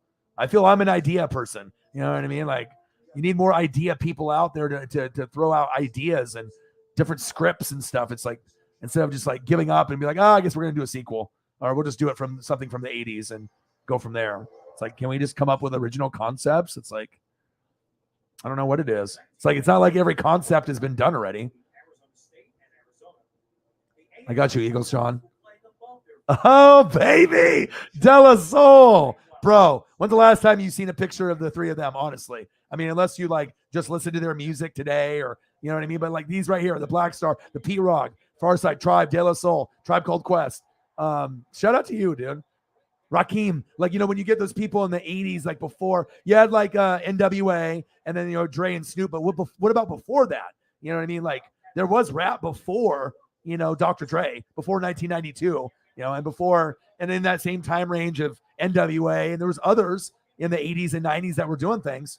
So hopefully you get a good kick out of that. Oh, I hope that one makes you smile.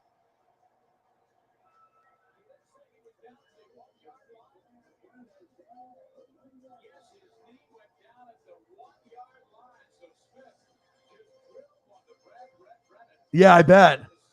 That's cool. Absolutely. Oh my God, Tevin Campbell. That's a name. Wow.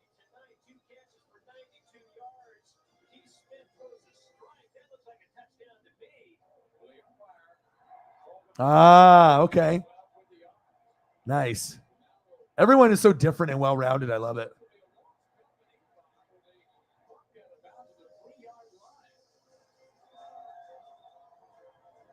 I haven't. Is it dilated people's on right now?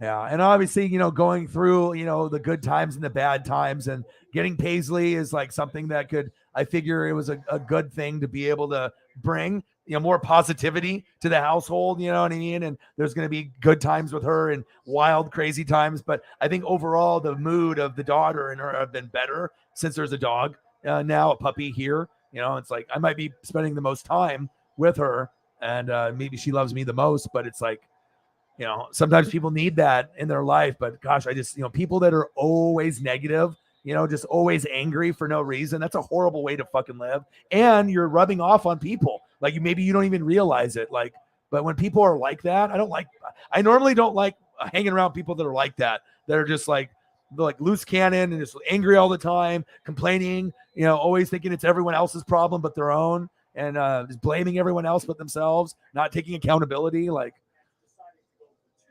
trying to argue. It's like arguing like like when you have an argument with someone that's drunk, or it's like a child. It's like whatever you say, they're not retaining the information because they think that everything in their head is correct. That there's no way that you could come up with a suggestion that could be different from them, that could be right. You know? The Sun Devils were determined to get in the end zone before halftime. Yeah, and like I said, sometimes it's better to be single and happy than be locked down and not happy.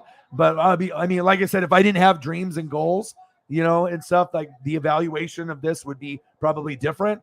But I want to be able to make sure Paisley has a good life, and I need to make sure I focus on my dreams. So I mean, if I'm not even hanging out with friends, even if I was single and doing this, I mean, I'm not going out and drinking with girls and trying to get laid. Like I got too much stuff on my plate right now to do that. I'm just trying to, make my dreams come true, build my legacy, and then help as many people as I can before I die. That's just the bottom line.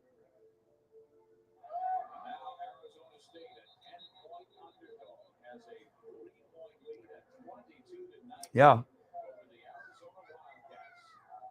Thanks to the heroics of Ryan Keeley, the Sun Devils had the lead. But Arizona would have one last chance before the half. Yeah, but usually with me, it's like if I get involved, usually it's, I'm just focused on, doing me and, and just grinding things out with what I got going on. And I'm a go, go, go type of person. But usually the female, if I am with someone, they usually take me for granted. And, it's like, it's not a good feeling to feel that way and stuff. So go through the good, the bad, and the ugly. But I am loyal. You know what I mean? But you can only be loyal to a certain degree,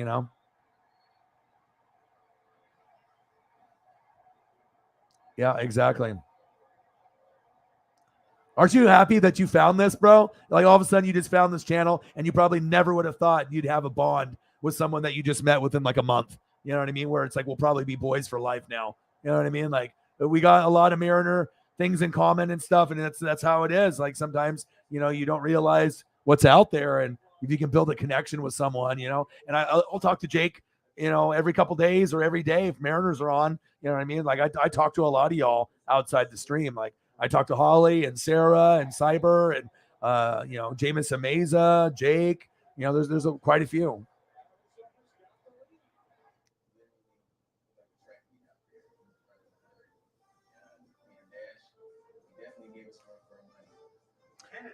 Yeah, for sure, dude.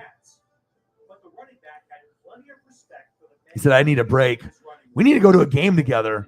That's what you need. You need someone that will, like, you don't even have to be drunk and you're a yeller at a game sometimes because you get into it. I'm the same way. I don't have to be drunk and I'm just going to be vocal. I'm not going to be annoying vocal where I'm going to get kicked out. But if they do something good, I'm going to high five or a little chest bump. You know what I mean? A little bit of that, first down, it's like when I go to Ducks games, I mean, I want to make sure my section's having fun. We're not there just to sit down on our thumbs, and our hands. I want to make sure I'm vibing with people and we're having a good time and we're creating memories. So mental health is super important, something that we all need to start speaking about, addressing, Right. Well, like I said, most people right now, it's just like, for sex, or they have an agenda, or they're a player. And then all of a sudden you start to like someone and they cheat on you, or they, or doing stuff behind your back. Like, it's really hard to meet genuine people nowadays. Even people that see people on screen and you think that everything's good when it's not, you know what I mean? Like, people can record together, but they don't have to be best friends. You can have chemistry with someone, but that doesn't mean that we're spending all our time together and opening up about our lives and secrets together. You know what I mean? Like, it's like Mike and Mike. Mike Greenberg and Mike Golick. They were tight at one point, then they hated each other. You know what I mean? It just sometimes that shit happens. Or Mike and Frank on American Pickers. It's like sometimes you can have great duos, but that doesn't mean that they're actually tight. And usually the one that's not as good usually has resentment towards the one that's a little bit better. I mean, that's usually kind of how it breaks down. The one that's not as good usually starts talking shit or like, spreading rumors or causing problems. And then, but like I said, for me, it's usually I'm single or I'm with someone for 7 or 8 years. The last girl I was with after I took a break, I think I was with her for 5 to 7 years. So I'm incredibly loyal. Like, you know what I mean? But, it's a lot easier for girls to get laid than it is for guys. And there's a lot of different, games that are played. And it's just, when you already are getting to an age and you already know like how people act, it's like sometimes you don't even want to jump into a dating pool or try to get into something because so many people are ruthless and fake that only care about themselves. And if they got hurt, they can try to act like everything's good. And then they're just like, a player. And then they end up breaking your heart and they're cheating behind your back. And maybe you find out, maybe you don't. Like, yeah. Like a lot of people are garbage people. They're like not good. And maybe they were not good because they got hurt themselves and they decided instead of to, be better and grow and not do that hurt to someone else, that they turn into an asshole. And then they start hurting other people. I mean, that happens a lot too, because usually players don't become a player right away. Something usually happens, unless they're just a disingenuous person from the very start. So, but I like me. You know what I mean? I know I'm not perfect, but I like spending time alone. Like I can just spend time with Paisley. I can watch programs. I don't need to have someone next to me with a conversation. You got to be able to have conversations with people. I have them with you guys and stuff as well, but you know how it goes. I mean, there's so many people out there on planet Earth, but I mean, I know there's good people and that's what we try to bring here. But as you can see, there's a lot of haters. There's a lot of people that drink that haterade and a lot of questionable people out there too. Marco Spinade, I love you too, brother. Brother.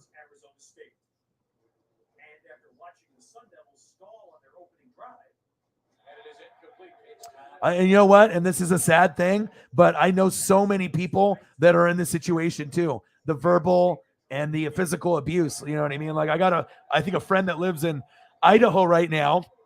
I was friends with the dude in high school and I was friends with her and she's like with the guy. They're not married. They're like boyfriend and girlfriend. And, he gets drunk and he's hit her and stuff. And he's, been verbal abusive and stuff. And like, I wish I could just tell her to get the fuck out of there, but they got like 3 or 4 kids.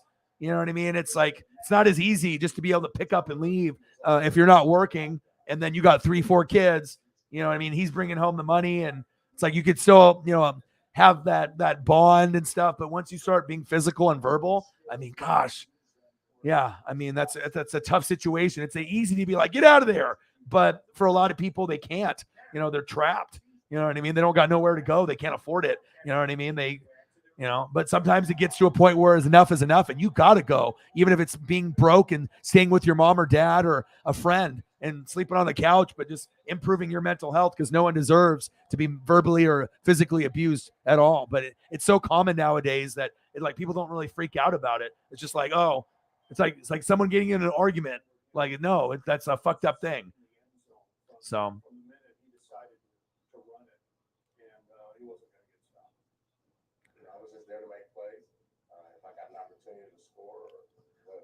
I do, because I've been pushed to the point by a few crazy people I've dated and, girlfriends. I never did it, but there's certain girls and women out there that know how to push buttons that they're almost like, instigating, like wanting you to. They don't want to feel the pain of it happening, but they just want to be able to poke and poke and poke and verbally abuse or physically abuse. And I've been around some people that have been like that. And I've seen some girls that have been with some of my friends that have been like that too. And luckily, me or none of the friends did anything. But I've seen people be drunk or on drugs or even sober, really, you know what I mean, push the limits. Where if it was a guy and a guy, there would have been a fist fight, like definitely. But you know, everyone can push someone's buttons, that's for sure. But you just, you know, you can't be physical like that. You just can't do it. But some women and females are instigate to a motherfucker where it's like right on the borderline of like WWF,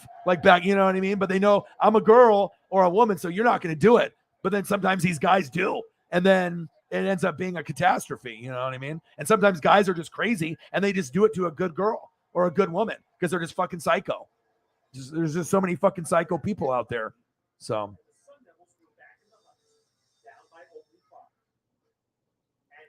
See, we talk about all kinds of shit in this channel. It's good to be able to talk about stuff like this, though, and that's why I know that we are going to be uber successful on this channel. And like I said, I'm actually looking forward to more of the friendships that I can build and, you know, creating a good community rather than the subs, the views. You know, the donos, obviously, they help, you know, make this dream happen. So those are fucking really important. But subs and views to me, I could give two shits about. It's, you know, it's a community. And being able to have a great community that has people's backs and that you can open up and say something and not feel afraid. You know what I mean? To actually have people that are genuine people that will support you.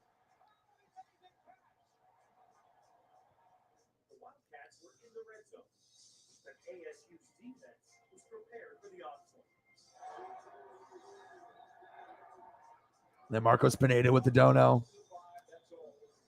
This is a I know. They got to get more Chiefs Kingdom back in here. Yeah, and a lot of the Seahawk people have good knowledge too. There's certain fan bases that are smarter than other fan bases. Just seems like there's certain fan bases that read more, watch more film, and are a little bit more passionate. But it kind of just depends on. I mean, there's going to be great fans of every team and horrible fans of every team too. So. We've grown a lot though since I've gone full time, you know, doing these streams, like 5-hour streams. Like even from January to now, the people that have been in here with me since January till now, I feel that we're so much closer than we were when I was doing, you know, football games and when I was working and then I was doing YouTube on the side. Like I feel ever since I went full time that the bond with the goats and the regulars has increased like 1,000-fold. And I feel the relationships in the room have gotten much deeper than what they were previously. And it's a beautiful thing where you can really look forward to talking to different, you know, goats and people in the chat. I know it makes me excited to be able to go over those type of things. So.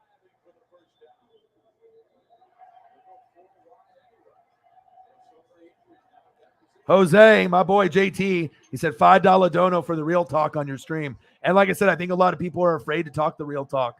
And that's true.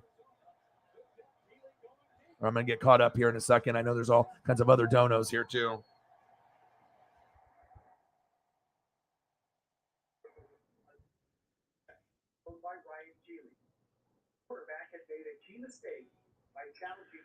Yeah, I mean, like with me, I mean, because like I said, I like, you know, for me, I'm not racist or whatever. So it's like, you know, I can look at somebody and I don't necessarily see, you know, color. So it's like if I was going to date, you know, a black chick or a Mexican chick or Australian chick or a German chick or Chinese chick or just someone American or Finland, like you know, it's about people. Like if you're cool, you know, I'm attracted to you. Like I'm not going to just date, you know, like some of the people I went to high school with that were like in the Asian clique, if they were Korean, they would only date Korean and they really only talk to Korean. They kind of ice you out. Like if you're Korean, you're cool. But if you're not Korean, like you'll still maybe be okay with them, but they like stay with their own kind. Like Koreans specifically, Vietnamese too, a lot. Like that's just from what I've experienced out here in the Northwest and, you know, Washington, Oregon and stuff and Cali and my friends. But certain races kind of stick together more than others. Because then if you get like Japanese and Chinese, if they're Japanese or Chinese American, I think they're a little bit more open to other, you know, races and people and whatnot. But, you know, obviously people feel more comfortable with people that are similar to them. I get it. You know what I mean? But yeah, that's facts. For the real talk. But yeah, I've had a couple scenarios where, you know, drugs or drinking or sober, but just rude asshole people that are really trying to push the limit. Or if they're starting to punch you, you know, or elbow you or push you, You know what I mean? Like when someone is physical towards you, you know what I mean? And sometimes it does get tough, you know, to be able to keep your cool when someone is like trying to get you to like throw down. You know what I mean? And you know you're not supposed to. So. He was just on fire that day. That's what I remember. All right. Love you and appreciate you. The 80-yard one. Yeah, well, this is just another one. It's only 60 yards. So he was. All right. Let me get caught up here. He was having a good one. He only needs 19 yards to break the all-time Arizona single-game rushing record. 232 Yeah. yards by Jim Upchurch. Yeah. And the family thing is big here. I think a lot of people need to hear it too. It's like, you know, because I'm like a Dr. O. It's like you get counseling. You know, you're not paying $90 an hour. You know what I mean? You can come and hang out and we can, you know, because like I said, counseling and therapy and stuff, sometimes you need that. You need to be able to go somewhere where you feel safe and you can feel heard. And then Holly did the 15er. Thank you. Yep. The rock chalk. And then Holly with another. Marco's calling me the computer chip.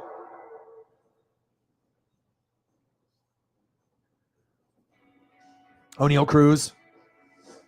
Yeah, you got to give me some updates on the draft with the prospects that are in college. I know some, but not all of them. It's great to see.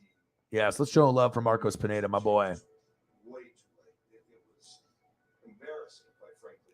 That last Yeah. year we had the issues. It didn't look like it to most people, but I knew it was going to happen. Sometimes they just get these intuitions. You know, it's like you have an intuition, and it's like sometimes that first essential feeling that you get, that gut feeling, that's the truth most of the time. So, And all their teammates, quite frankly, for being that voice.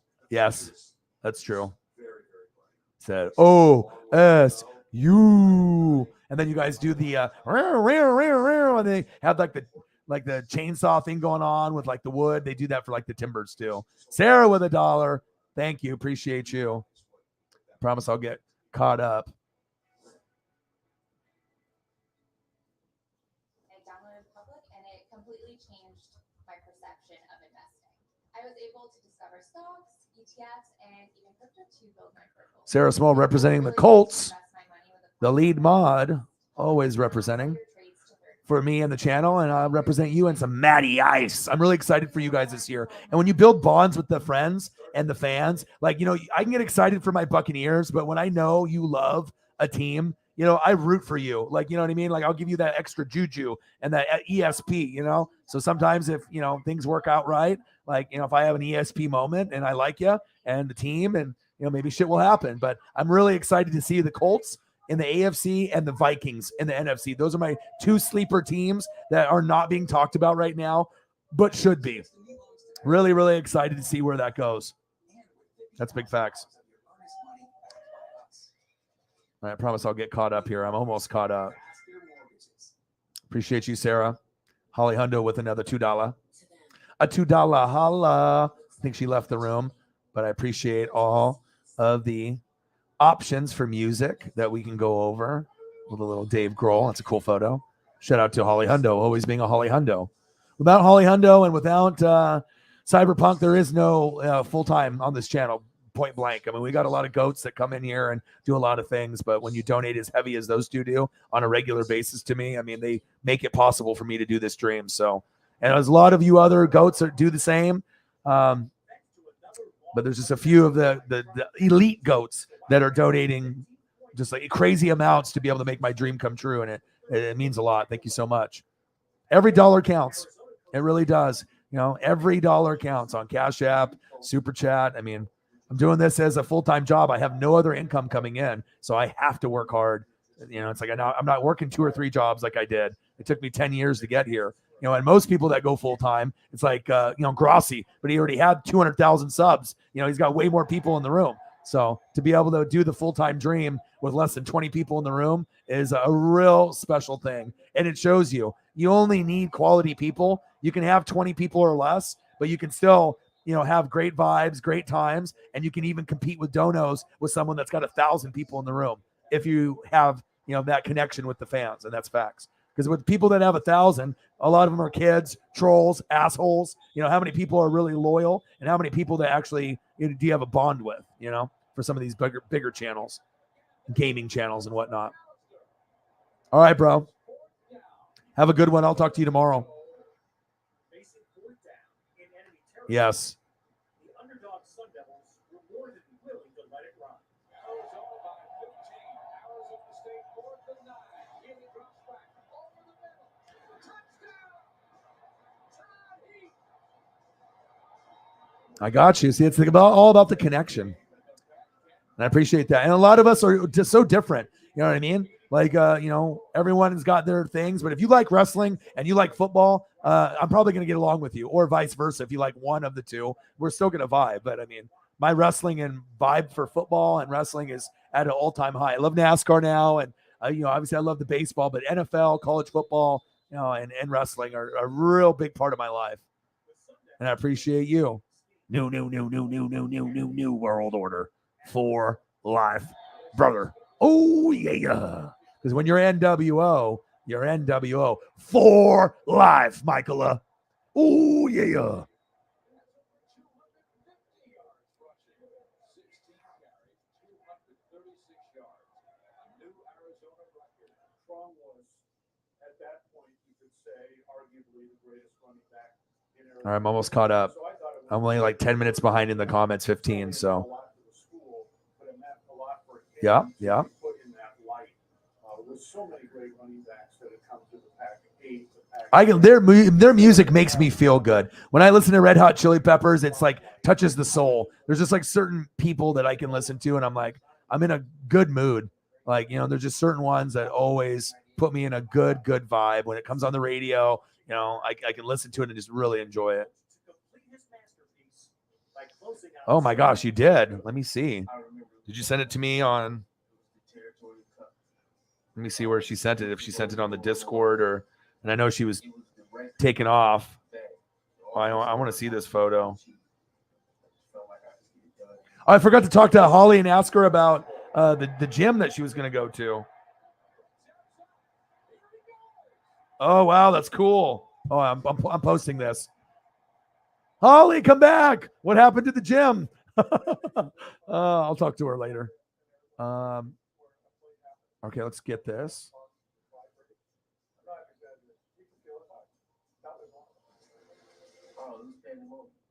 I mean, the stadium is loud. It was like you guys came out here to do what you need to do. Oh my gosh, this is so cool. And Holly's a great artist too.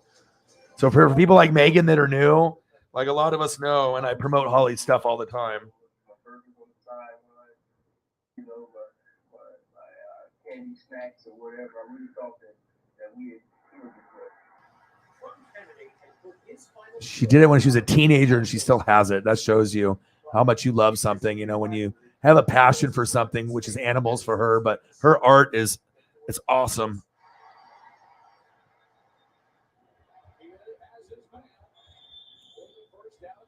I wish I would have got to this a little bit faster before she was still here. But her stuff for Chiefs players is so good. All right, let's do this. Oh my gosh. I love it. Brian May of Queen, I drew about 30 years ago. Thought some including Megan might enjoy. Awesome. Said, how was the gym?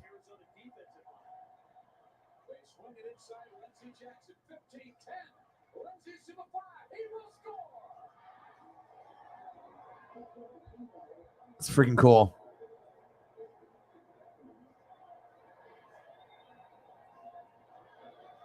They keep coming back.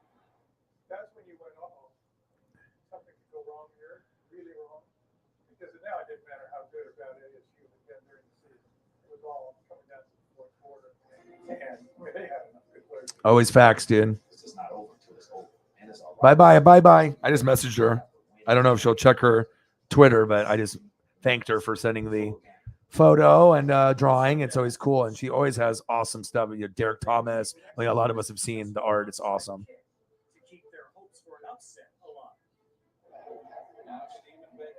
Yep. Appreciate that.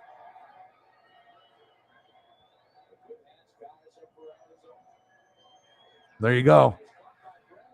Yeah. Sometimes the people like, just because it's a girl, but if she's like, psycho or, on drugs or drinking or just crazy. Like I've seen girls like punch dudes in the face and like in the chest, like it was nothing. Like Yeah, you can't just act like that will be okay. Love it. Love the artwork. Yeah, but I've known people that have been in that situation too, where they've had a female that just either drugs, drinking, crazy, and then they would be way too aggressive, like crazy aggressive. Like if it was anybody else, it would be like a fist fight. So not a lot of people maybe understand that, but I mean, depending on where you grew up, who you know, stuff like that does exist. Leaving Arizona State precious time to mount All right. for the ages.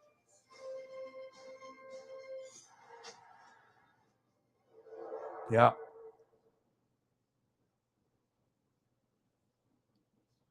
Looks like we could get you in on the 30th of next month. Nothing sooner, even just for birth control? Even just for birth control.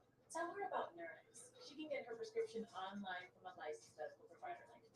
And I can do it right now? That's the best. Gary A. Undertaker and Hulk. Nice. That's always good when you can watch something old school like that. How you doing, man? Free shipping. That's the best part. Okay, how can every part be the best part? Well, And that was from before. Thank you, JT. I think I had that, but I just didn't hit the enter button on there. Appreciate you, bro. JT, give me an athlete. Give me someone that you want me to be able to get you some representation on. Favorite player, favorite team, rapper, whatever you want, man. You let me know, and I can get something on here. Good to hear. Yeah, just grinding. We talk a little bit of everything here. Sports and Shark Week, and do a little bit of mental health, wrestling. Just pretty much wherever the conversation goes. Then we started getting into some music, Daft Punk, Foo Fighters, Dave Grohl, Red Hot Chili Peppers, AC/DC, Nirvana, Brian May. It's nice. It's cool to be able to go somewhere and we can not be limited just to like one topic. It's like you never know where it's going to go. I need to start drinking beer. Like I haven't really been drinking beer. I'm on my second one, and I need to find something to watch here. Oops, I turned the TV off. I got to check up on my puppy as well. But we're at 4 hours and 21 minutes. So I'll go for another, 39? So I'll go for another, 40 minutes to make it over to be a 5-hour stream, depending on who's in the room and where we're sitting on donos or what's going on. Maybe we'll go a little bit longer, 5 hours and 30 minutes or 6 hours. But I do need to take care of Paisley, and I need to be able to wake up and do prepping because I got to do an hour of prep at minimum because I got to do NASCAR tomorrow, New Hampshire, and it's going to be at noon. So that'll be about like 12 hours from now. I'll be like streaming. And then I got to do some new photos of drivers and cars. And then I'm also doing Mariners and Rangers at the same time. So it'll be the NASCAR stream, but I will be giving updates during the game, and I'll be watching the game also. So I'll have the game on the computer, Mariners and Rangers, as we're going for 14 straight, one lower than the all-time record. And then I'll be watching New Hampshire NASCAR race. So The Arizona Wildcats had an 8-point lead over rival Arizona State with just 57 seconds left in the game. But due to poor clock management by the Wildcats, all right, USC, UCLA. Oh my gosh, this might be like a sign, Megan. So I'm watching Pac-12 Network, and literally in 7 minutes, it's going to be 2004 USC versus UCLA. Reggie Bush. Oh my gosh, I think I might watch this. I mean, I'm a Duck fan, but I'm not a hater. I do appreciate greatness. And if Reggie Bush, Bo Jackson, Barry Sanders, if I can get some college footage, Bo at Auburn, Barry Sanders at Oklahoma State, or if I can get Reggie Bush from USC, yeah, maybe I watch. Oh, I got Ducks on versus Arizona State. It's in overtime, 48-41.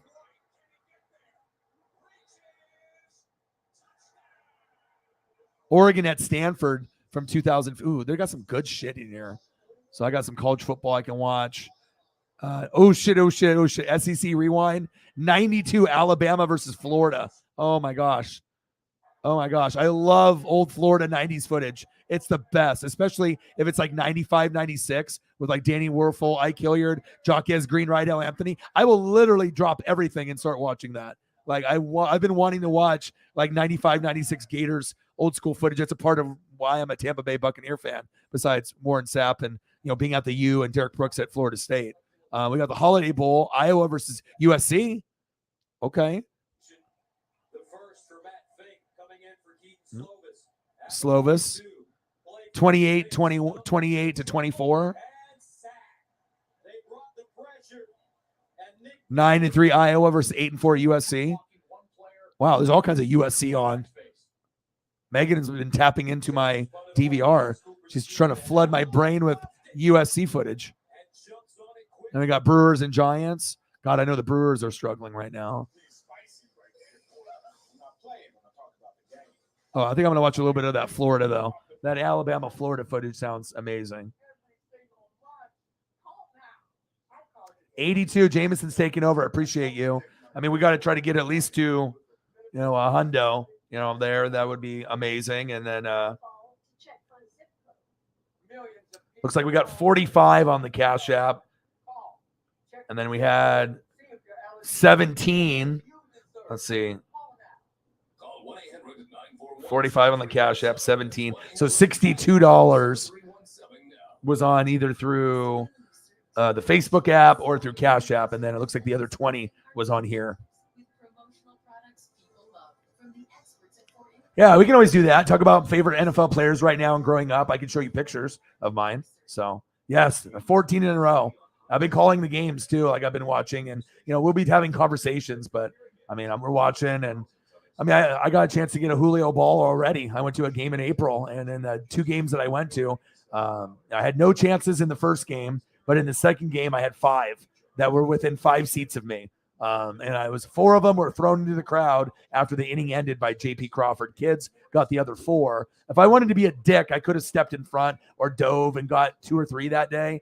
But the only foul ball that was in our area off first base, 15 to 20 rows back, was Julio. I got my finger on a J.P. Crawford ball in the 3rd inning, and he threw it to the crowd, and I jumped, and it went off my finger. So he wasn't really throwing it to me, but I jumped, and I kind of deflected it. But it went like so hot and heavy, it bent my finger back, so I wasn't able to get it, and it went like 5 rows behind me. But I told my buddy, I was like, you know what? I'm getting a ball. I was like, that was close. If I would have had a mitt, maybe I would have got that ball, but I didn't have a mitt, right?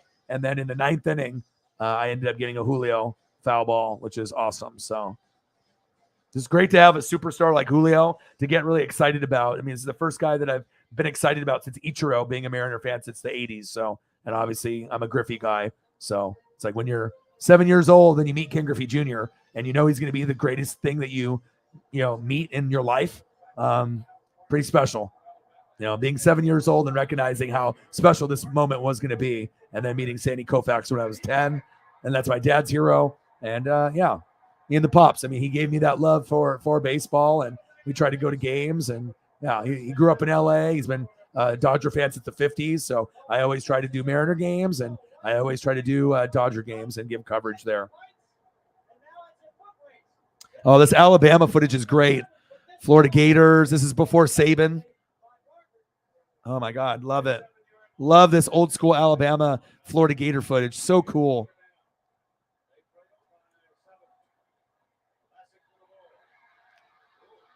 Yeah, I don't know Pac-12 on YouTube channel. Like I have cable, so I'm not sure if that works the same, but they got 2 or 3 programs that got USC, and in 2 minutes, Reggie Bush is coming on. So a lot of reruns for a lot of the SEC Pac-12 network, but even their reruns, every once in a while, you'll find something that they haven't aired in a while like this, and it's cool. Yep. I'm a big college football person too. So a lot of people, they only do NFL. Not me. I'll watch. I'm not even bullshitting. I'll probably watch 4 full games of college football on a Saturday and have it one on the DVR to watch later in the week. And then I'll watch 3-4 games of NFL a day. Like obviously I'm streaming like on Sundays. Like I really try to keep up with as much as I can for sure.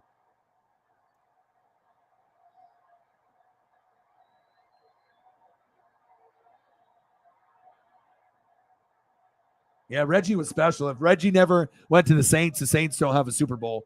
Reggie was dynamic. I think a lot of people thought Reggie was going to be better You know what I mean? Reggie was a phenom, but sometimes you cap out in college and then you turn into more of like a special teams kind of gadget guy. Like, Reggie, like it seemed like Reggie could end up being like one of the, top dogs, like top 5 running backs. And, for a few years he was definitely legit. But I think as far as his legacy is concerned, he didn't really live up to the Reggie Bush at USC impact in the NFL. And there's nothing wrong with that. I mean, LaMichael James was the same way. We were awesome in Oregon, and then he went to the Niners and he fumbled in the Super Bowl, went to the Dolphins, and then he retired. And now he has a bunch of burger places.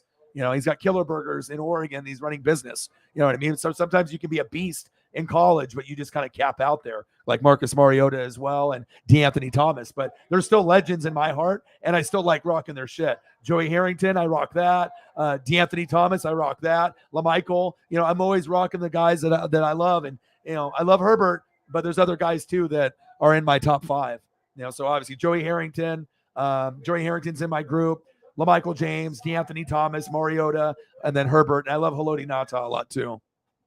And then Kayvon Thibodeau was nice. So here's the extra point try now from the 30. I think every fan did, but he did enough to get Saints a Super Bowl, and that's more than most people can say. So, yeah, and not everyone can be a Derrick Henry. Not everyone can be, one of the top dogs. Not everyone can be this. You know what I'm saying? Like, not everyone can be Derrick Henry. Not everyone can be Marshawn Lynch. Not anybody can be Jonathan Taylor. Not anyone can be Alvin Kamara. Not everyone can be Emmitt Smith or Barry Sanders. Like, and you have to have a bigger frame usually because it's a man's game. College, you can be skinnier and fast. But the sad thing is when they get to the NFL, they have linemen that are just as fast as running backs for about 5 seconds. You know what I mean? Like, where at the line of scrimmage, once they get past the linebackers, then they're gone. But usually you'll have these big-ass guys that are linebackers, D tackles, D ends. They may weigh 300, 350, and Reggie might be like 200. But for 5 seconds or less, a 350-pound man can keep up with you in the NFL, and that's a scary sight. To be able to have someone so big and so physical that they can keep up with the Reggie Bush. That's facts. Let's go back to the touchdown. Watch the block out here. Patterson on Hanks as the play is going to go around the right end. An offensive line, all 5 starters on the offensive line returned this year for Alabama. And it's now 21-7. Alabama leads. The number 2 team in the nation trying to win their way to the Super Bowl in New Orleans. Trying to win their way into a game against the Hurricanes of Miami. Alabama beat the Bowl 21-7, and it looks like the best team in the SEC is going to win the SEC championship, and they're going to go on and play for the national championship. But Steve Spurrier was not one to give up. Now, the Florida team on a given day could be very fragile. The offensive line was Florida's weak link that year. They had so many young guys like Reggie Green and Jason Odom, who would go on to be 3-4 year starters for them. But they were just so young that year, and it didn't play well into Alabama's defense with Brady, Copeland, and those guys that were Do some Seahawk representation for you guys. I'll give you some Marshawn Lynch. This game could really be ugly. You had Alabama worrying that we could lose a game after being undefeated, this extra step we had to take. And then you had Florida wondering, gosh, we could get absolutely killed today. Cool visor. And I'll give you some Steve Largent, Megan. You've been waiting all night. Steve Largent, dog. Your booth hang. Your hubby.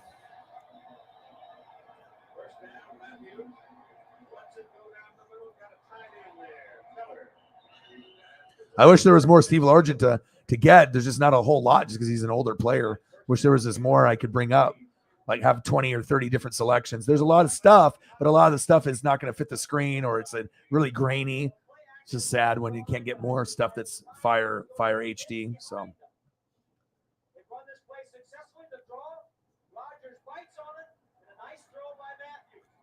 All right, let me take a look at Reggie Bush. It just started. So I want to watch this Florida footage, but I do like Reggie Bush.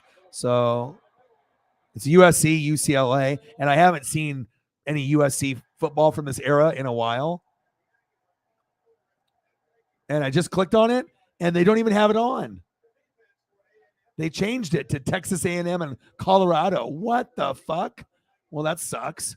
I was looking forward to watching USC Reggie Bush, and now they don't even have it on there. What the heck? They have it listed wrong. That's stupid. I got Oregon and Stanford.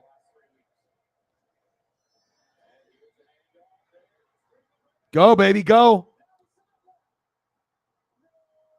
Royce Freeman, Rolls Royce. Nice. Get a little bit of Oregon Duck football at least then. Oh, Freeman's a beast.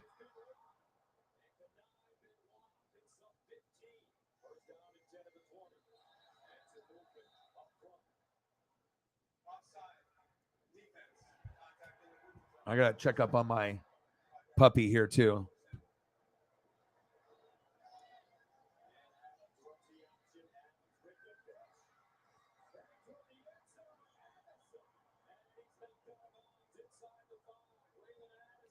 Braylon Addison. Gosh, some of these names I haven't heard in a while. I mean, this is like 7 years ago. Ducks, Stanford. I might have to watch that. Stanford, Washington from 99. Go Ducks on the road too. Number 7 Stanford. I want to watch this Florida Gator action because I love Florida Gators and I love watching their old stuff. So if it's from the 90s, I can't not watch this. I love their jerseys and their colors, the blue and the orange. Love it.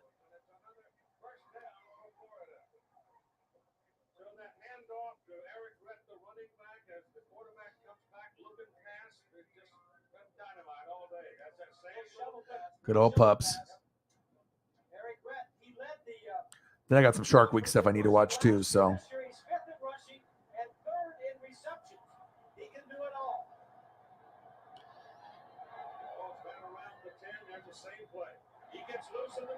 He's inside the 5.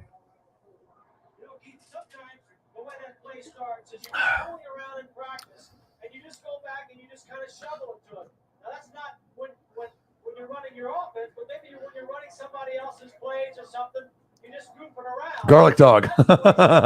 All right, let me go check up on my puppy real quick. Hold on.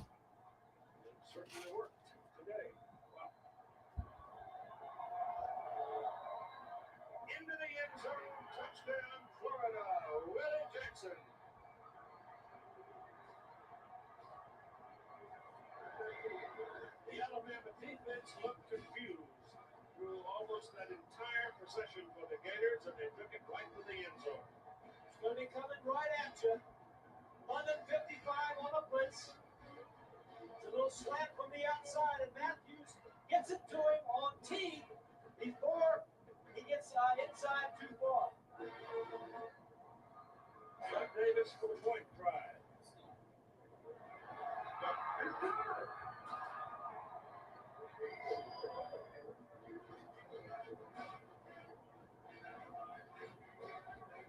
Drive, Spurrier calling the plays, Matthews and Rhett moving it down there. There you go down here, he's just going to run a quick little slant as everybody is blitzing and it's cleared out on the left side. Matthews sees it, one step, and throws it before he gets into the middle linebacker area where there'd be a problem going around the linebacker. And so welcome back to our little party of anxiety.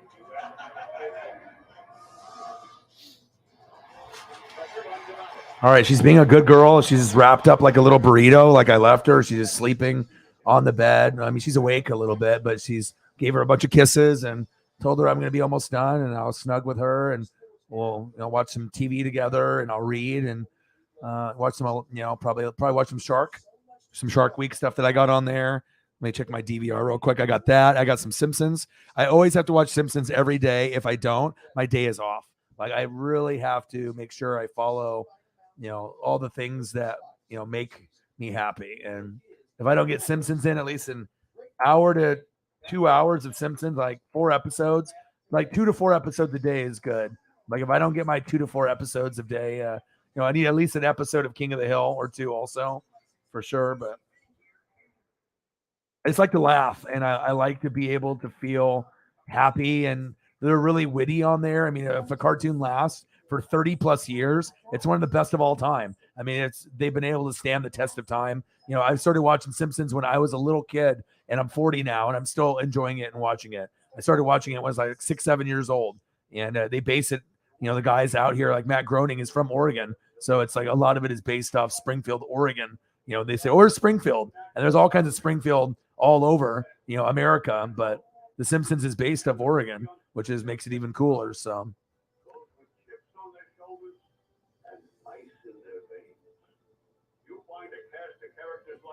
Yeah, but you always got to find the stuff that makes you happy. And it's definitely, I can't cover Krusty. Let's uncover him because Krusty's too important of a character. There you go. Fantastic. And I'll still do this, and I'll do King of the Hill. You know, I can always do Family Guy a little bit in South Park, Bob's Burgers, Rick and Morty. I mean, there are certain ones that are better than others.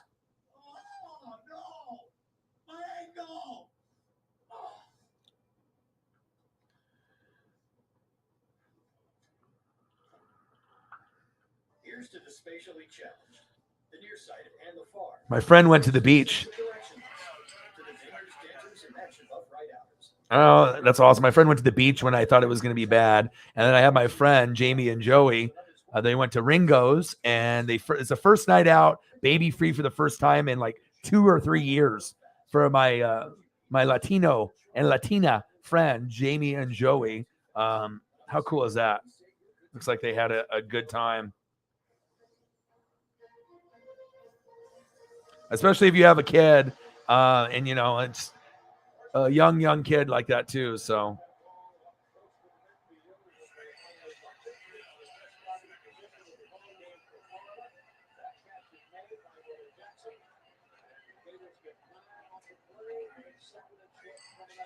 Let's go.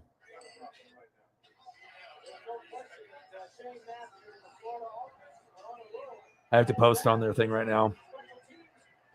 That's awesome. Especially they work so hard on trying to raise their kid the right way.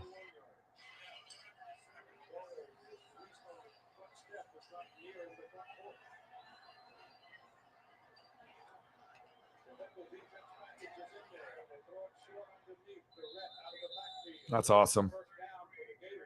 Good stuff. Sometimes you need to get out, you know.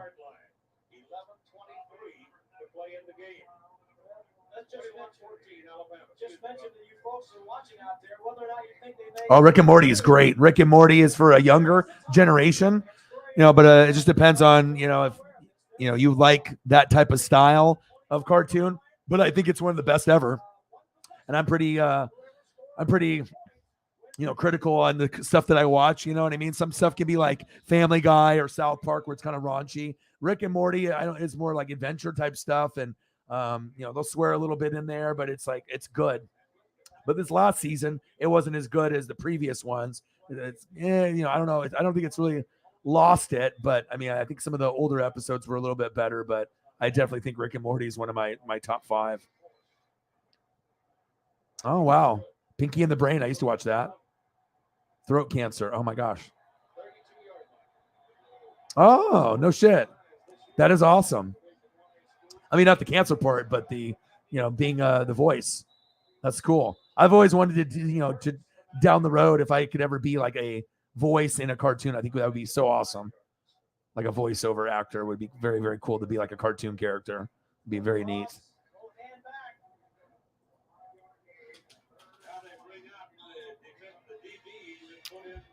All right, we got 18 minutes. 18 minutes until we go. So anything that you guys want to bring up? I mean, I'm just watching old Shane Matthews, Florida Gators versus Alabama from 92. So I'm watching that. And as soon as this is done, I'll watch a little Simpsons and Shark Week, probably make some food, eat some pad thai and Snuggie with my dog. And, you know, and then I'll be back roughly 12 hours later. I'll be doing NASCAR, New Hampshire, which will be really, really fun.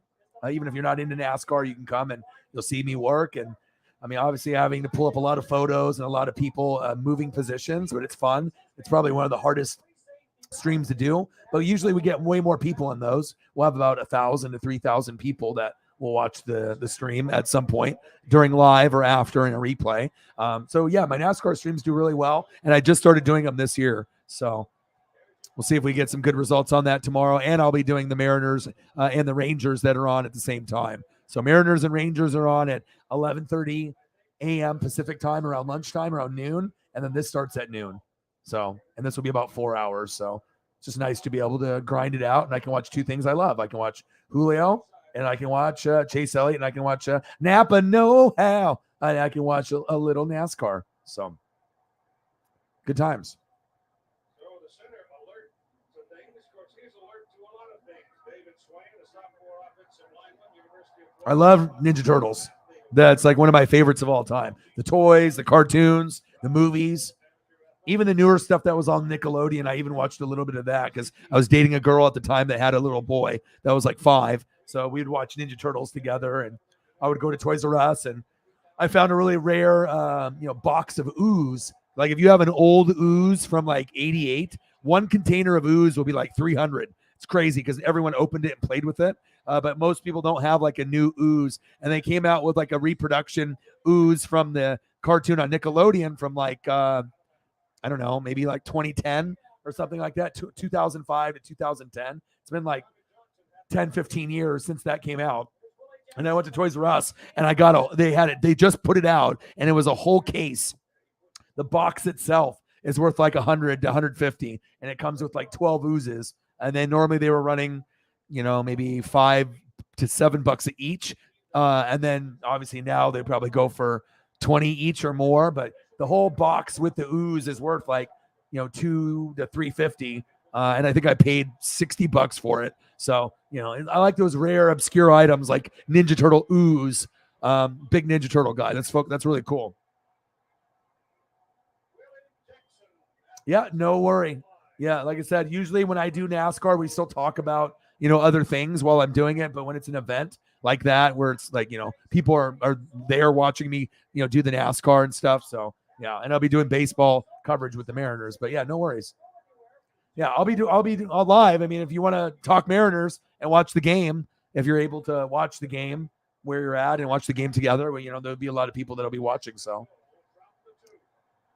all right, man. Elliot in the building. What to do, man? Yes, we are. We are too sweet. Gang, man. What's going on? I'm going to be online for another 14 minutes. Watch the Mariners win, watch the Dodgers win, and then just chilling. We're supposed to go to the beach today, but then the weather was crap. But got a chance to see the Mariners do the Mariner things, and got to see the Dodgers do Dodger things. And then we talked about bands and stuff and music. You would have liked it, Elliot, if you were in here earlier. We did like Daft Punk and Dave Grohl, and talked about Kanye and some other people. I brought up pictures of DMX and stuff. So it's always cool when you have different conversations. You never know where things are going to go. I'm definitely hungry, though. I haven't ate anything in a while. Oh, it's all good. Like I said, if you can't come to a stream, it's not a big deal. I mean, some people come and go. Some people come every day. Some people will try to come, to the streams a few times a week. It's all good. Hey, that sounds like a great day. Nothing wrong with watching the Silver Fox. Pete Carroll or some. I'm really pissed off that Reggie Bush wasn't on. They said it on the description. It says Reggie Bush, 2004 USC UCLA, and then it's for whatever dumb reason Colorado was on there. So, let's just hang out with a female. Is it the same one that you liked from before that got COVID or whatever, but then you had to take a break to wait for her to get better, or is this a different one?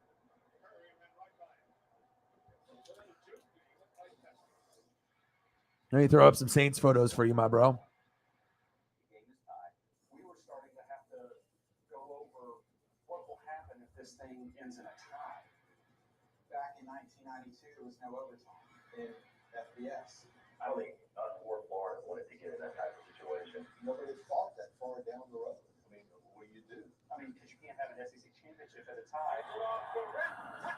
I would imagine at the time they would have simply just played overtime. They kept playing like they do in the NFL, because the overtime rule would not come until 4 years later. So yeah, people were talking about that, and they said, "Well, we'll figure out something."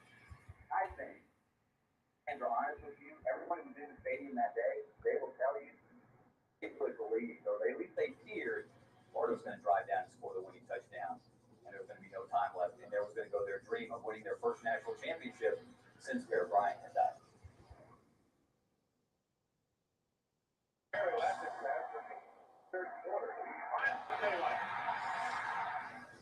Elliot, I'll bring you. I got a Drew Brees one that you haven't seen either, a new one. I always take care of everybody. You know I do. Saturday night in Athens, Georgia, and sold-out Sanford Stadium will be rocking.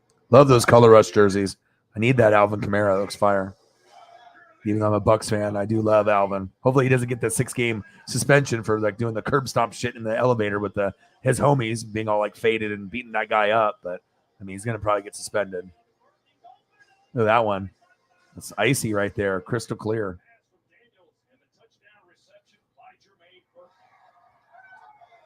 Same one, nice. Hopefully she doesn't have COVID anymore.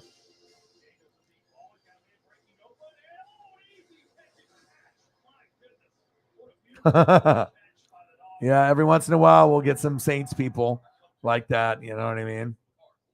Most of the Saints fans I get along with, but you know, Elliot, you know how toxic your fan base can be. There's more toxic Saint fans, I think, than any fan base. I mean, Cowboys, they just want to win. But for Saints, I don't know. It's just maybe just because the people are from, Nolans and they don't want to fight and be argumentative or whatever. But it just, I don't know if it's just I know the gumbo and they have great food and great culture, but it just seems like a lot of Saints fans that are from there, they want to argue a lot and talk shit. Like it just seems like a lot of shit talking that's unnecessary. But you'll get that from Saints fans across the country, but specifically people that live in Nolans that love their Saints. It just seems like it's always a never-ending cycle of just verbal abuse. You know what I mean?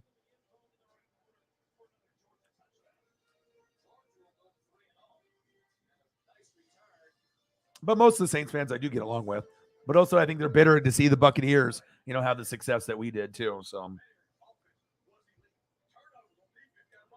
I got mine in 2002, and then they had like the best record in the regular season for like 4 years straight, and no Super Bowl to show for it. But a lot of the games, I think that they psychologically can mind fuck themselves. But the one against the Rams, they should have won that one.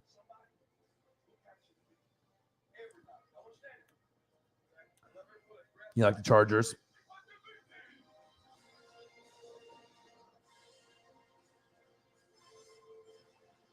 You like the Chargers powder blues?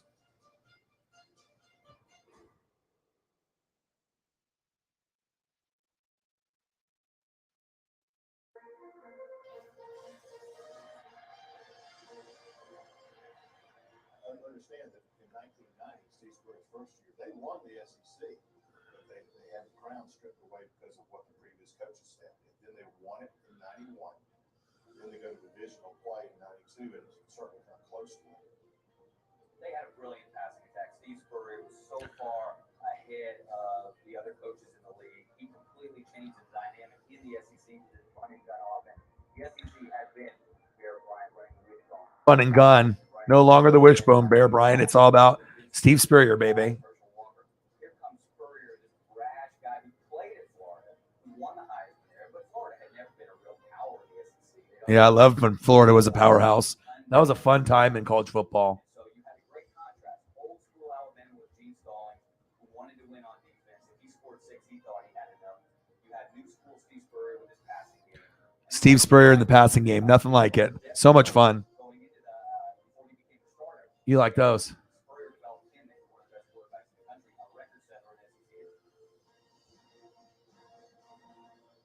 Yeah, you're not going to convince him, Megan. You might like the Seahawks to the death, but Seahawk fans are Seahawk fans. They're going to like Seahawk stuff. But I did get Elliot to embrace baseball, and he didn't like it at all. And then decided to go with his friends on like a road trip, and they went to a Cardinals game, Cardinals and Padres, and now he likes it, and now he's in fantasy baseball. So sometimes you can have a hate for something or not like it, and then you go to a game, and then everything changes.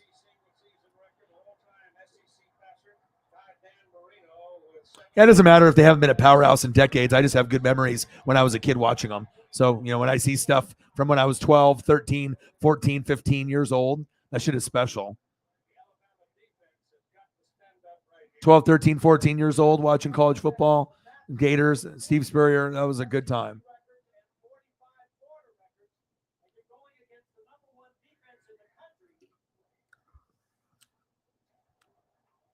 This is Pizza Elliott.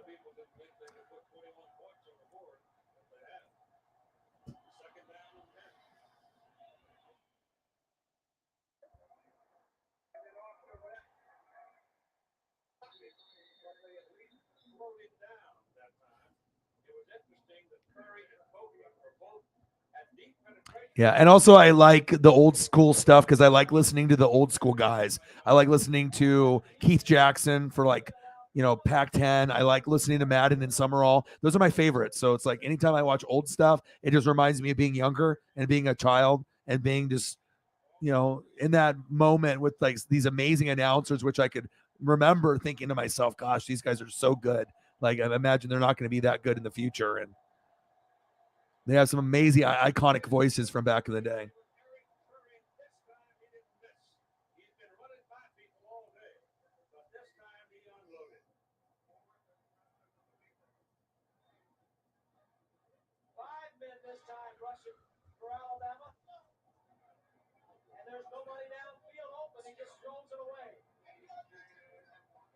All right, I got you some deep dish pizza for you, Elliot. The deep dish pizza for you. But I hope the date went well. I hope everything went good. And like I said, I'll be streaming again here in another like 12 hours. So I'll be right back at it.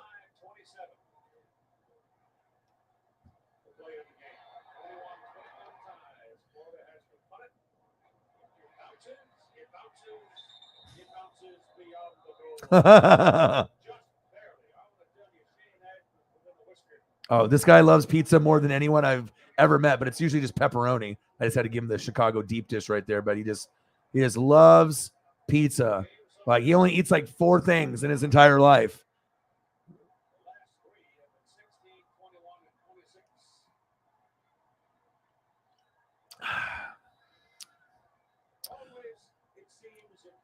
'21, 1992 SEC championship.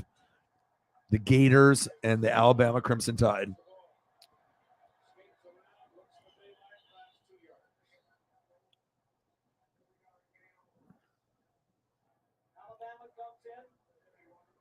I like Florida Gators too because they have cool uniforms, they got cool helmets, and they usually produce pretty good NFL players. They have a lot of history there. I wish Spurrier was still there, and but like I said, you can only have coaches on a school for so long until they move on. Urban Meyer had his little moment there, and with Tebow and Chris Leak. They've had some teams.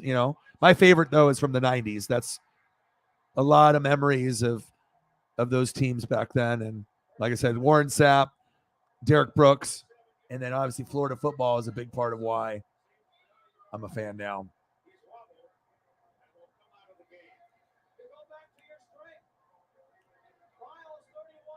All right, we got 3 minutes to go. Shout out to everybody in the room. Appreciate you guys very, very much. I'll be doing the Julio Rodriguez and the Mariners versus the Rangers at 11:30 a.m. Pacific time. And then I also will be doing NASCAR Cup Series, New Hampshire. So spend some time with Paisley, eat some food, and I'll be right back at it. And then hopefully we can fast forward through time a little bit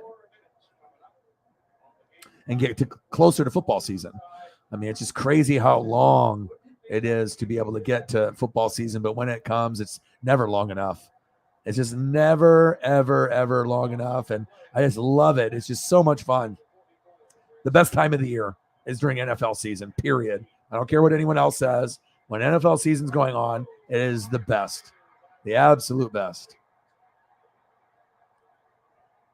And obviously we talk about things like mental health. And obviously I want to end the show off. Obviously, I will be watching Shark Week.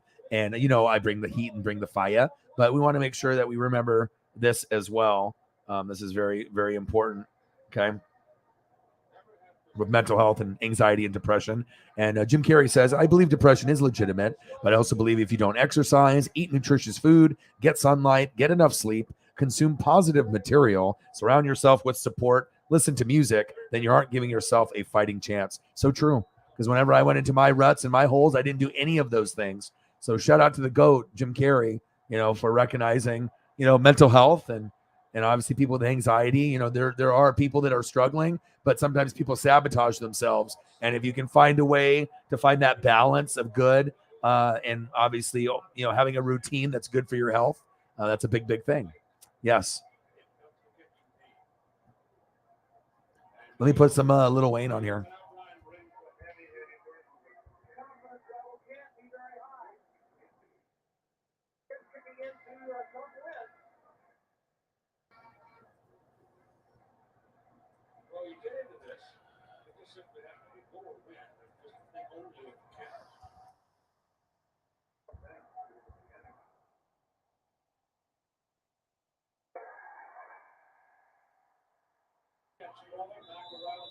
This Lil Wayne photo I got is dope. This might be the first Lil Wayne photo I've put up here during these late night streams ever. Lil Wayne would be cool to hang out with. Seems like he'd be fun.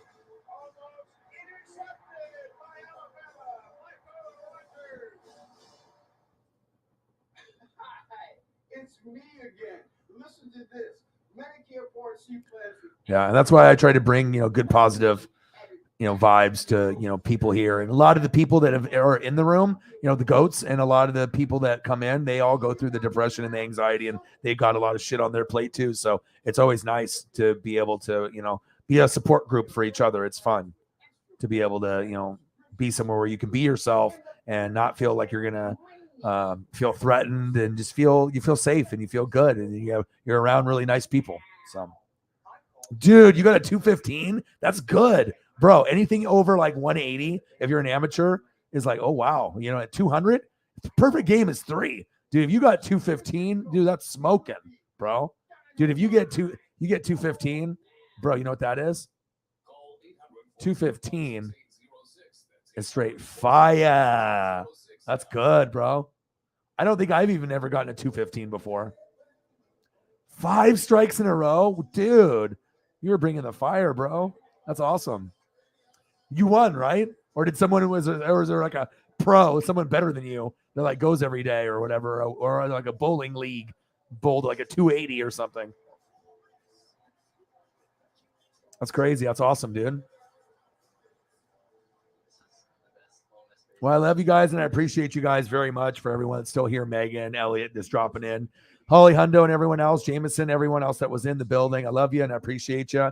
Sorry, I got to take off, but I got to wake up here in just a few more hours and get prepped for another show. So if you got nothing going on, come hang out. I'll be doing Mariners. I'll do NASCAR. We can talk about whatever, and maybe I'll stream later on at night. Love you too, Megan, Elliot, everybody. Love you guys. Appreciate you guys very much. And like I said, I'll be back in a few hours at 11:30 a.m. Pacific time.